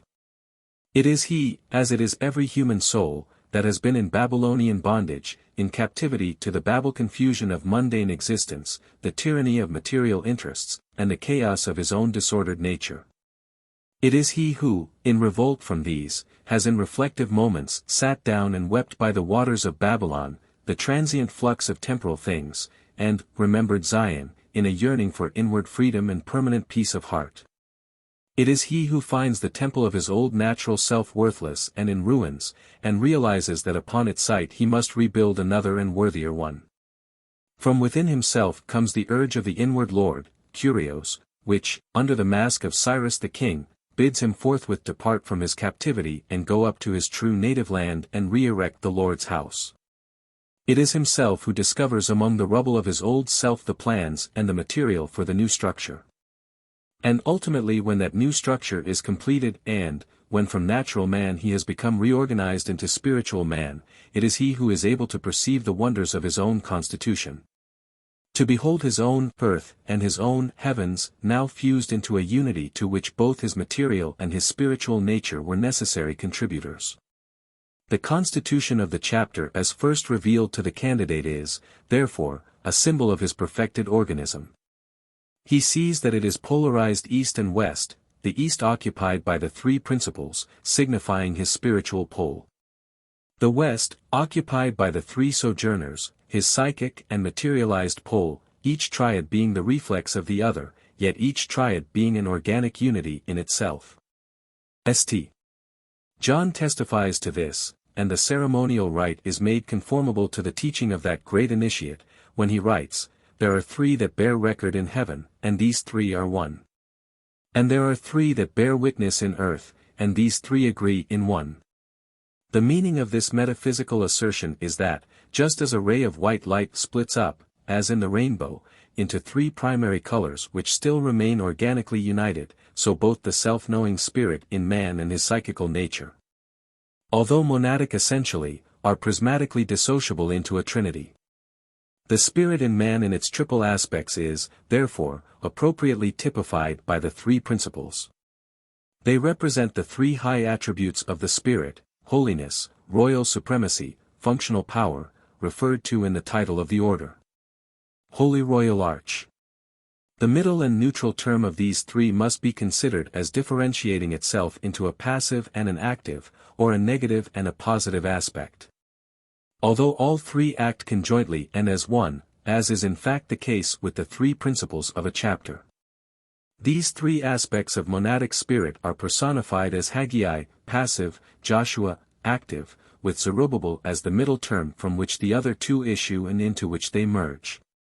For the central majesty is in one of its aspects silent and withdrawn and in the other functionally active and compulsive. So too, with the triad of sojourners at the other pole. They represent the unitary human ego or personality also in its threefold aspects. They are the incarnated antitype or physicalized reflex of man's archetypal unincarnated and overshadowing spirit.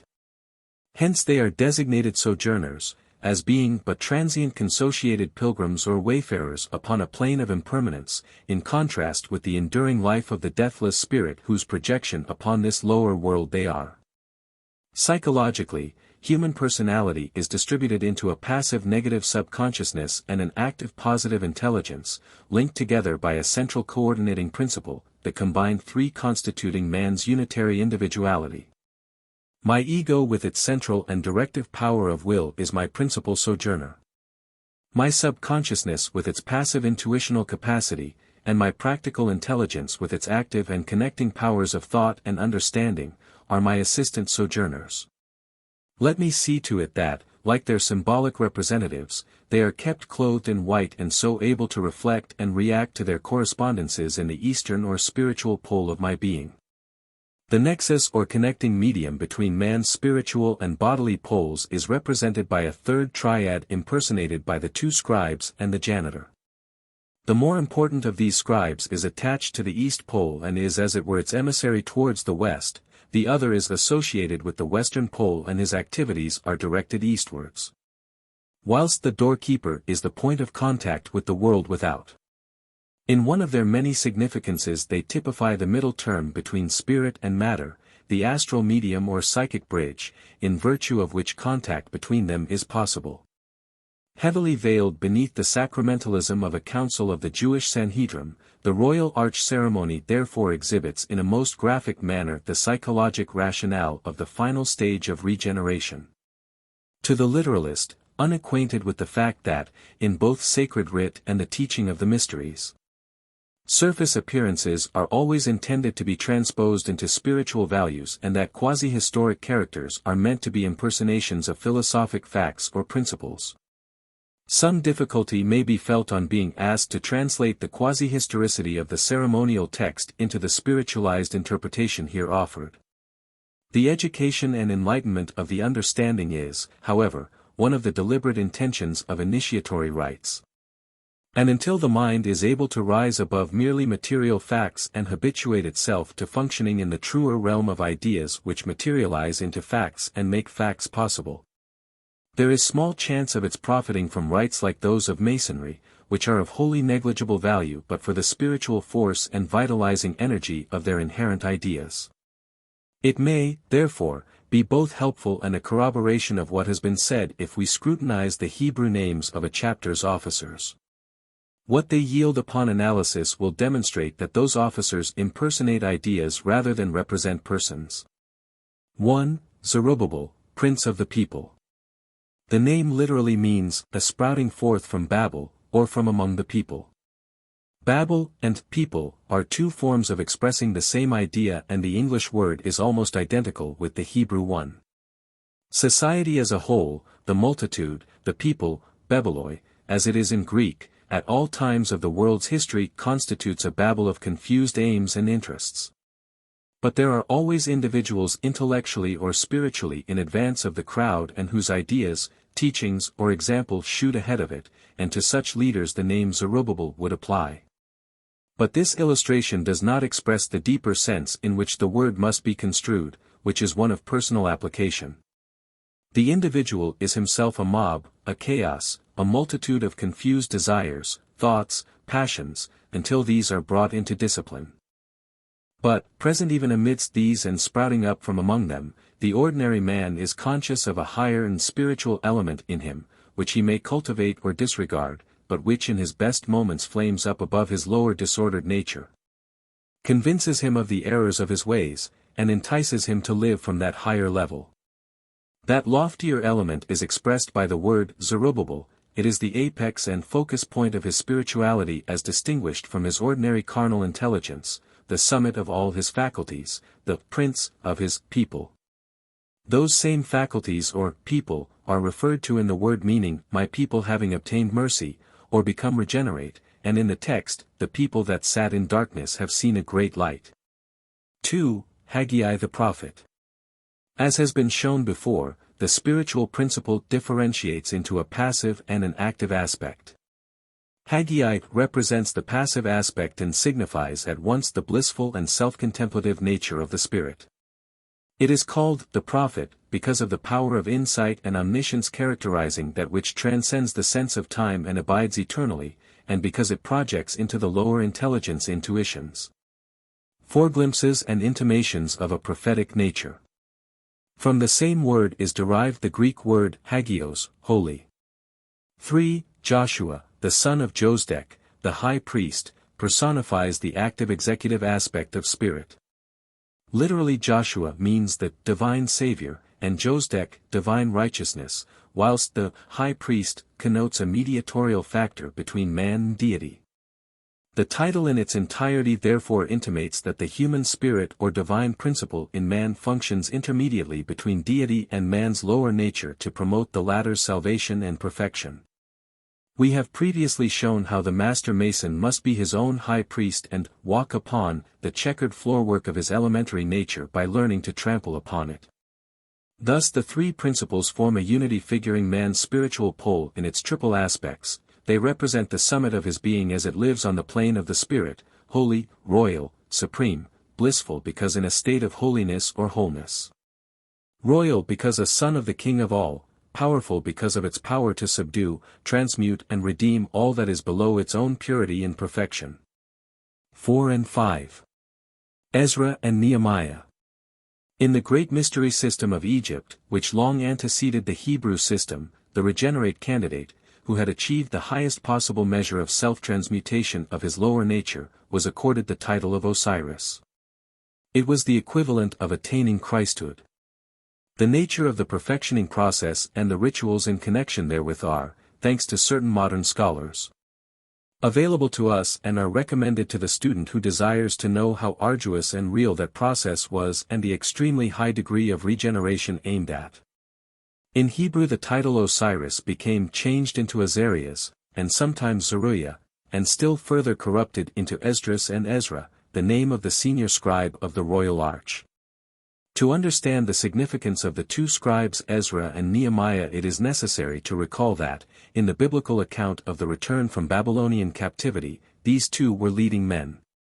Transposing this historicized narrative into its spiritual implication, Ezra and Nehemiah personify two distinct stages of the mystical progress made by the candidate who essays to renounce the Babel of his lower nature and, by reorganizing himself, regain his native spiritual home and condition.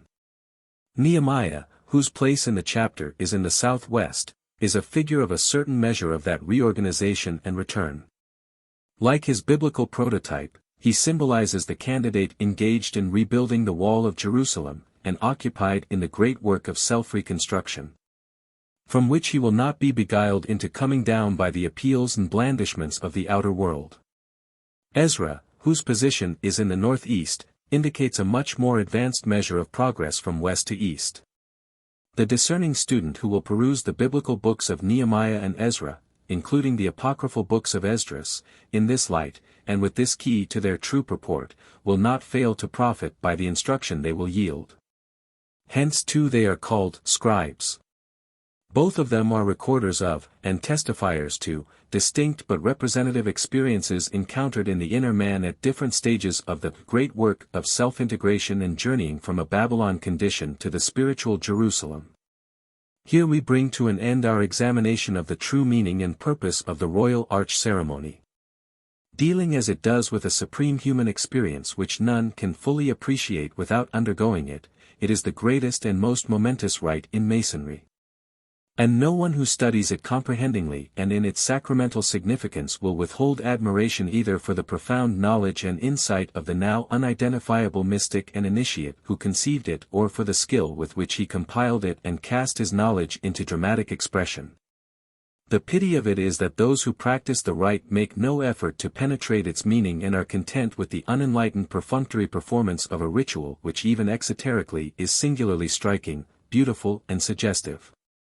The least reflection upon it must suggest that Masonry is here dealing with the building work of no outward structure, but with the re-erection of the fallen, disordered temple of the human soul.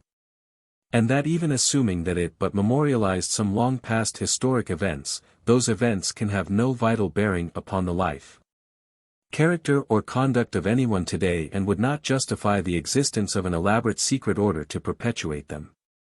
But if those events and this rite be symbolic of something deeper and something personal, if they sacramentalize truths perpetually valid and capable of present realization in those who ceremonially reenact them, then they call for fuller and more serious attention than is usually accorded. Moreover, if the royal arch be the symbolic representation of a supreme experience attained and attainable only in sanctity and by the regenerate, it follows that the craft degrees leading up to and qualifying for it will take on a much deeper sense than they commonly receive and must be regarded as solemn instructions in the requisite preparation for that regenerate condition. The craft work is unfinished without the attainment foreshadowed in the royal arch. That attainment in turn is impossible without the discipline of the preliminary labors, the purification of mind and desire, and that crucifixion unto death of the self-will which constitute the tests of merit qualifying for entrance to that Jerusalem which has no geographical site and which is called the City of Peace, because it implies conscious rest of the soul in God.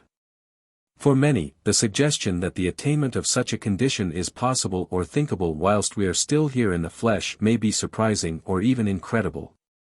But such doubt is unwarranted, and the Masonic doctrine negates it. As has been already shown to the contrary, that doctrine postulates not the absence but the possession of the material organism as a necessary factor in advancing the evolution of the human spirit. That organism is the vessel in which our base metal has to be transmuted into gold, it is the fulcrum furnishing the resistance requisite for the spirit's energizing into unfoldment and self-consciousness. Physical death is therefore not an advancement of, but an interference with, the work of regeneration. The night cometh when no man can work, and when the soul merely passes from labor to refreshment until recalled to labor once more at the task of self-conquest. It is but figurative of that necessary dying to self which implies the voluntary decreasing assertiveness of our temporal nature to permit of a corresponding ascendancy of the spiritual. But if in the hands of its present exponents Masonry is now rather a dead letter than a living effectual initiatory rite capable of quickening the spirituality of its candidates, it still remains for the earnest and perspicuous aspirant to the deeper verities and instructive economy of the science of self-gnosis and regeneration. For such these papers are written, that they may both learn something of the original design of the order and educate their imagination in the principles of that science. And to such, in conclusion, may be commended that temple hymn of the Hebrew initiates, which of all the Psalms of David refers with most pointed reference to the subject matter of the supreme order of the Holy Royal Arch of Jerusalem and the personal attainment of the blessed and perfected condition which that title implies. I was glad when they said unto me, Let us go up into the house of the Lord. Our feet shall stand within thy gates, O Jerusalem. Jerusalem is builded as a city that is compact together. Thither the tribes go up, the tribes of the Lord. For there are set thrones of judgment, the thrones of the house of David. Pray for the peace of Jerusalem. They shall prosper that love it. Peace is within her walls and plenteousness within her palaces. For my brethren and companions' sake I will say, Peace be within thee. Psalm CXXI. In those few lines is sketched all that is implied in the symbolic spectacle that greets the eyes of the royal arch-mason at the supreme moment of his restoration to light. Exalted into and become identified with the supreme bliss, peace and self-consciousness of the all-pervasive and omniscient Spirit. He sees how he has gone up out of the Babylon of his old complex and disordered nature and upon its ruins has built for himself an ethereal body of glory, a house of the Lord. He sees how this ecstatic condition and this new-made celestial body are the sublimated products of his former self and its temporal organism. He sees how each separate part and faculty of that old nature, or as it were each of the zodiacal divisions of his own microcosm, has contributed its purified essence to form a new organism, a new heaven and a new earth. And how these essences, like 12 diversified tribes, have assembled convergently and finally coalesced and become fused into a unity or new whole, a city that is compact together. And it is this city, this blessed condition, which mystically is called Jerusalem. Within whose walls is the peace which passeth understanding, and whose palaces reveal to the enfranchised soul the unfailing plenteousness and fecundity of the indissoluble trinity of wisdom and love and power from which man and the universe have issued and into which they are destined to return. The antithesis of this heavenly city is the confused Babylon city of this world, of which it is written to all captives therein, "Come out of her, my people, that ye be not partakers of her sins and that ye receive not of her plagues." Rev. 18:4. And, in a word, the royal arch ceremony sacramentally portrays the last phase of the mystical journey of the exiled soul from Babylon to Jerusalem as it escapes from its captivity to this lower world and, passing the veils of matter and form, breaks through the bondage of corruption into the world of the formless spirit and realizes the glorious liberty of the children of God. Chapter 5. Freemasonry in relation to the ancient mysteries. Every Mason is naturally desirous to know something of the origin and history of the craft. The available literature on the subject is diffuse and unsatisfying. It offers a mass of disconnected details of archaeology and comparative religion without unifying them into any helpful light, and deals rather with matters of minor and temporal history than with what alone is of real moment: the spiritual lineage of the craft. In this paper, therefore, it is proposed to trace a rough outline, and, in the space available, only a very rough one is possible, of a movement which is as old as humanity itself and the purpose and doctrine of which are still faithfully, if very rudimentarily, preserved in the Masonic system. But such a sketch, by providing a general outline for the inquirer to contemplate and the details of which he may fill in for himself by subsequent study of his own, may perhaps prove more serviceable than a mass of fragmentary facts over which one may pore indefinitely and with much interest, yet without perceiving their interrelation or coordinating them into one comprehensive impressive scheme. No really serviceable work upon Masonry exists that treats of its history and purpose in the only way that matters vitally. The student is apt to waste much time to little profit by turning for information to publications the titles of which seem to promise full enlightenment, but that leave him unsatisfied and unconvinced.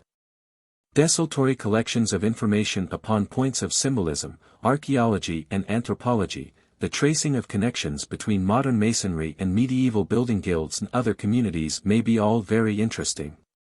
But these are but as the dry bones of a subject of which one desires to know the living spirit. They fail to answer the main questions one asks from the heart and is anxious to have answered, such as, what was the nature of the ancient mysteries of which modern Masonry purports to be the perpetuation? To what end and purpose did they exist? What need is there to perpetuate them today? For what purpose was initiation instituted? Did it at any time serve any real purpose, or can it now?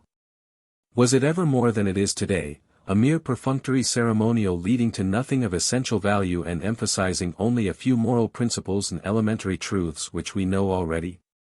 It is to answering such questions as these that the present paper is directed. Now, one of the first things to strike any student of Masonic literature and comparative religion is the remarkable presence of common factors, common beliefs, doctrines, practices and symbols, in the religions of all races alike.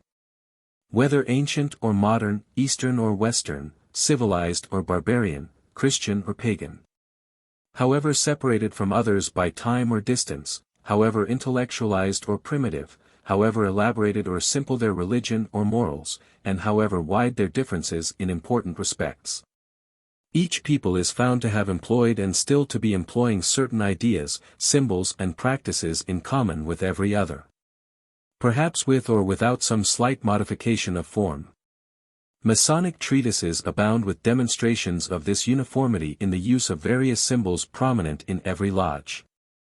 Authors delight in supplying evidence of the close correspondences in various unrelated systems and in demonstrating how ancient and universal such and such ideas, symbols and practices have been.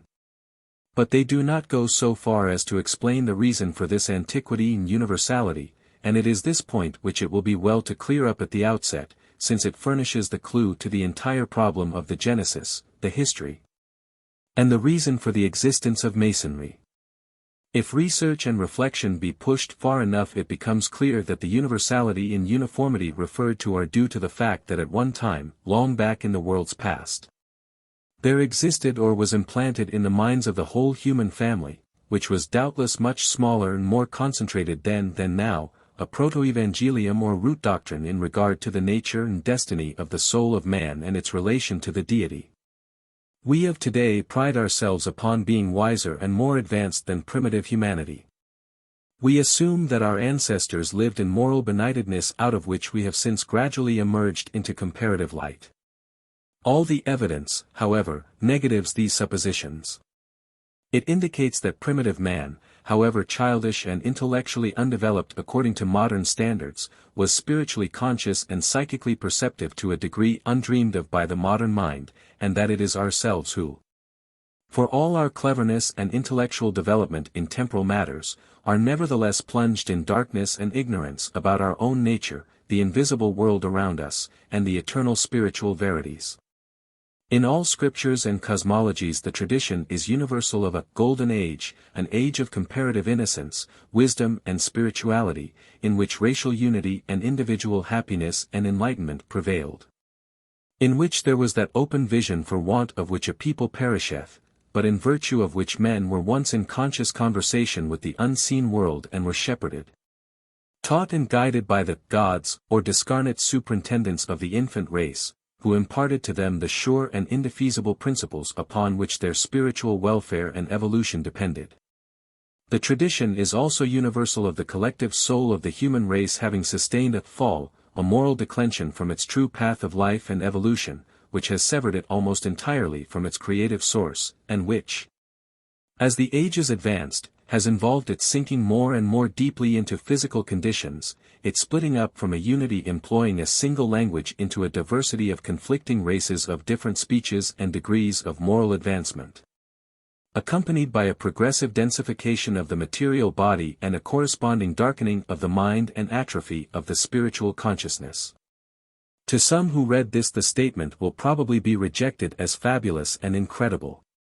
The supposition of a fall of man is nowadays an unpopular doctrine, rejected by many who contend that everything points rather to a rise of man. Yet who fail to reflect that logically a rise necessarily involves an antecedent fall from which a rise becomes possible. This point, however, we cannot stop to discuss and must be content merely with indicating what in both the scriptures of all races and the wisdom tradition of the sages of antiquity is unanimously recorded to be the fact. From that fall, which was not due to the transgression of an individual, but to some weakness or defect in the collective or group soul of the Adamic race, and which was not the matter of a moment but a process covering vast time cycles, it was necessary and within the divine counsels and providence that humanity should be redeemed and restored to its pristine state. That it should be brought back once more into vital association with the divine principle from which by its secession it became increasingly detached, as its materialistic tendencies overpowered and quenched its native spirituality. This restoration in turn required vast time cycles for its achievement. And it required something further. It required the application of an orderly and scientific method to effect the restoration of each fallen soul fragment and bring it back to its primitive pure and perfect condition. I emphasize that the method was necessarily to be not a haphazard, but a scientific one. Anyone may fall from a housetop and break his bones. Skilled surgery and intelligent effort by some friendly hand are required to heal the patient and get him back to the place he fell from. So with humanity. It fell, out of Eden, as our scriptures describe the lapse from superphysical to physical conditions. Why and how, again we must not stay to inquire. It fell, through inherent weakness and lack of wisdom. Unable to effect its own recovery, it required skilled scientific assistance from other sources to bring about its restoration. Whence could come that skill and scientific knowledge if not from the divine and now invisible world, from those gods and angelic guardians of the erring race of whom all the ancient traditions and sacred writings tell? Would not that regenerative method be properly described if it were called, as in Masonry it is called, a heavenly science, and welcomed in the words that Masons in fact use, hail, royal art? Thus, then, was the origin and birth of religion. And religion is a word implying a binding back, religare.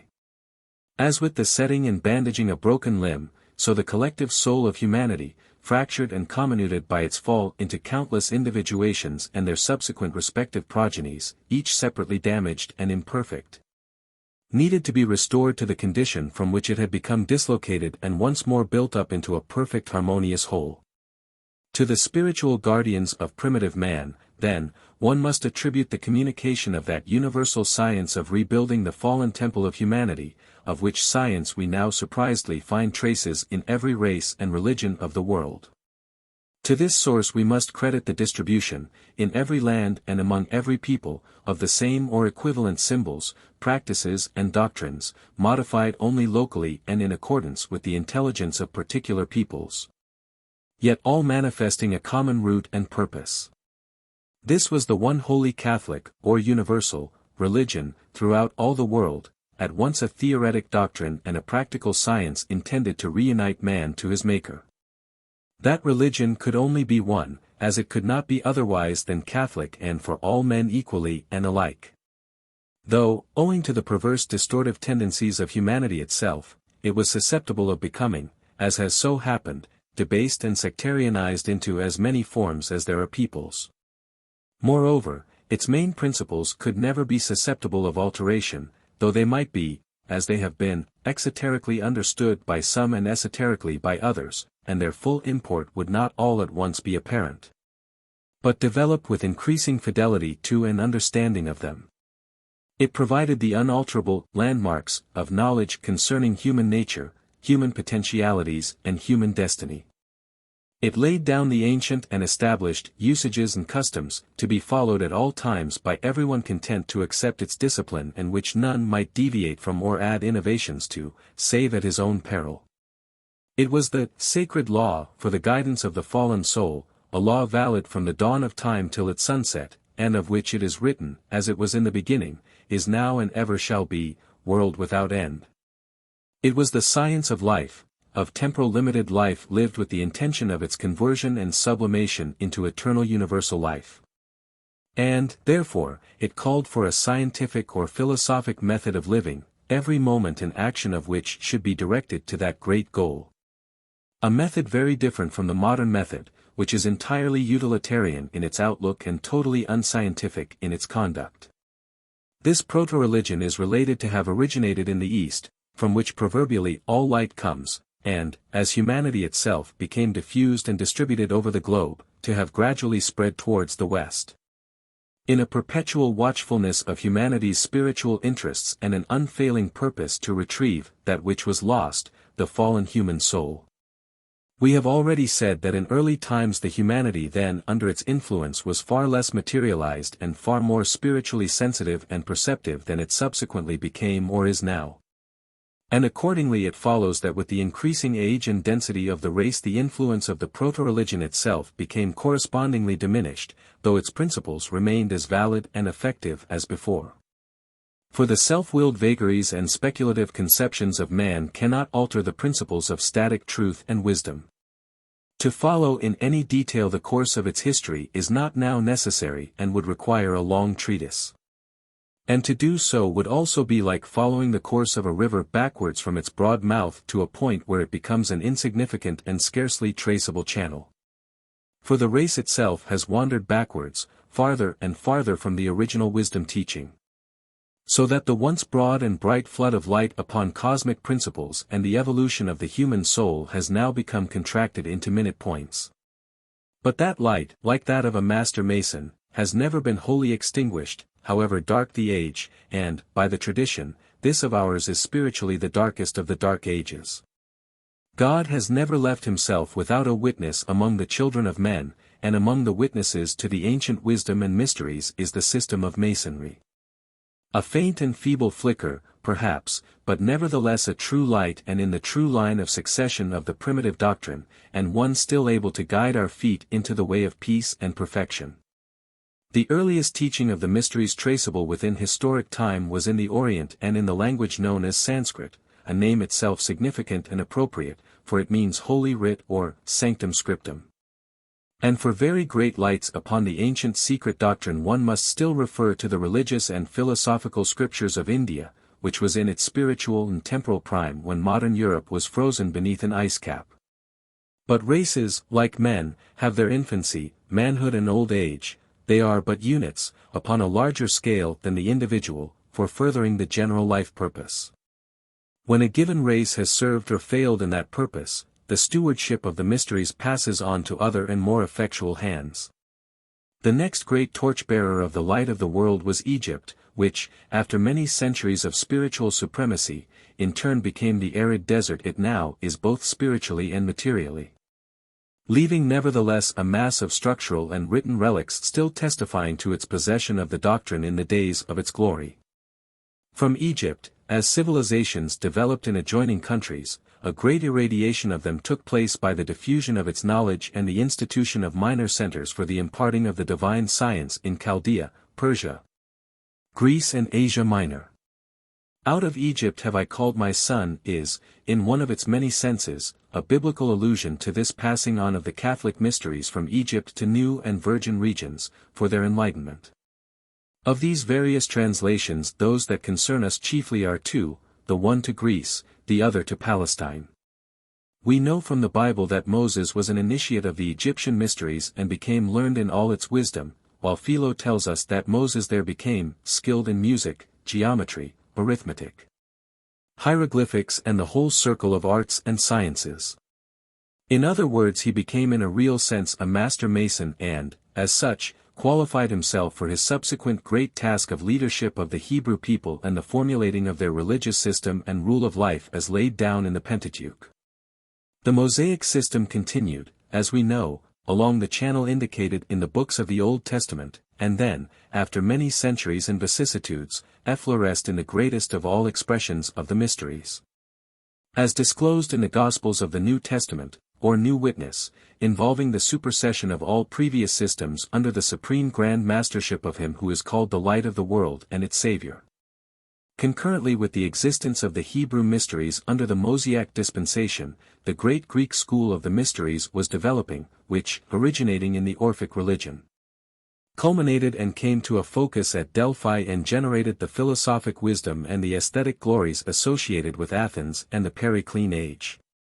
Greece was the spiritual descendant and infant prodigy of both India and Egypt, though developing along quite different lines. We know that Pythagoras, like Moses, after absorbing all his native teachers could impart, journeyed to Egypt to take his final initiation prior to returning and founding the great school at Crotona associated with his name. We know, too, from the Timaeus of Plato how aspirants for mystical wisdom visited Egypt for initiation and were told by the priests of Sais that, "You Greeks are but children," in the secret doctrine, but were admitted to information enabling them to promote their own spiritual advancement. We know from the correspondence, recorded by Iamblichus, between Anebo and Porphyry, the fraternal relations existing between the various schools or lodges of instruction in different lands. How their members visited, greeted and assisted one another in the secret science, the more advanced being obliged, as every initiate still is when called upon, to afford assistance and instruction to his brethren in the inferior degrees. And we know that at the nativity, or shall we say the installation in this world, of the great Master, there came to him from afar magi or initiate visitors who knew of his impending advent and had seen his star in the east and desired to acknowledge and pay him reverence. In all these world-moving incidents in times when initiation was a real event and not a mere ceremonial form as now, it is of interest to notice the practice upon a grand scale of the same customs and courtesies as are still observed, though alas unintelligently, by the craft of today. We must now speak more fully of the mysteries and of royal art as pursued by the Greek school.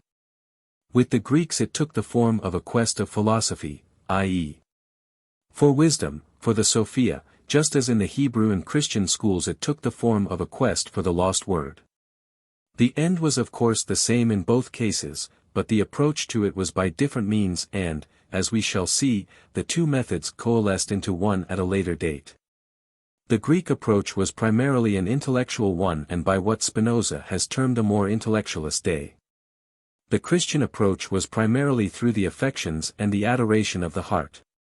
Both strained after that which was lost, but one sought after the lost ideal by intellectual and the other by devotional energy. Humanity is but slowly educated, line upon line, precept upon precept. Here a little and there a little, one faculty after another being developed and trained unto the refashioning of the perfect organism. And if philosophic wisdom and the sense of beauty stood forth, as they did stand forth, most prominently as the main pillars of the Greek system, the Greeks had yet to learn of a third and middle pillar that synthesized and comprised them both, that of the strength of the supreme virtue of love, when towards the object of all desire it pours from a pure and perfect heart. The Greeks' quest of wisdom was something much more than a mere desire for larger information and maturer judgment about one's place in the universe.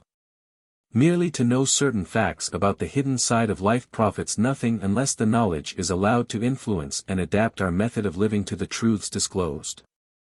Then the knowledge becomes transmuted into wisdom. One becomes the truth one sees. And a man's life becomes truth made substantial and dynamic.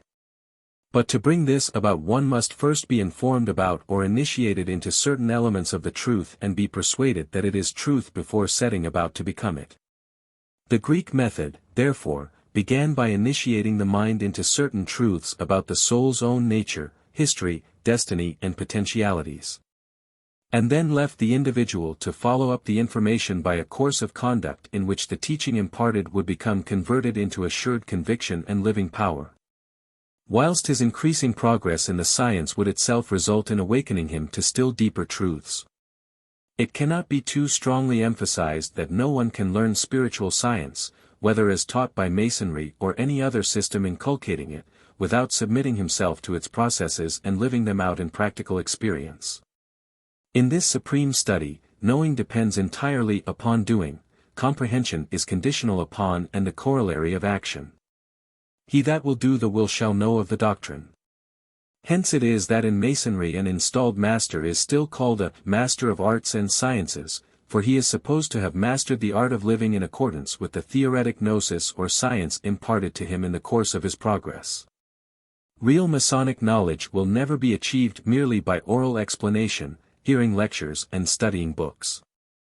These may be useful in giving a preliminary start to earnest seekers needing but a little guidance to set them on that path of personal practice and experience where they will soon develop an automatic understanding of the doctrine for themselves.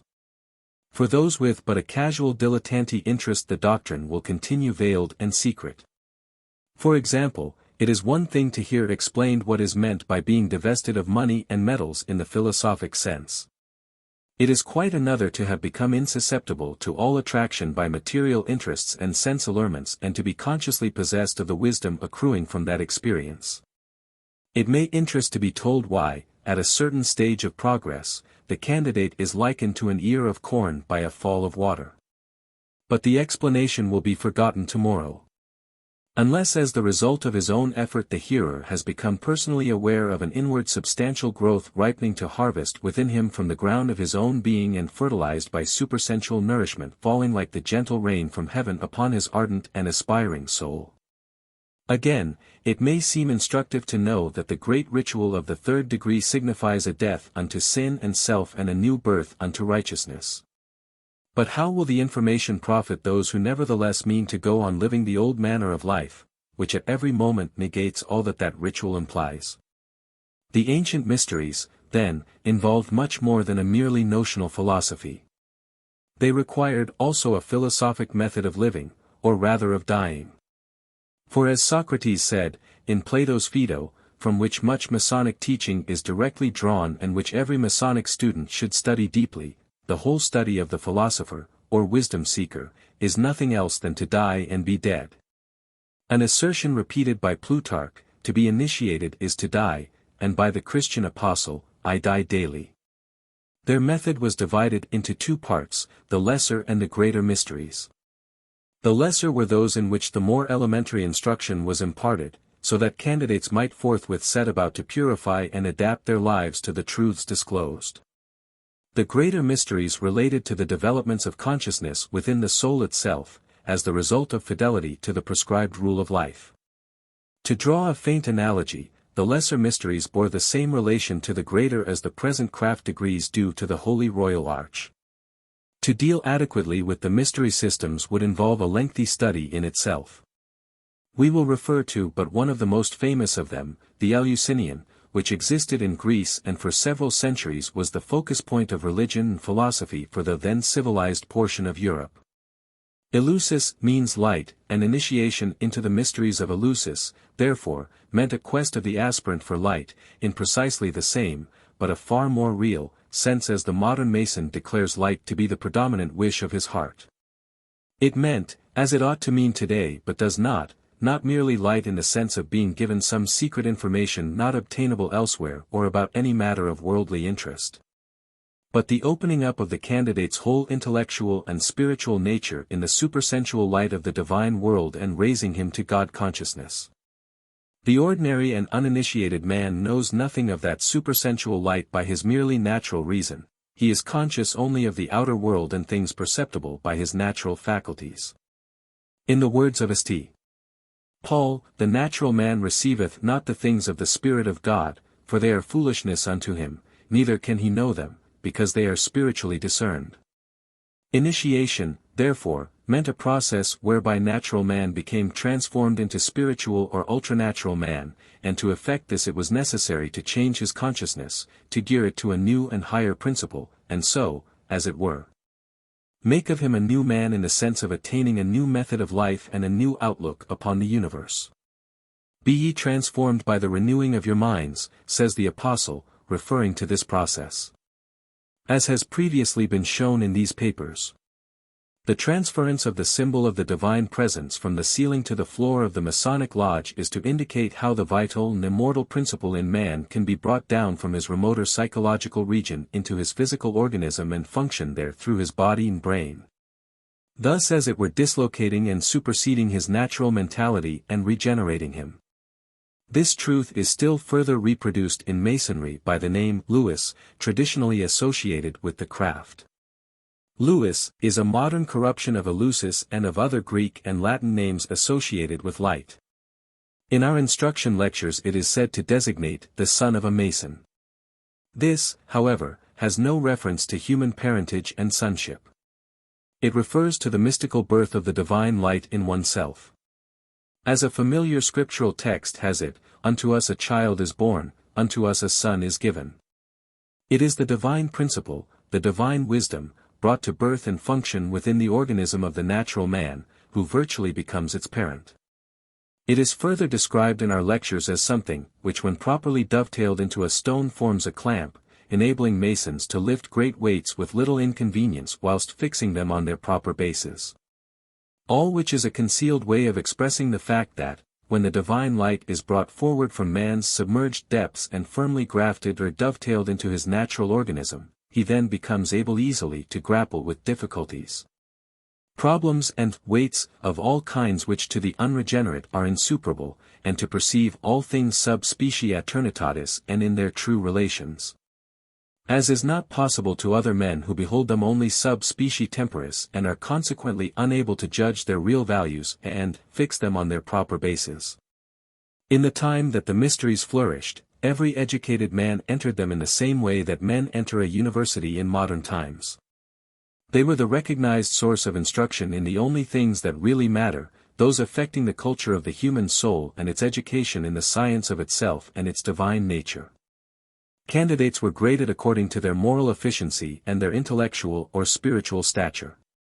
For years they underwent disciplinary intellectual exercises and bodily asceticism, punctuated at intervals by appropriate tests and ordeals to determine their fitness to proceed to the more serious, solemn and awful processes of actual initiation, administered only to the duly qualified, and which were of a secret and closely guarded character. Their education, differing greatly from the scholastic methods of a utilitarian age like our own, was directed solely to the cultivation of the 4 cardinal virtues, and the 7 liberal arts and sciences, as qualifications prerequisite to participation in the higher order of life to which initiation would eventually admit the worthy and properly prepared candidate. The construction put upon these virtues and sciences was a much more advanced one than the modern mind considers adequate. Virtues with them were more than abstractions and ethical sentiments. As the word itself implies, they involved positive valors and virility of soul. Temperance involved complete control of the passional nature under every circumstance. Fortitude, the courage that no adversity will dismay or deflect from the goal in view.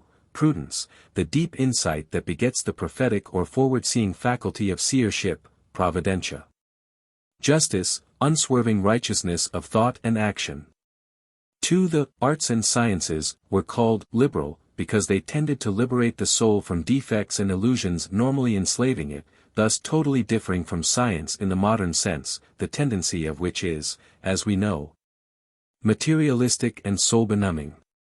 Grammar, logic and rhetoric with the ancients were disciplines of the moral nature, by which the irrational tendencies of a human being were purged away and he was trained to become a living witness of the universal logos and a living mouthpiece of the divine word. Geometry and arithmetic were sciences of transcendental space and numeration, seeing that, as in the words of our own scriptures, God has made everything by measure, number and weight, the comprehension of which provides the key, not only to the problems of one's being, but to those physical ones which are found so baffling by the inductive methods of today. Astronomy for them required no telescopes. It dealt not with the stars of the sky, but was the science of metaphysics and the understanding of the distribution of the forces latent in, and determining the destiny of, individuals, nations and the race. Finally, music, or harmony, was for them not of the vocal or instrumental kind. It meant the living practice of philosophy, the adjustment of human life into harmony with God, until the personal soul became unified with Him and consciously heard, because it now participated in, the music of the spheres. As Milton puts it, "How lovely is divine philosophy! Not harsh and crabbed as dull fools suppose, but musical as is Apollo's lute, and a perpetual feast of nectared sweets, where no crude surfeit reigns." Every possible device was employed and practiced to train the mind to acquire dominion over the passions and to loosen and detach it from the impressions and attractions of the senses, to destroy the illusions and false imaginations under which it labors when using no higher light than its own, and to qualify it for a higher method of cognition and for the reception of supersensual truth and the light of the divine world. The idealism of Greek architecture and sculpture was entirely due to the same motive and with a view to elevating the imagination beyond the visible level and fitting the mind for the apprehension of ultraphysical form and beauty. Even athletic exercises were made to subserve the same purpose. Wrestling and racing were not vulgar sports, they were regarded sacramentally, as the type of combats the soul must engage in against the competition of the fleshly desires. And the victor's crown of laurel or olive was the emblem of wisdom and illumination resulting to him in whom the spirit conquers the flesh. Thus every intellectual and physical interest was made subservient to the one idea of separating the soul from material bondage and was purposely of a purifying or cathartic nature that should cleanse the thoughts and desires of the aspirant and make him white within and without, even as the modern candidate for the craft is clothed in white. This inward purity of heart and mind, coupled with the possession of the 4 cardinal virtues, was and still is an absolute essential to the ordeals of actual initiation, which otherwise rendered the candidate liable to insanity and obsessions of which the modern mind in its ignorance of what initiation involves can form no opinion. Those who became proficient and properly prepared in this curriculum of the lesser mysteries were eventually admitted to initiation in the greater mysteries. Those who failed to qualify were restrained from advancement. As now, the numbers of really earnest and qualified aspirants were only a percentage of the total of those who entered the mysteries, for in the spiritual life, as in the world of nature, the biological phenomenon prevails that the available raw material greatly exceeds the perfected product. Every year far more seeds are born, far more eggs are laid or spawned, than reach maturity, although every seed and egg is potentially capable of growth and fruition. Plato, speaking of the mysteries in his own day, quotes a still older authority that, the Thyrsus-bearers 3, or candidates for initiation, are numerous, but the Bacchuses, or perfected initiates, are few. The same truth is restated in the words in the Gospels, many are called, but few are chosen. One qualification above all was essential to the aspirant, as it is still today, humility. The wisdom into which the mysteries and initiation admit a man is foolishness to the world. It is a reversal and revolution of all orthodox and academic standards. To attain it a man must be prepared for that complete and voluntary self-denial which may involve his finding negated everything he has previously held to be true, or which those among whom he ordinarily mingles believe to be true. He must be content to become a fool for the kingdom of heaven's sake and to suffer adversity, ridicule and obloquy for it if needs be. This was one of the prime reasons for secrecy and one, though not the only one, of the origins of the Masonic injunction as to secrecy. The world's wisdom and that to which initiation admits are so antipodal in their nature that any intrusion of the latter will infallibly provoke resentment from the former. Hence it is written, "Cast not your pearls before swine, neither give that which is holy unto dogs, lest they turn and rend you." Silence and secrecy are, therefore, desirable if only in self-defense, though there are other reasons. But humility is indispensable. In the public processions of the lesser mysteries, for the public were permitted at certain festivals to participate to a small extent in some of the more exoteric knowledge, the sacred emblems and Eucharistic vessels used in the rites were carried with great reverence upon the back of an ass.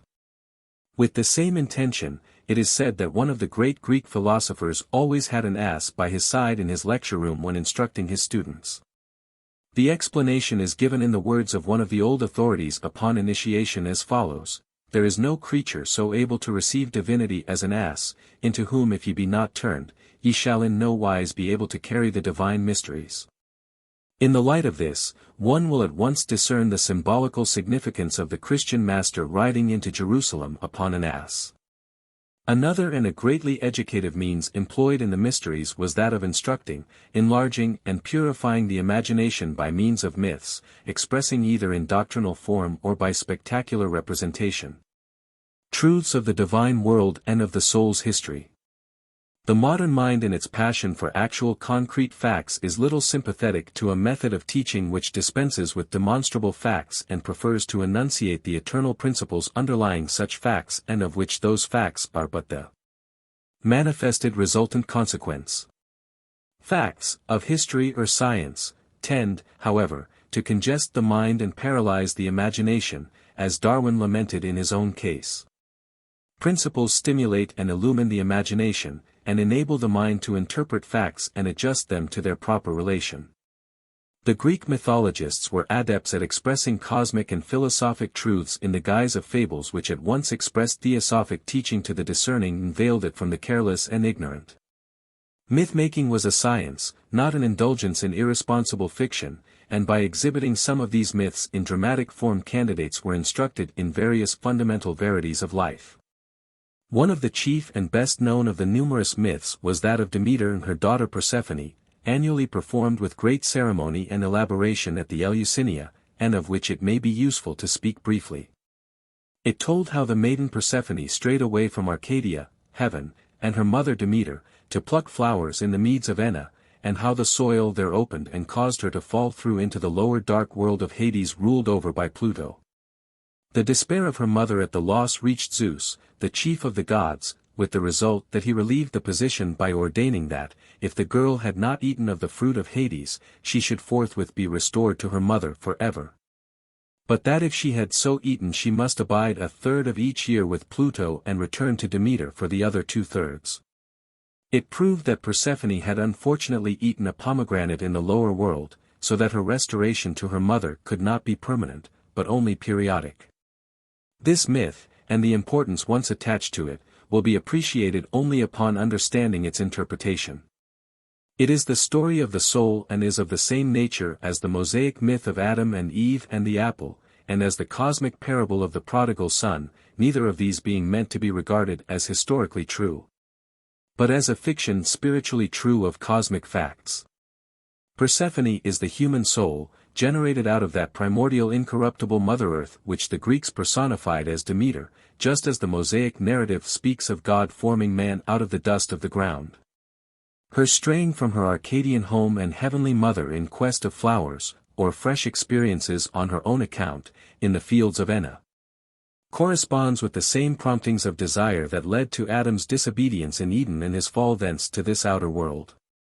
All unruly desires end in dissatisfaction and bitterness, and Enna, signifying darkness and bitterness, is the same word as still meets us in Gehenna. One may, however, profit by one's mistakes. It is they which breed wisdom, and it is the riches of wisdom and experience that are signified by Pluto, the god of riches, into whose kingdom Persephone falls. She might have returned thence to her mother forever, Zeus decreed, had she not still further injured herself by eating of the fruit of the lower world, but having done so her restoration can only be partial and temporary. This alludes to the soul's still further self-soilure degradation by lusting after the inferior pleasures of this lower plane, which, as the pomegranate symbolizes, is many-seeded with illusions and vanities. Until these false tendencies are eradicated, until the desires of the heart are utterly weaned from external delights, there can be no permanent restoration of the soul to its source, but merely the periodic respite and refreshment that death brings, and it withdraws the soul from Pluto's realm to the heaven world, to be followed again and again by periodic descents into material limitations and reascents into discarnate conditions, until it becomes finally purged and perfected. By this great myth, therefore, instruction was imparted as to the history of the soul, its destiny and prospects, and the doctrine of reincarnation was emphasized. Now Masonry follows this traditional method of instruction by myths. Its canon of teaching in the craft degrees contains two myths. One is that of the building of King Solomon's temple. The other is that of the death and burial of Hiram Abiff narrated in the traditional history. The Royal Arch contains a third myth in the story of the return from captivity after the destruction of the first temple, the commencement to build the second, and the discovery then made. This third myth has already been expounded in our paper on the Royal Arch degree, so that we need now speak only of the craft myths. To the literal-minded, the building of Solomon's temple at Jerusalem, which is of course largely but not entirely based upon the Hebrew scriptures, appears to be the history of an actual stone and mortar structure erected by three Asiatic notables, one of whom conceived the idea, another supplying the building material, whilst the third was the practical architect and chief of works. The two former are said to have been kings of adjacent small nations, the third was not a royalty, but apparently a person of no social dignity and a widow's son, as has previously been said in these papers. These details of an enterprise undertaken more than 2,000 years ago can have no possible value to anyone today, and if they related merely to historic fact, modern Masonry might as well close its doors and cease to exist for any benefit that fact could impart to serious or reflective minds. But if the narrative were never intended as a record of temporal historic fact, but be a myth enshrining philosophic truths concerning eternal principles, then it must be interpreted with spiritual discernment, and its analysis will reveal matters of real importance. The story of the building of the temple, then, is a philosophical instruction, garbed in quasi-historical form, concerning the structure of the human soul. That temple is not one of common brick and stone, but of the unhewn stone or incorruptible raw material of which the Creator fashioned the human organism. The Jerusalem in which it was built was not the geographical one in Palestine, but the eternal city of peace in the heavens, not, as St. Paul says, the Jerusalem which now is, but the Jerusalem above, which is the mother of us all, like the Greek Demeter. Its builders were not three human personages resident in the Levant, but the divine energy considered in its three constituent principles spoken of in our instruction lectures as wisdom, strength and beauty, which as pillars of his work run through and form the metaphysical warp and basis of all created things. These three metaphysical principles may be defined in modern terms as life essence, or the substantial spirit of wisdom.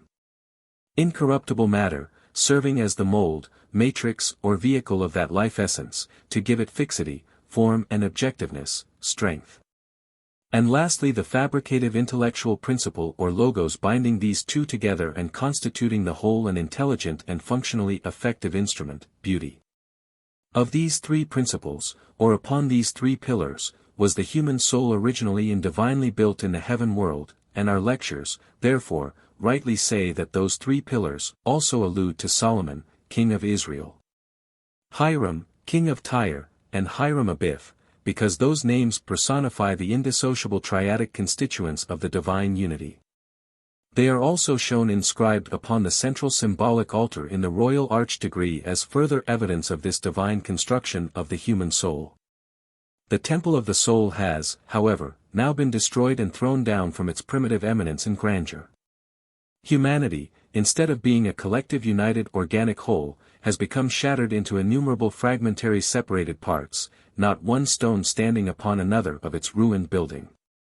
It has lost consciousness of the genuine secrets of its own origin and nature and has now to be content with the spurious substituted knowledge it picks up from sense impressions in this outer world. Like Persephone, it has eaten the pomegranates of Pluto's dark realm in preference to the ambrosia of Arcady, and until that poison is eliminated from its system it cannot permanently reattain its unfallen state. But at best must endure a rhythm of deaths and rebirths and of intermittent periods of labor in this world and refreshment beyond it. But it may become cleansed, the temple can be rebuilt, and each mason's soul that is wrought into a true die or square by his work upon himself here, becomes one more new stone of the restored temple in the heavens. A further word is necessary as to the concealed significance of Solomon and the two Hirams. Solomon personifies the primordial life essence or substantialized divine wisdom which is the basis of our being. It is defined in the Book of Wisdom, chap. 7, 25-27, as a pure influence flowing from the glory of the Almighty, the brightness of the everlasting light, the unspotted mirror of the power of God and the image of His goodness. It is described as a king, because it must needs transcend and overrule whatever is inferior to itself. And as king of Israel, because Israel itself means cooperating or ruling with God, as distinct from being associated with beings or affairs of a subdivine order. To conjoin this transcendental life essence to a vehicle which should give it fixity in form required the assistance of another dominant or kingly principle, personified as Hiram, king of Tyre, who supplied the building material. Now, inasmuch as we are dealing with purely metaphysical ideas, it will be obvious that the Tyre in question has no relation to the Levantine seaport of that name. The name Tyre in Hebrew means rock, and the strength, compactness and durability which we associate with rock, whilst the same word recurs in Greek as tauros and in Latin as terra, earth, and as duris, implying form, hardness, consistency and durability. King of Tyre, therefore, is interpretable as the cosmic principle which gives solidity and form to the spiritual fluidic and formless life essence, and which is comparable to a cup intended to hold liquid. Solomon and Hiram of Tyre therefore contribute their respective properties of life essence and durable form and building material as the groundwork of the soul, which then is made functionally effective by the addition of the third principle described as Hiram Abiff, the widow's son, and personifying the active intellectual principle or logos. In a word, Hiram Abiff is the Christ principle immanent in every soul, crucified, dead and buried in all who are not alive to its presence, but resident in all as a saving force, Christ in you, the hope of glory. Consistently with Christ-like humility, Hiram Abiff, literally, the teacher from the Father, is not described as a king, as are Solomon and Hiram of Tyre, but as one, of no reputation, widow's son. A beautiful touch of Gnostic symbolism referable to the derelict or widowed nature of the divine motherhood or Sophia owing to the errancy and defection from wisdom of her frail children. Such of those children as have rejoined, or are striving to rejoin, their mother are alone worthy to be called the widow's sons, and it is to the cry to those who have rejoined her from those still laboring at that task in the flesh, and perhaps wiping from their brow the bloody sweat of their Gethsemane anguish in the struggle, that the traditional petition applies, "Come to my help, ye sons of the widow, for I am the widow's son." The temple of the human soul, primordially constituted of the three principles just spoken of in due balance and proportion and divinely pronounced to be very good, has deflected from that state. Its fall has been effected by the disproportioned, unbalanced and, therefore, disorderly abuse of its inherent powers. Just as a man in a temper becomes temporarily unbalanced and liable to do what he would not in serene moments, so the soul has disorganized its own nature utterly. Of the three pillars that should support it, wisdom, gnosis, has fallen and become replaced by a flexible and shifting prop of speculative opinion. Strength, divine dynamic energy, has become exchanged for the frailty of the perishing flesh. Beauty, the godlike radiant form that should adorn and liken man to his divine creator, has become superseded by every ugliness of imperfection. Man is now a ruined temple, over which is written Ichabod. Ichabod. The glory is departed. Severed from conscious intercourse with his vital and immortal principle, he is a prisoner in captivity to himself and his lower temporal nature.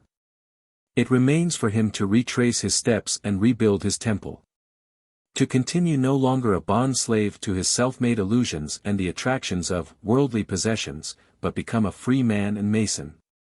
Engaged in shaping himself into a living and precious stone for the cosmic temple of a regenerate humanity unto which, when completed and dedicated, deity will again enter and abide. To be installed in the chair of King Solomon, therefore, means in its true sense the reattainment of a wisdom we have lost and the revival in ourselves of the divine life essence which is the basis of our being. With the reattainment of that wisdom all that is comprised in the terms strength and beauty will be reattained also, for the three pillars stand in eternal association and balance.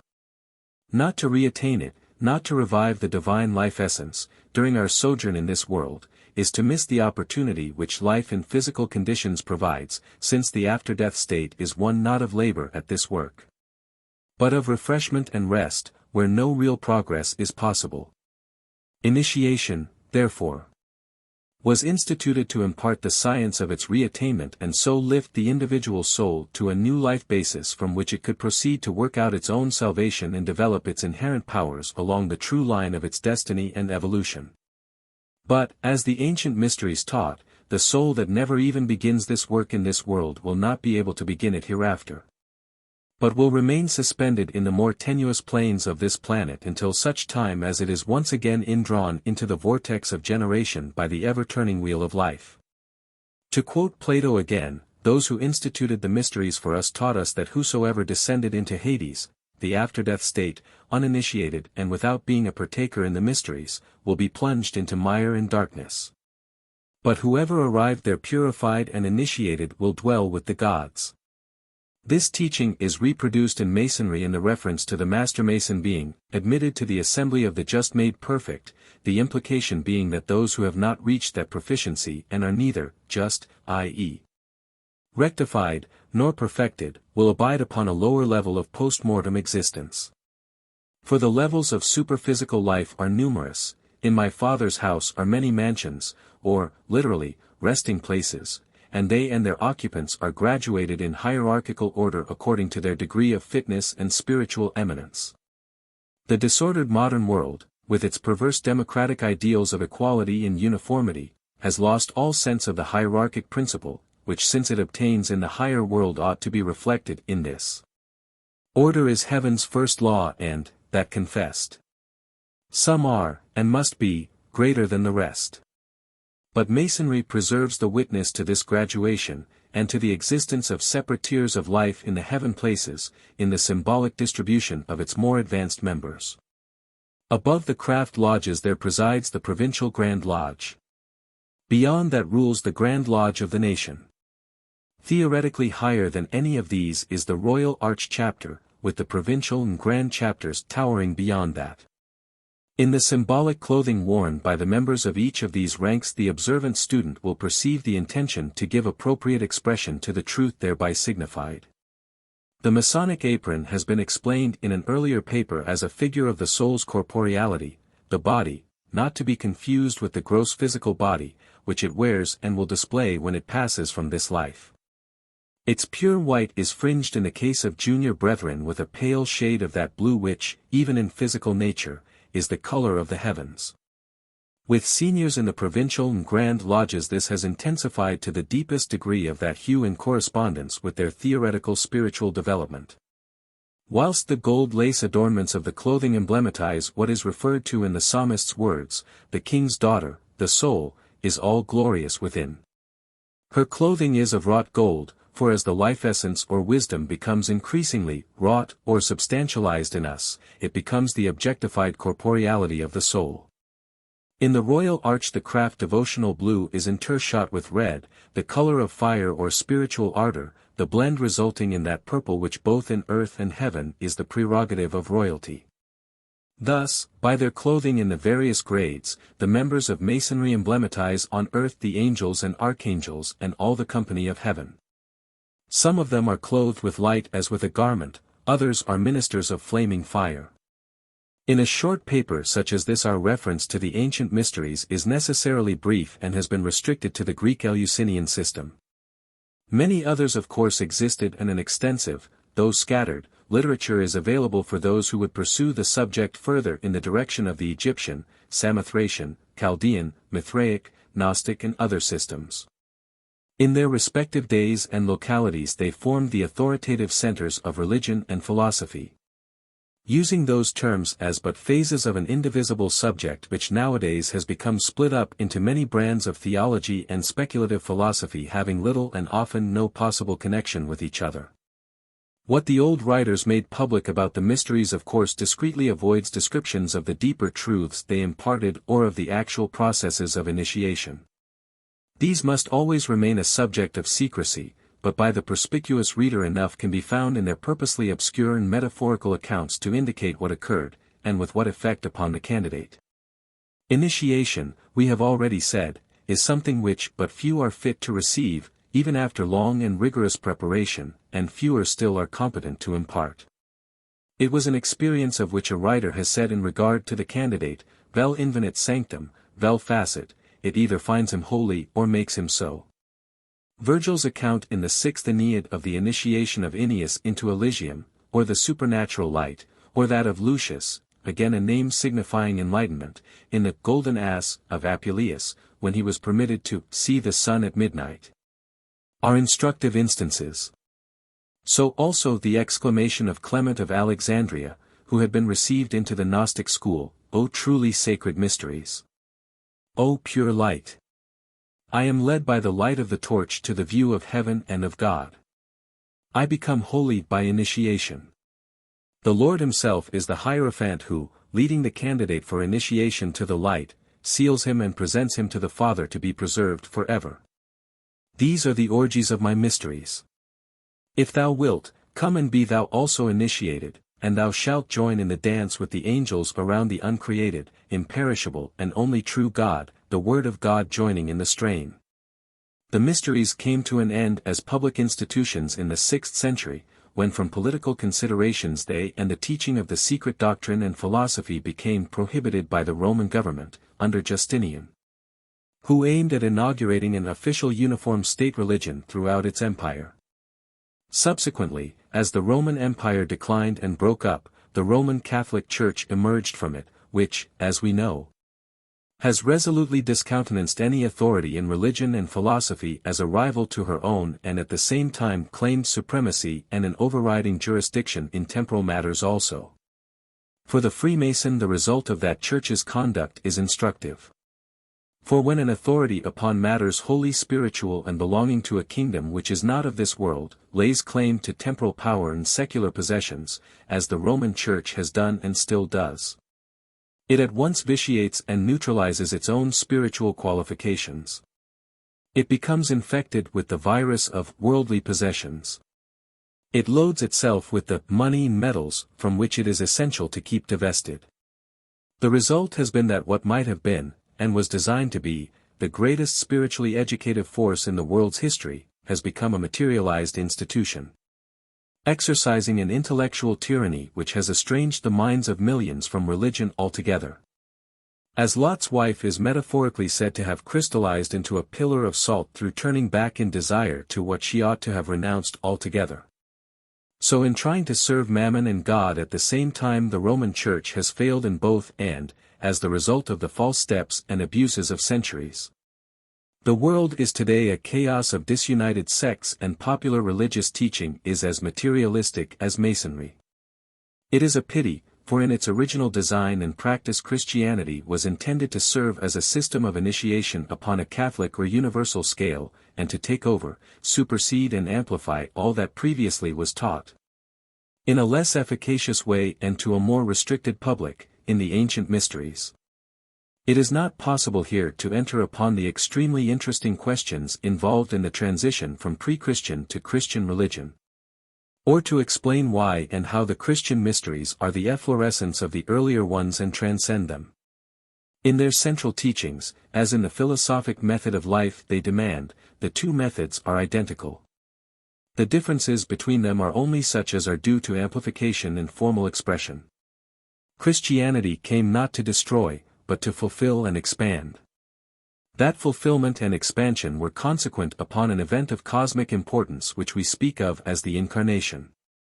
By that event something had happened affecting the very fabric of our planet and every item of the human family. What that something was and the nature of the change it wrought is too great and deep a theme to develop now, but, to illustrate it by Masonic symbolism, it was an event which is the equivalent of, and is represented by, the transference of the sacred symbol of the grand geometric eon of the universe from the ceiling of the lodge, where it is located in the elementary grades of the craft, to the floor, where it is found in the royal arch degree surrounded with flaming lights and every circumstance of reverence and sanctity. How many Masons are there in the order today who recognize that, in this piece of symbolism, Masonry is giving affirmation and ocular testimony to precisely the same fact as the churchman affirms when he recites in his creed the words, "He came down from heaven, and was incarnate and was made man"? By a tacit and quite unwarranted convention the members of the craft avoid mention in their lodges of the Christian Master and confine their scriptural readings and references almost exclusively to the Old Testament. The motive being no doubt due to a desire to observe the injunction as to refraining from religious discussion and to prevent offense on the part of brethren who may not be of the Christian faith. The motive is an entirely misguided one and is negated by the fact that the greater light, upon which every member is obligated, and to which his earnest attention is recommended from the moment of his admission to the order, is not only the Old Testament, but the volume of the sacred law in its entirety. The New Testament is as essential to his instruction as the Old, not merely because of its moral teaching, but in virtue of its constituting the record of the mysteries in their supreme form and historic culmination. The Gospels themselves, like the Masonic degrees, are a record of preparation and illumination, leading up to the ordeal of death, followed by a raising from the dead and the attainment of mastership. And they exhibit the process of initiation carried to the highest conceivable degree of attainment. The New Testament is full of passages in Masonic terminology, and there is not a little irony in the failure by modern Masons to recognize its supreme importance and relevancy to their lodge proceedings, and in the fact that in so doing they may be likening themselves to those builders of whom it is written that they rejected the chief cornerstone. They would learn further that the Grand Master and Exemplar of Masonry, Hiram Abiff, is but a figure of the great Master and Exemplar and Savior of the world, the divine architect by whom all things were made, without whom is nothing that hath been made, and whose life is the light of men. If, in the words of the Masonic hymn, Hiram the architect did all the craft direct, how they should build, it is equally true that the protagonist of the Christian scriptures also taught universal humanity how they should build and reconstruct their own fallen nature, and that the method of such building is one which involves the cross as its working tool and one which culminates in a death and a raising from the dead. And, of those who attain their initiation and mastership by that method, is it not further written there that they become of the household of God and built into a spiritual temple not made with hands, but eternal and in the heavens, and of which Jesus Christ is the chief cornerstone, in whom all the building, fitly framed together, groweth unto an holy temple builded for an habitation of God. Neither the ancient mysteries nor modern Masonry, their descendant, therefore, can be rightly viewed without reference to their relation to the Christian Evangel, into which the pre-Christian schools became assumed. The line of succession and evolution from the former to the latter is direct and organic. Allowing for differences of time, place, and form of expression, both taught exactly the same truths and inculcated the necessity for regeneration. In such a matter there cannot be a diversity of doctrine. The truth concerning it must be static and uniform at all periods of the world's history. Hence we find St. Augustine affirming that there has never existed but one religion in the world since the beginning of time, meaning by religion the science of rebinding the dislocated soul to its source. And that religion began to be called Christian in apostolic times. And hence too it is that both the Roman Church and Masonry, although so widely divergent in outlook and method, have this feature in common. That each declares and insists that no alteration or innovation in its central doctrine is permissible and that it is unlawful to remove or deviate from its ancient landmarks. Each is right in its insistence, for in the system of each is enshrined the age-old doctrine of regeneration and divinization of the human soul, obscured in the one case by theological and other accretions foreign to the main purpose of religion, and unperceived in the other because its symbolism remains uninterpreted. To clear vision, Christian and Masonic doctrine are identical in intention though different in method. The one says, via crucis, the other, via lucis, yet the two ways are but one way. The former teaches through the ear. The latter through the eye and by identifying the aspirant with the doctrine by passing him personally and dramatically through symbolic rites which he is expected to translate from ceremonial form into subjective experience.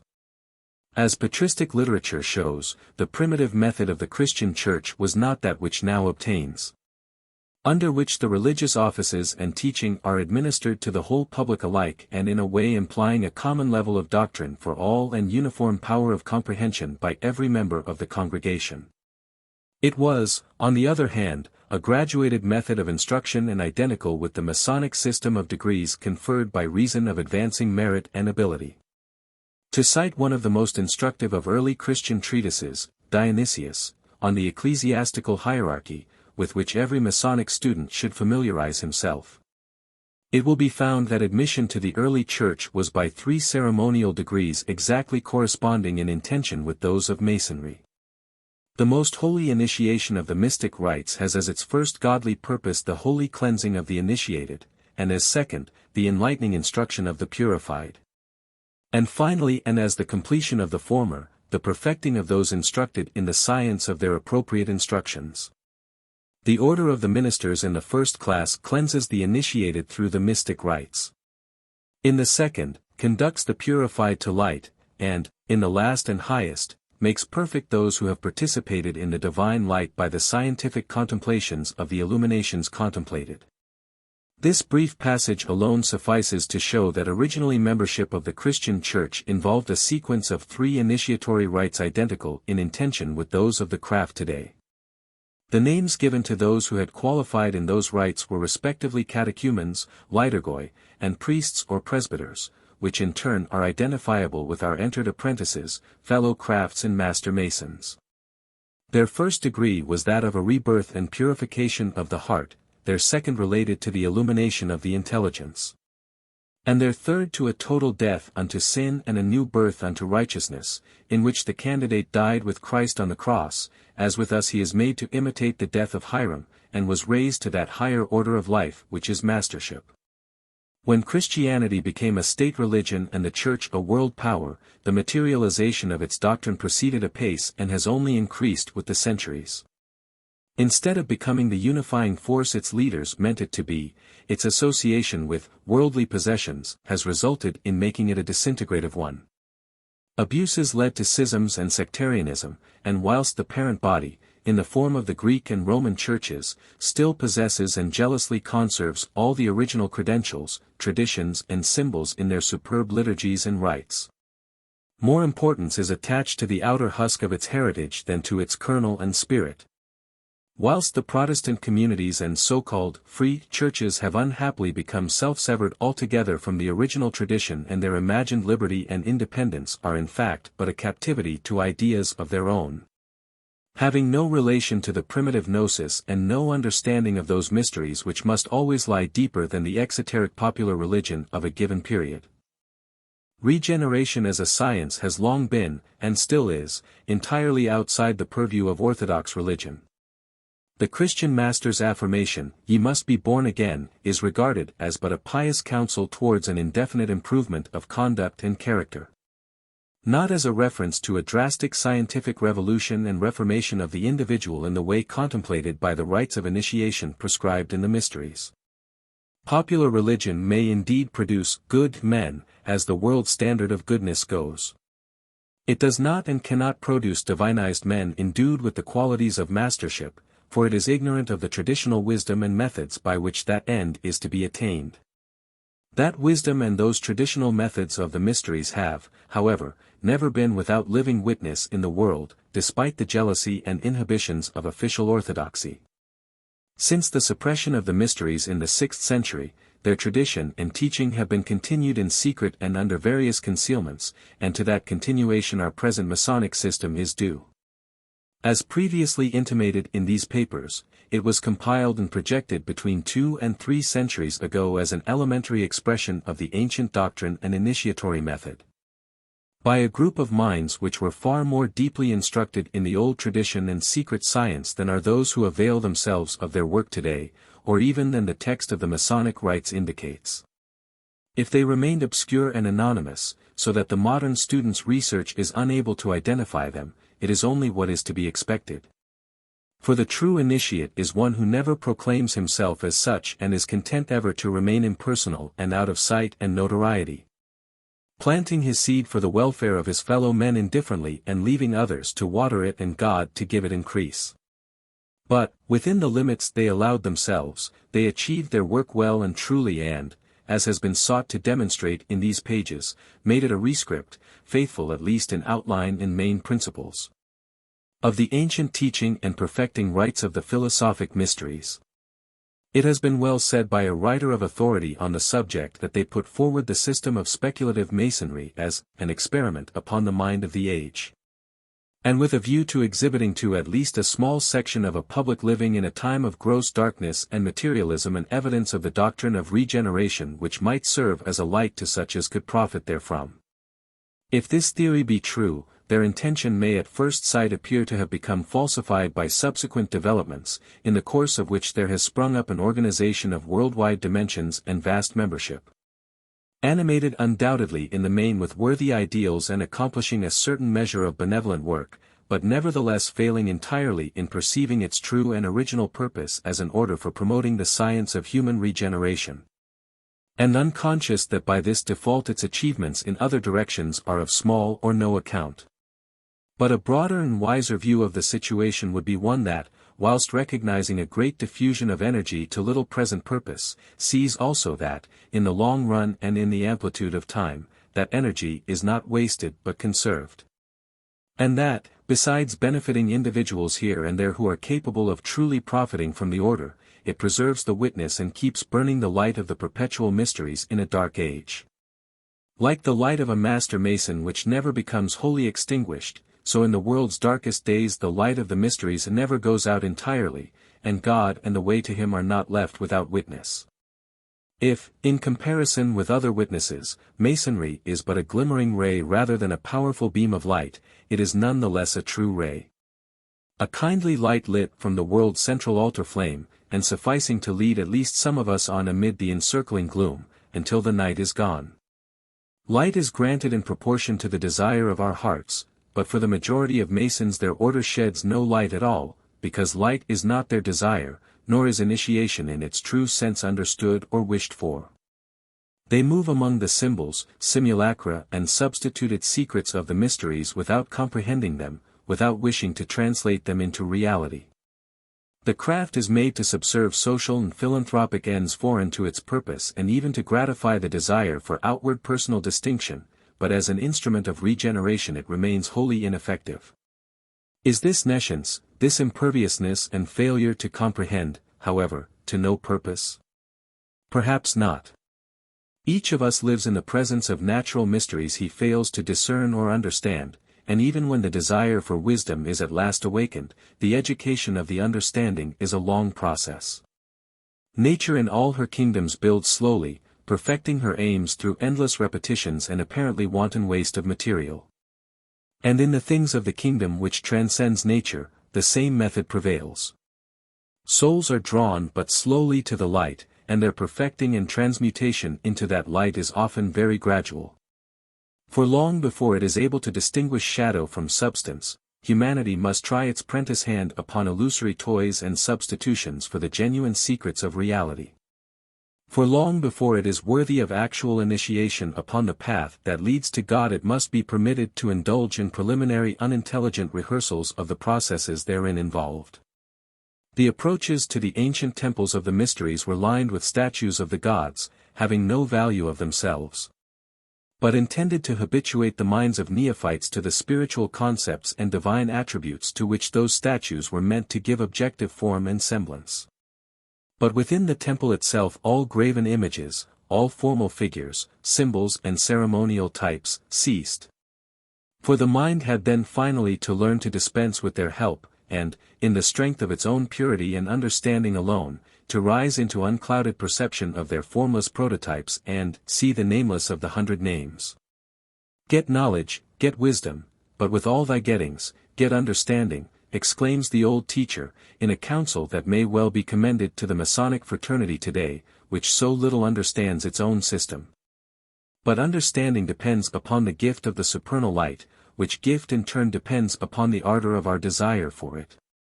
If wisdom today is widowed, all Masons are actually or potentially the widow's sons, and she will be justified of her children who seek her out and who labor for her as for hid treasure.